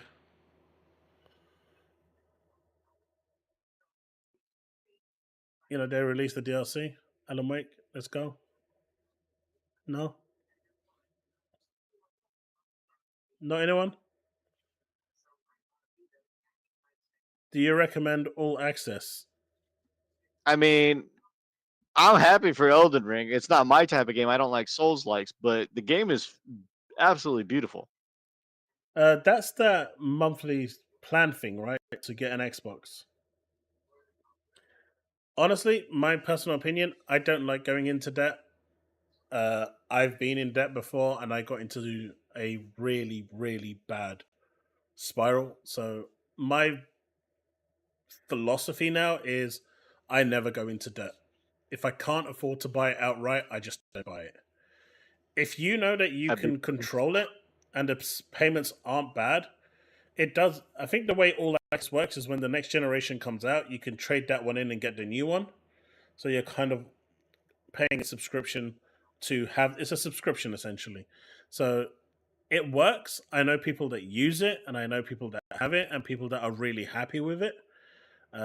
As long as you can keep up with your payments, it's okay. But me personally, I don't ever want to be in debt again. So for me, it's a no. I've been in trouble with debt. I'm debt free now, 100%. I'm super happy to be debt free, and I never want to see myself in that position again.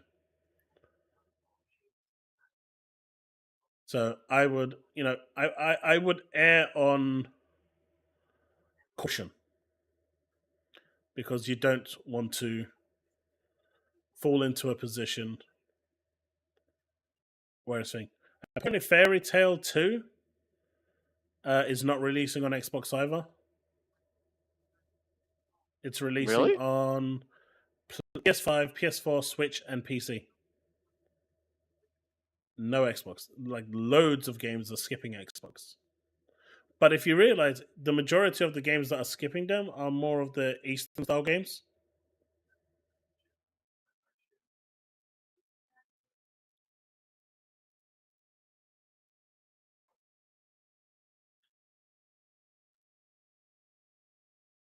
Yeah, it's skipping.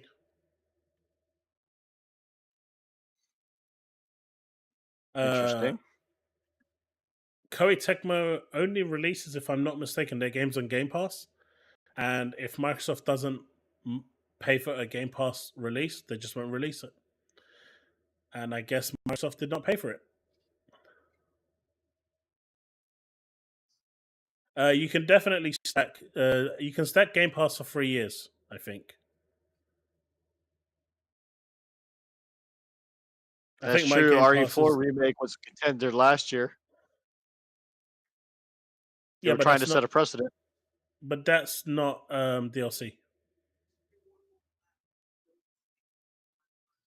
Yeah, but This is a full I release. I fully think that between Elden Ring, Shadow of the Erd Tree, and Destiny 2, they're going to try to put one or both of those games as current Oh, game of the year. 100%. Jeff Keighley is going to try and put Erd Tree on there. They're going to try and put Final Shape on there. But they should not be on there. They should not be on there. Now, best, if they want to put Final Shape for best ongoing game, I think that's fine. But that's it. Yeah, I think the Fairy Tail game is coming to everything except Xbox. Koei Tecmo has a history from what I've seen. If Microsoft does not money hat it, putting games on Game Pass, they just don't release it.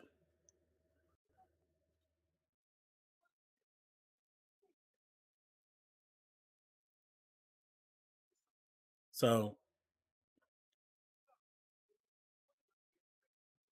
and I think Skill Up over here is now saying that Xbox gamers don't buy games.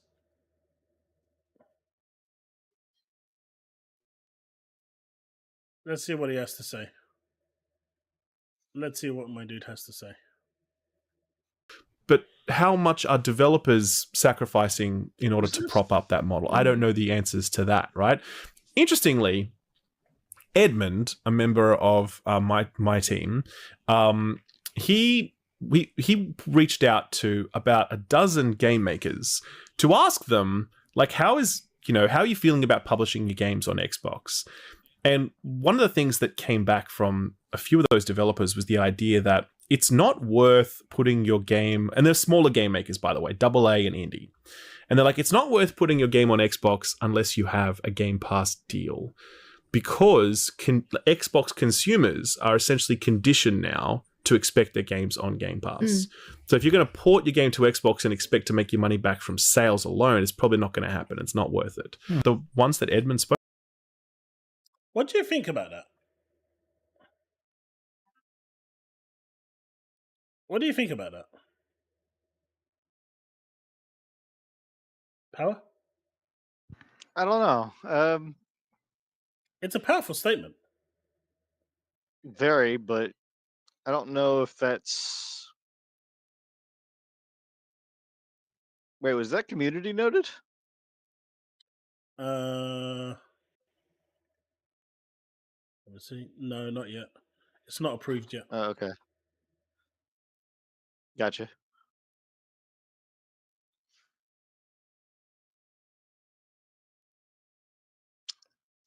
I don't know how I feel about that.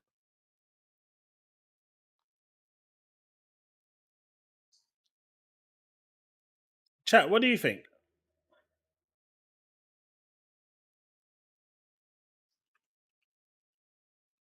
And do you know what? For the next 20 minutes before we end the stream, I'm going to put a link in. If you want to chime in and jump into the chat and say something, feel free. All I ask is that you keep your background noise clean, you have a clean mic, and you don't swear. Play it again. But if you want to say something, feel free. There's the link. Jump in and let me know what you think. But how much are developers sacrificing in order to prop up that model? I don't know the answers to that, right? Interestingly, Edmund, a member of my team, he reached out to about a dozen game makers to ask them, like, how are you feeling about publishing your games on Xbox? And one of the things that came back from a few of those developers was the idea that it's not worth putting your game, and they're smaller game makers, by the way, AA and indie. And they're like... So to actually, to clarify, they're not talking about the big AAA games like Dragon Age, Dragon's Dogma, or anything like that. They're talking about the smaller franchises like Tunic and whatnot.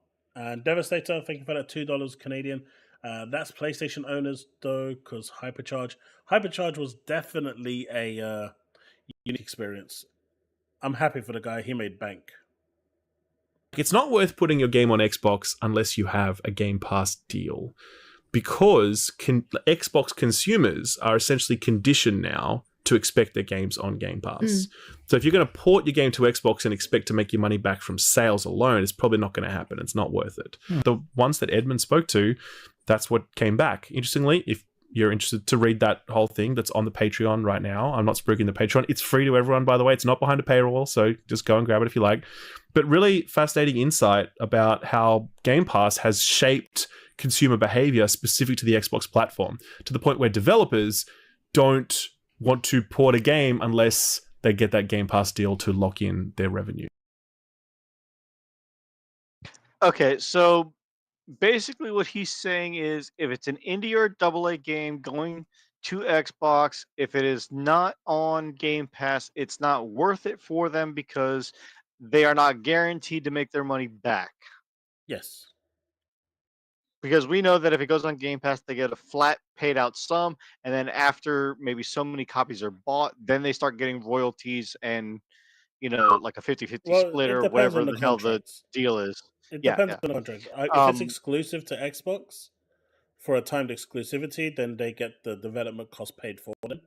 Only the development cost. Right. If it's not exclusive and it's on everything, then when it comes over, they probably get a lump sum up front, and then depending on how many people download it and get to get a certain achievement, then they get a payout. So that sort of thing.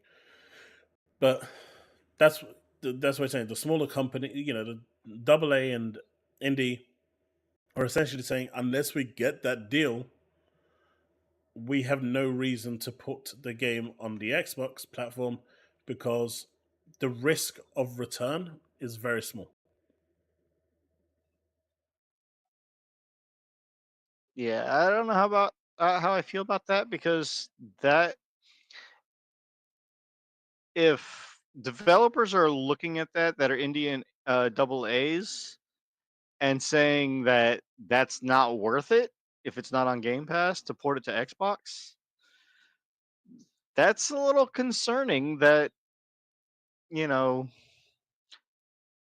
um, I mean, I hate to take this route, but that would mean that Chris Dring is right, and we know he's not. But this isn't coming from Chris Dring. This is coming from others. Mm-hmm.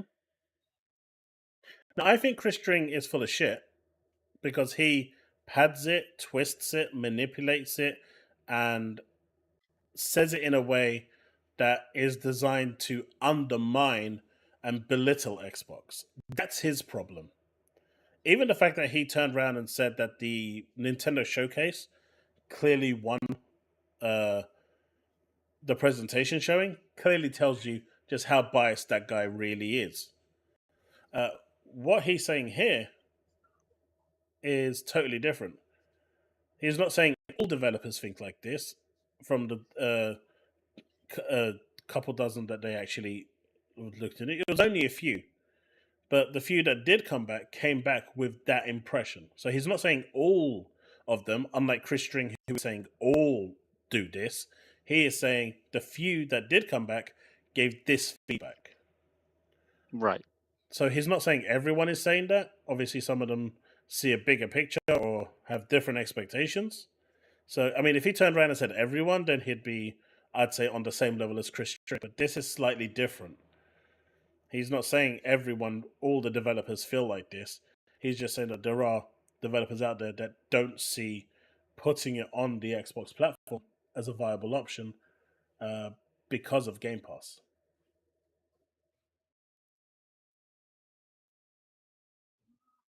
Game Pass and Xbox reach 90 million people. It's not just Xbox, it's also PC users.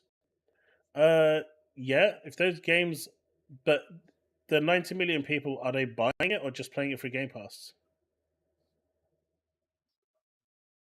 What game? I don't know. Remake Station was saying. Because if it's on Steam, it doesn't count because it's not an Xbox exclusive.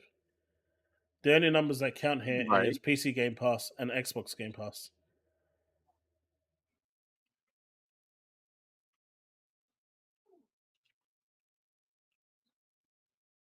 I'm not complaining. I'm just putting a different view out there and just trying to see what people think. Like I said, I'm not a one-track person.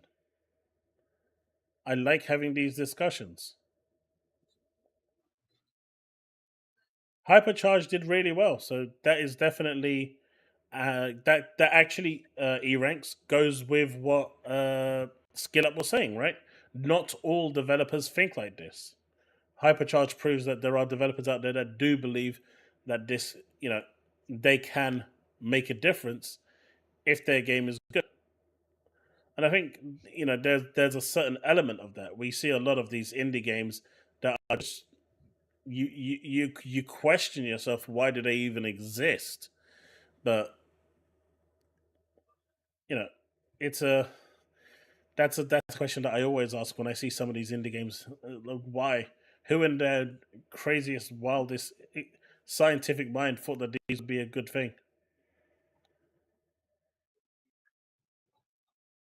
Yeah, I don't watch this Friends per second. I think actually that's a lie. The only time I've watched it is when they've had like Matt Booty on there or an Xbox exec or someone, an interview. not just the podcast.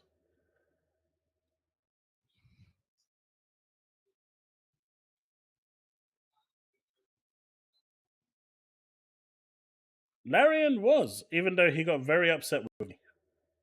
The CEO got very, very upset with me. I didn't even do anything. I just asked him a question and he got really, really upset. I mean, that's the bottom line, right? Make good games and they will sell. Yep. Make trash and they won't. But yeah, I really pissed off Larian CEO.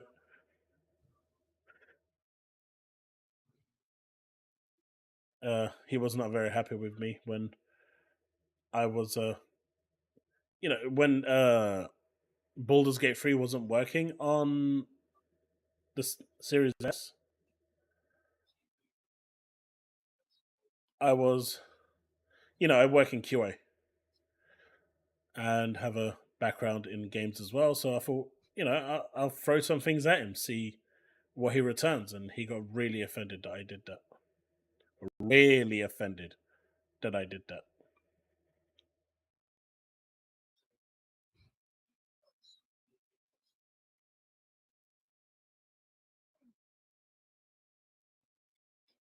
Don't put your game there unless you get Game Pass deal, because that's all Xbox gamers do is play in Game Pass.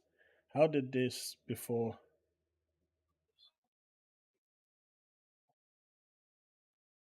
I think amongst devs to begin with. I think it was Microsoft themselves. I think they just look at metrics, right? They're looking at metrics, looking at sales, and see what happens. At the end of the day, Xbox having a smaller market share is definitely going to impact how many games they sell. So it's got to be relative. I know, Christian post, oh, look at this. This platform had 30% of the sales and this had 10%. But if you do it relative to the console market share, that 10% theoretically could be more than the 30% percentage wise in people picking up the game. So,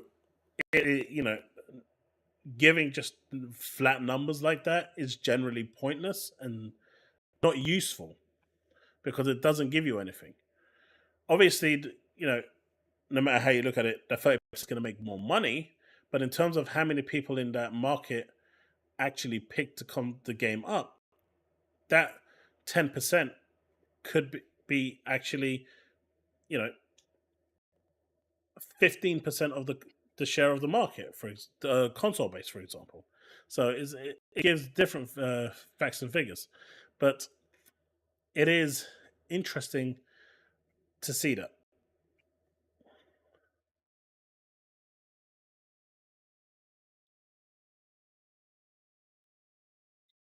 $50K sales in a AA game, I think that's low.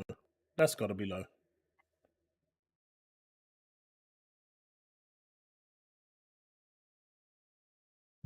I mean, you got to think development costs are at least in the couple 100,000, if not the millions. They're not officially confirmed. We don't know Remake Station. The community note hasn't gone through yet.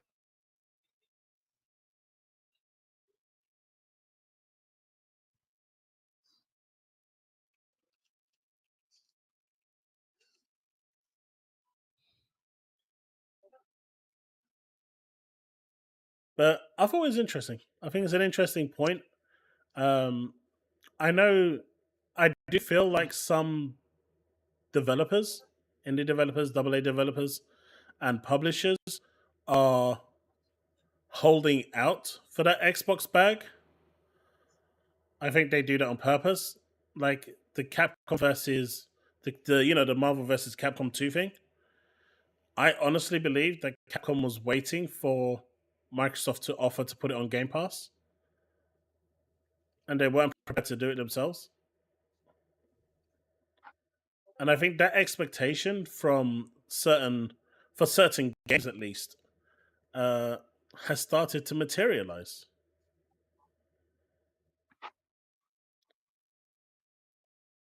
And it's that needs to change.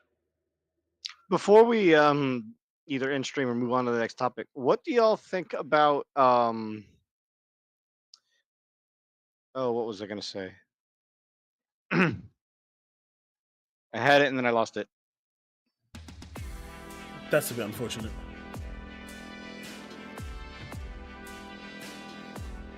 I forgot what I was gonna say. How many of these devs are Quantum Error level skill? Mate, Quantum Error was special, man. Quantum Error was a special game. It was. That's the only so one of the few developers I've seen that actually console warred and failed at console warring as well. You got to be pretty special for that.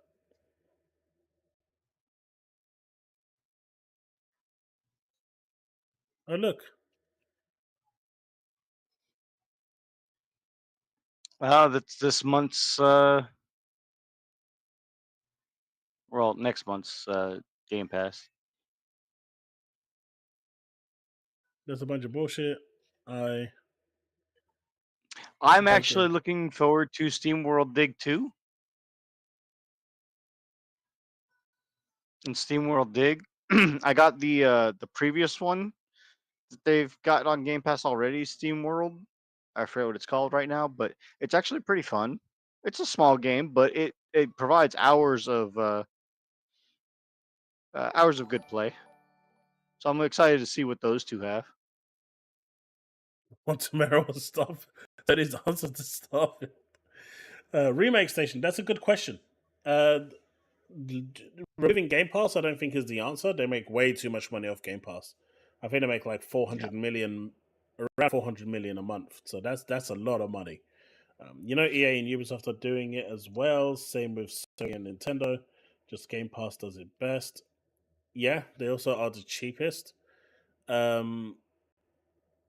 But the Ubisoft and EA one just aren't as popular. They don't have enough titles on there to justify the subscription, so people end up actually buying the game themselves. I don't believe getting rid of Game Pass is the right answer. That's definitely not it. But finding a reasonable solution to it is going to be difficult, because a lot of people will sign up to Game Pass and for the whole year not buy a single game because they don't need to. So that creates a problem for third-party developers, indies, AA games that release their game because there's not people purchasing them. So Game Pass then becomes the only viable way for them to be able to think. And Microsoft isn't going to throw endless money at stuff that they don't believe will be popular on the platform. So it's a really difficult one to resolve. I don't really see a solution to it. I don't think that there is a real one solution fits all situation for it.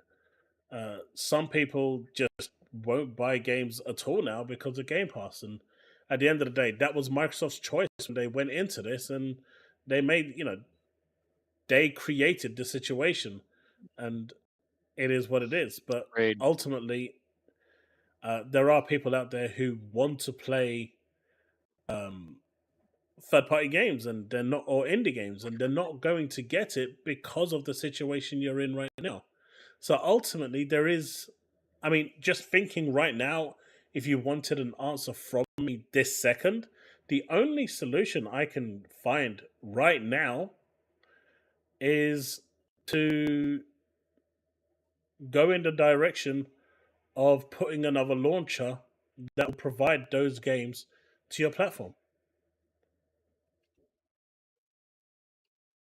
But eventually that will completely stop all third-party developers building any game for Xbox, because why should they double dip in development?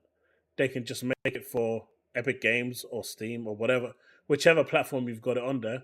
put it on there, and it will be available on Xbox day one. There's no more exclusivity. It's done. Anything that's Sony wants the money hat away from Nintendo, who cares? If it's going on the Epic Game Store, it's going to be available on Xbox day one through the Epic Game Store. At that point, Xbox gamers get everything day one. So, realistically, that is, at the moment, just thinking on the spot, that's honestly the only way forward. I don't buy all my games, John. I'm pretty much a full-time digital gamer now, and nice try, Josh. Hey, Josh, how's it going? I've kind of gone past the point of not caring about ownership. I just don't. I play a game, I play it once. Once it's done, I don't go back to that game. I'll never go back, so I just don't care to own it. And once you hit that point in mentality, whether you own a game digitally purchased or you own the game, you're playing it through Game Pass, it makes no difference. The only difference is for those people that actually want to buy it physically, because then you've got the physical product and that changes. But for a lot of people that have gotten past that point and have embraced digital, whether you have it digitally or on Game Pass, literally makes no difference. You're still playing it digitally. So I think I don't know if that's the answer you was looking for, remake, but I think that's as good as I can give right now. I mean, third parties' only choices are Steam, Epic, Switch, because PlayStation owners don't buy games. I mean, their sales numbers have been going down year on year, but their microtransactions are going up.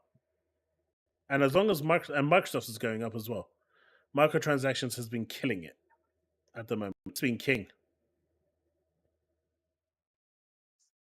See, Clark, at the moment for me, my son upstairs has an Xbox, right? He's got the Series S, which I'm going to upgrade. He wants the digital Series X now, so I'm going to get him the digital one. But I've made his Xbox my primary console. And so downstairs, I log into mine with my profile. This means that while I'm playing Game Pass downstairs, he can play Game Pass too. We can't play. I don't think you can play the same game. I'm not sure. I think you might be able to.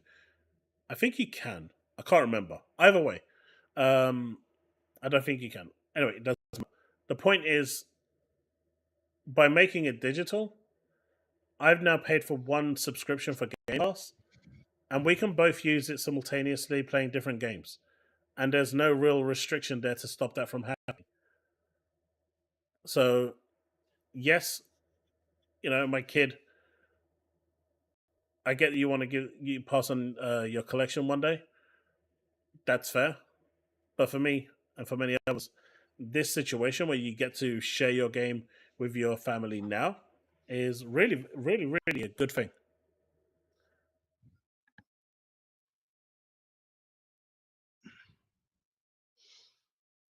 God, I can't for the life of me think of what I was going to say. People are already buying less games because the market is super saturated. I think part of the reason why people spend less money on games is the £70 price tag. Now, this may sound stupid and ridiculous, right? But at 50, 60 quid, psychologically, that's closer to the £50 price. The moment it hits 70, I'm now thinking, subconsciously, I feel like that's now moved a lot closer to £100 a game. Even though it's not, subconsciously, I feel like that.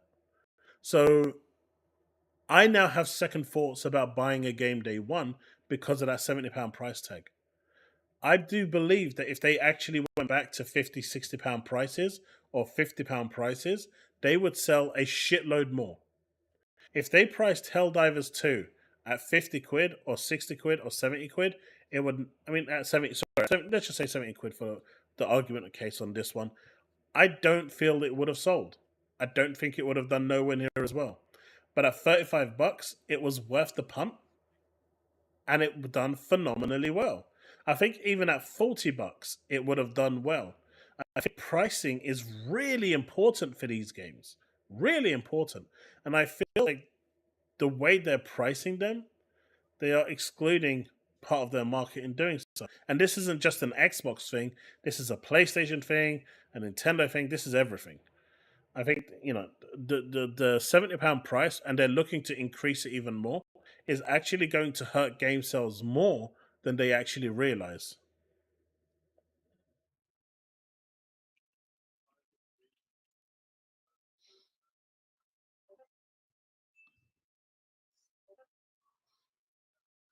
Machiavelli at 35, I agree.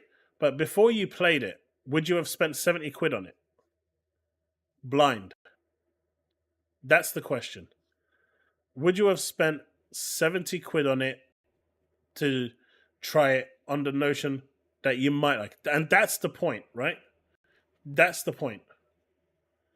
And that's the point I'm making. It wouldn't have done nowhere near as well if it didn't have the right price point. And I feel like a lot of these games that are coming are at the wrong price point to encourage people to buy them. Times are hard. They're challenging in the UK. I don't know how it is in the US, but in the UK, it's really bad. And people are really, really struggling. But, buying games is a luxury. And that will always be a thing.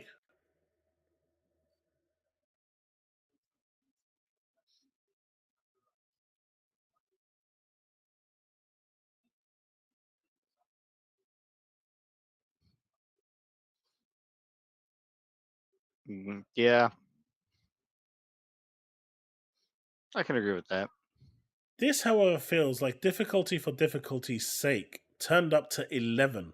Perhaps because with the added expectations of a DLC having something extra absurd to conquer, even though it technically doesn't require finishing the core game, I go through dozens of deaths over a period of several days.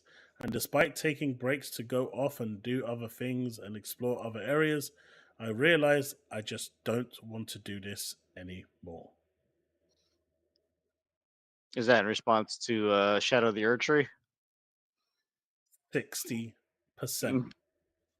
Eurogamer. Yep. They gave it a 6 out of 10. Yep.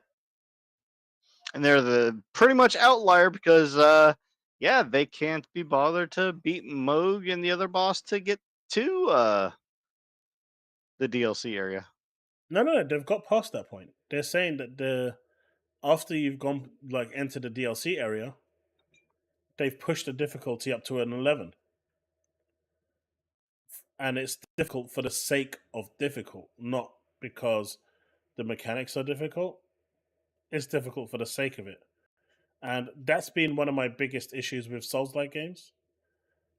You shouldn't do that. Maybe there's mechanics, and I'm okay with it. But don't make it difficult for the sake of being difficult, because that's what pushes people away. I think Elden Ring had the perfect balance. It's really well balanced.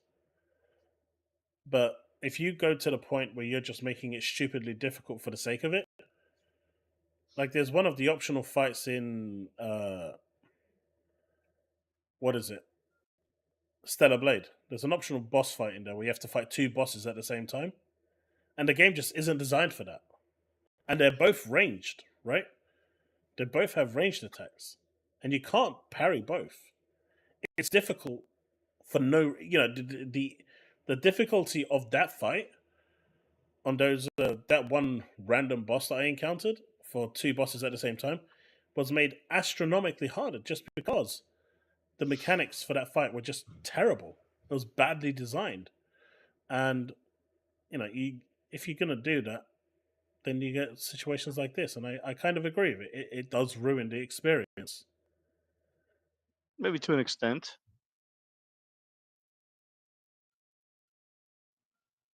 You know, Diablo, I still need to finish God of War. I got so bored of that game. Ragnarok was so boring. I agree. But I do want to finish it because it's been sitting there and it's on my to-do list. And once the the main games are coming from Xbox, Indiana Jones, Avowed, I'm going to be all over those. Call of Duty, I'm going to be all over those. Some of the smaller games, I'm going to be all over those. Final Fantasy 14 is just around the corner. I'm not going to get enough time. Mate, I am always good. I'm a legend. This is what you don't realize. I'm so good that good doesn't know what to do with me.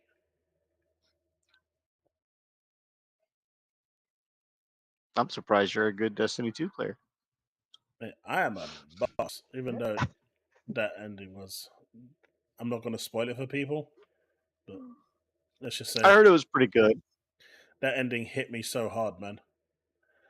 Taz heard me slobbering away, tears flowing. It was a moment.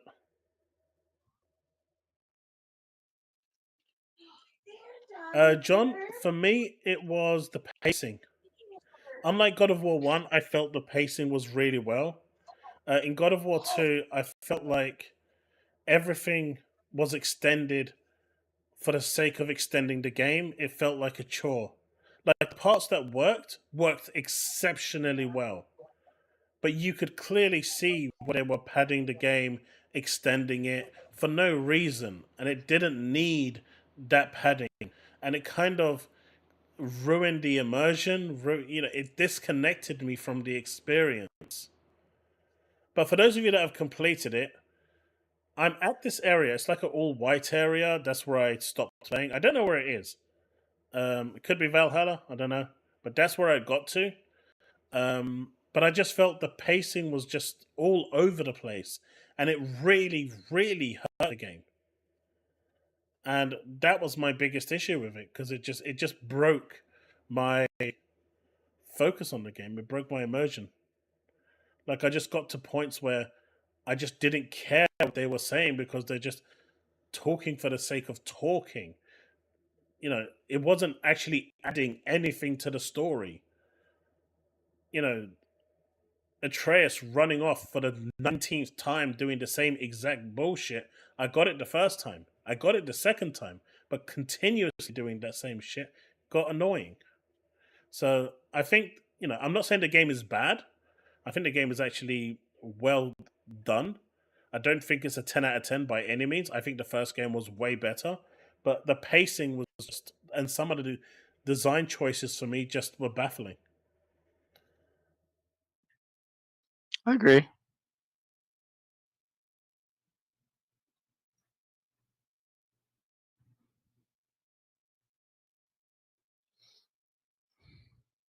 It just felt weird. Those games are renowned for difficult. Oh, of course, it's difficult for the sake of that. I mean, I've got the game. I think I've got most of Sony's exclusive games. I mean, what exclusive they have left? Oh yeah.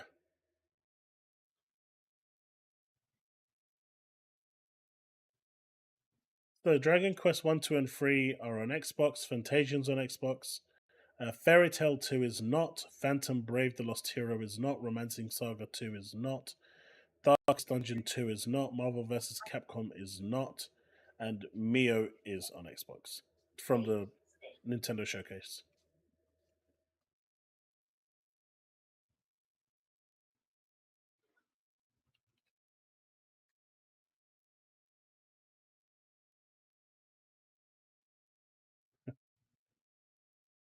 Well, I like the glass half full.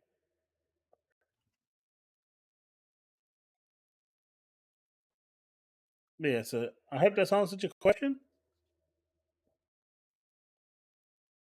And it kind of explained my thought process regarding it.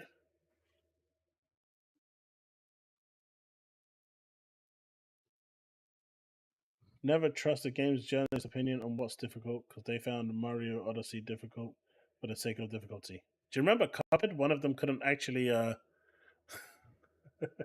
get past the tutorial.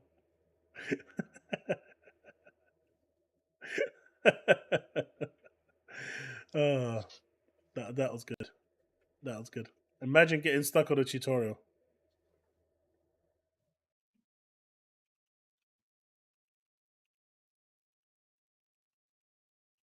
You're welcome, dude. You're welcome. Powerboss, did you remember what you wanted to say? No. Wow, 50% for Jeff Keighley did a presentation, another one of his posts. 50% said it was an A.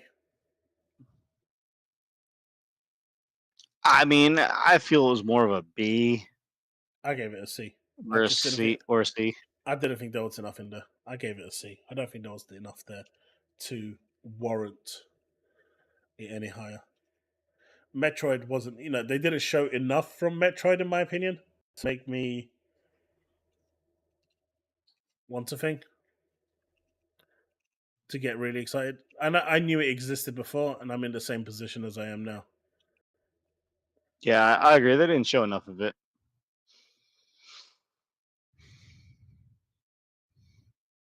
But hey, at least PlayStation is now promoting Switch.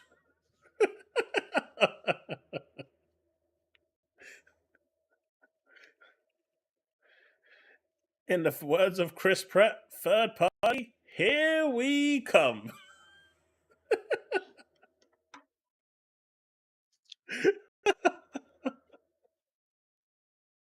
But remember, guys, Horizon Zero Dawn, that was an experiment. It was a one-off. It was just to see what was possible.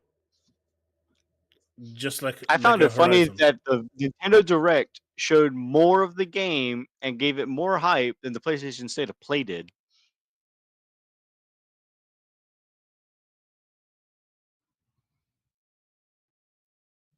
But yeah, I'm just saying the similarities are there.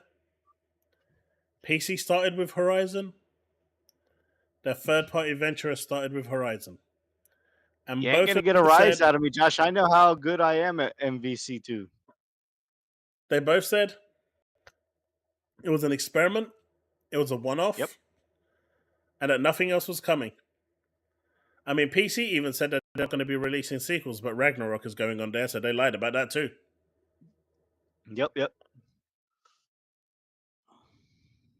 I like Nintendo games because my kid likes it, and it allows me to spend time playing games with them.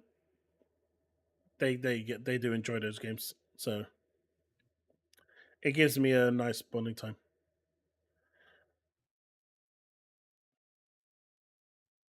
Although my kid is a demon on keyboard and mouse with first-person shooters.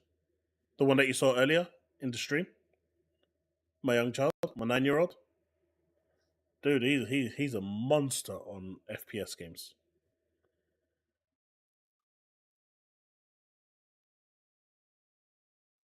I think they should do it.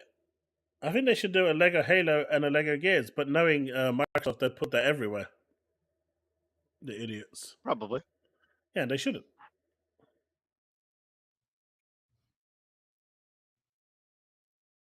Now, all I want is Nintendo to ship another 1.5 million units. That's all I want them to do.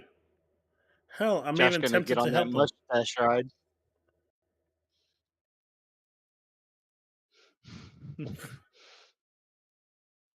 He thinks he can beat me in Marvel vs. Capcom 2.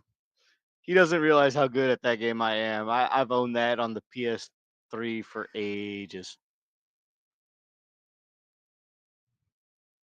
Now, imagine if Lego comes to Xbox and asks for a Lego version of Gears and Halo. You think there'll be an outrage? No, because Microsoft has already pushed games to other platforms anyway. Look, there's a reason why these companies are pushing games. I covered this in my last stream. The bottom line is, back in, you know, I missed you blatantly. Back in the 360 generation, the PS4 generation, you used to get like 3-4 games from a franchise in one gen, right? You don't get that now. Now you get one game every 10 years. And if it flops or it doesn't sell enough, you're in a bit of trouble. So the development cycles are just way too long. I mean, in the 360 era, you had Gears 1, Gears 2, Gears 3. I think you had Judgment. You had Halo. Did you have Halo 2? I know you had Halo 3, ODST, Reach. I think you had Halo 4? Maybe? Or was Halo 4 on Xbox One? But what I'm saying is you can see where in the previous generations, they've released multiple games and they made bank. In the current way that they're doing it, when it takes 10, 15 years to make one game, you need to make sure you're selling enough copies. And if you've got stupid deals like the ones Sony has with Marvel, it becomes even harder to try and push it out. So at that point, you kind of have to either embrace releasing it on multi-platform to recoup your cost, or you need to be really pushing that game to sell and hope for the best that it actually breaks even. So this is why you're seeing a lot more companies wanting to, both Microsoft and Sony slowly, well, Sony especially, just, toying with it at the moment. But they've opened Pandora's box. And now that they've gone to the Switch, and if this game does phenomenally well, right? If this game does crazy well, do you think the shareholders are not going to turn around and say, right, see that game over there? That Venom? Yeah, I want that to go everywhere. Yeah, absolutely. I see that. Right? The shareholders will demand more because the shareholders don't give two shits about the company's brand loyalty. All they care about is their return on investment. And the moment you open Pandora's box, like Microsoft did, you cannot close that because the shareholders get a taste for that good return of interest. And once they do, that's it. You can't turn around and tell them, all right, I'm going to restrict how much money you make. They'll pull their investment and go somewhere else. Then what are you going to do?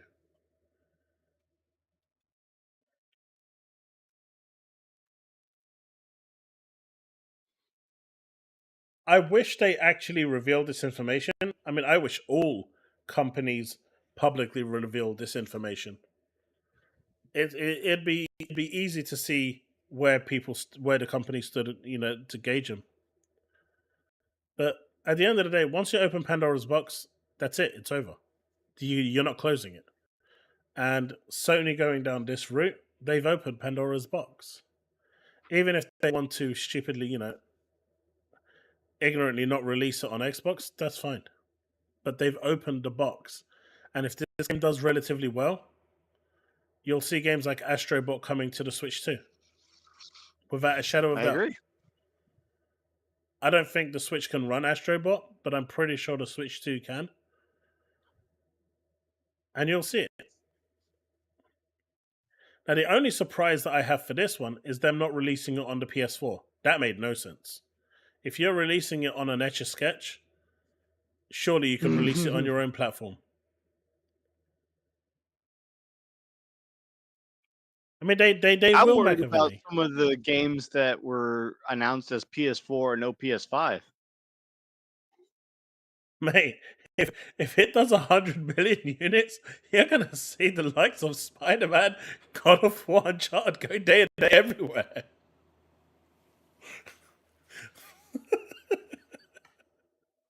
You're gonna see it go everywhere.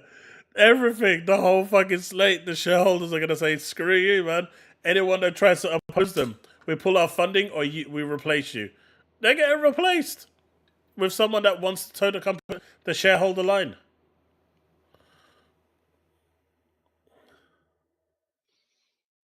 Sony are just going down that route a little slower.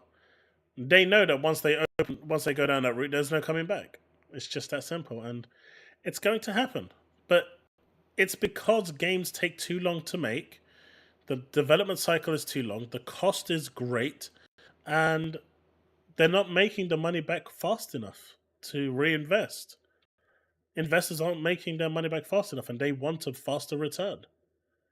Maybe AI will improve that. Who knows? Time will tell. But we need to get back to cadences of like at least having 2 games of a franchise released in one generation, not having one game released every 2 generations. So, to me, that's the issue. But like I said, man, I'm an open book. I look at things both ways. I speak what I feel is true, and though I prefer games on Xbox, I'm not just gonna shit on things for the sake of it. Unless it's a Quantum Error. That game is shit.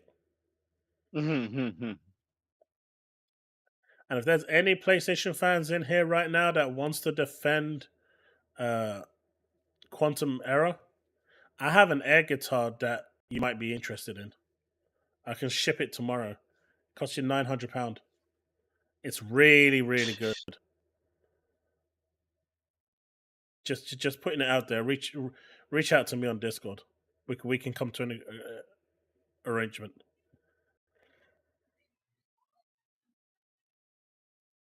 See, that's the weird thing. I think they would have. But I think Sony convinced them that this would be a way to force them over to the PS5. And if it doesn't work, and if you don't get, I mean, this was definitely the wrong game to do that on, right? Let's not make a mistake. This was definitely the wrong game to do that. But I think Sony believes deep down that this game will make people want to sell their PS4 and buy a PS5. I think they're about to find out that is not going to be something that's going to be realistic. Mate, nothing could be worse than Redfall. Even though the game is fixed now and it works and it's actually a good game, too little, too late. Too little, too late. The game's good though. If you've got friends that are willing to play it, it's actually a lot of fun now. With the latest update, the last few updates have fixed it quite drastically.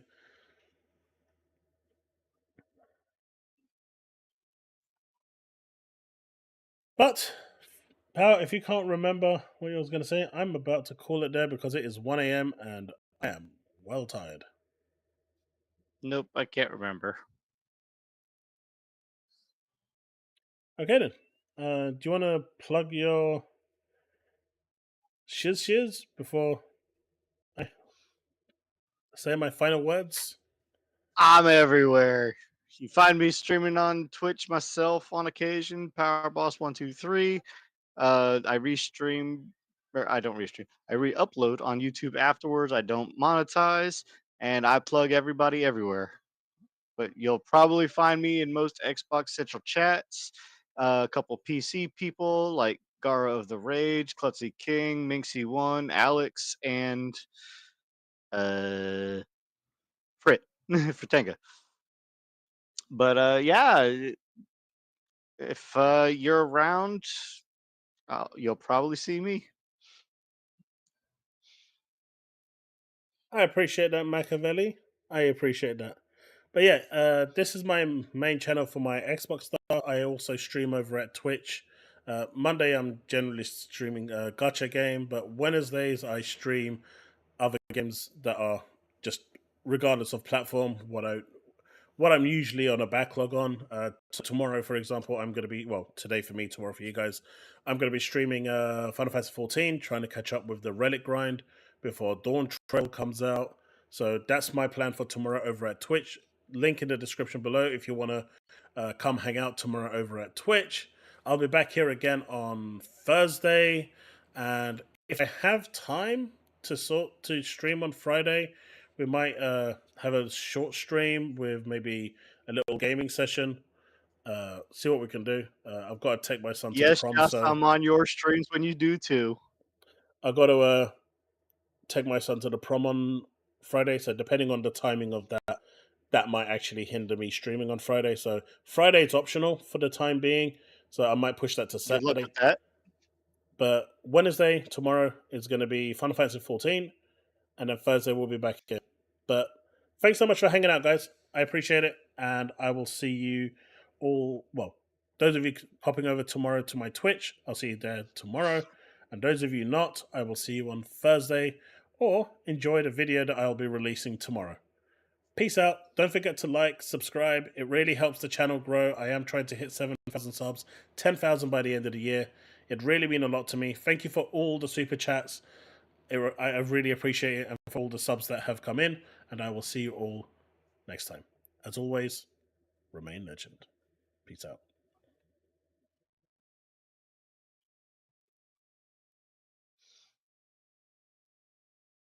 Subscribe. Subscribe, damn it. Subscribe!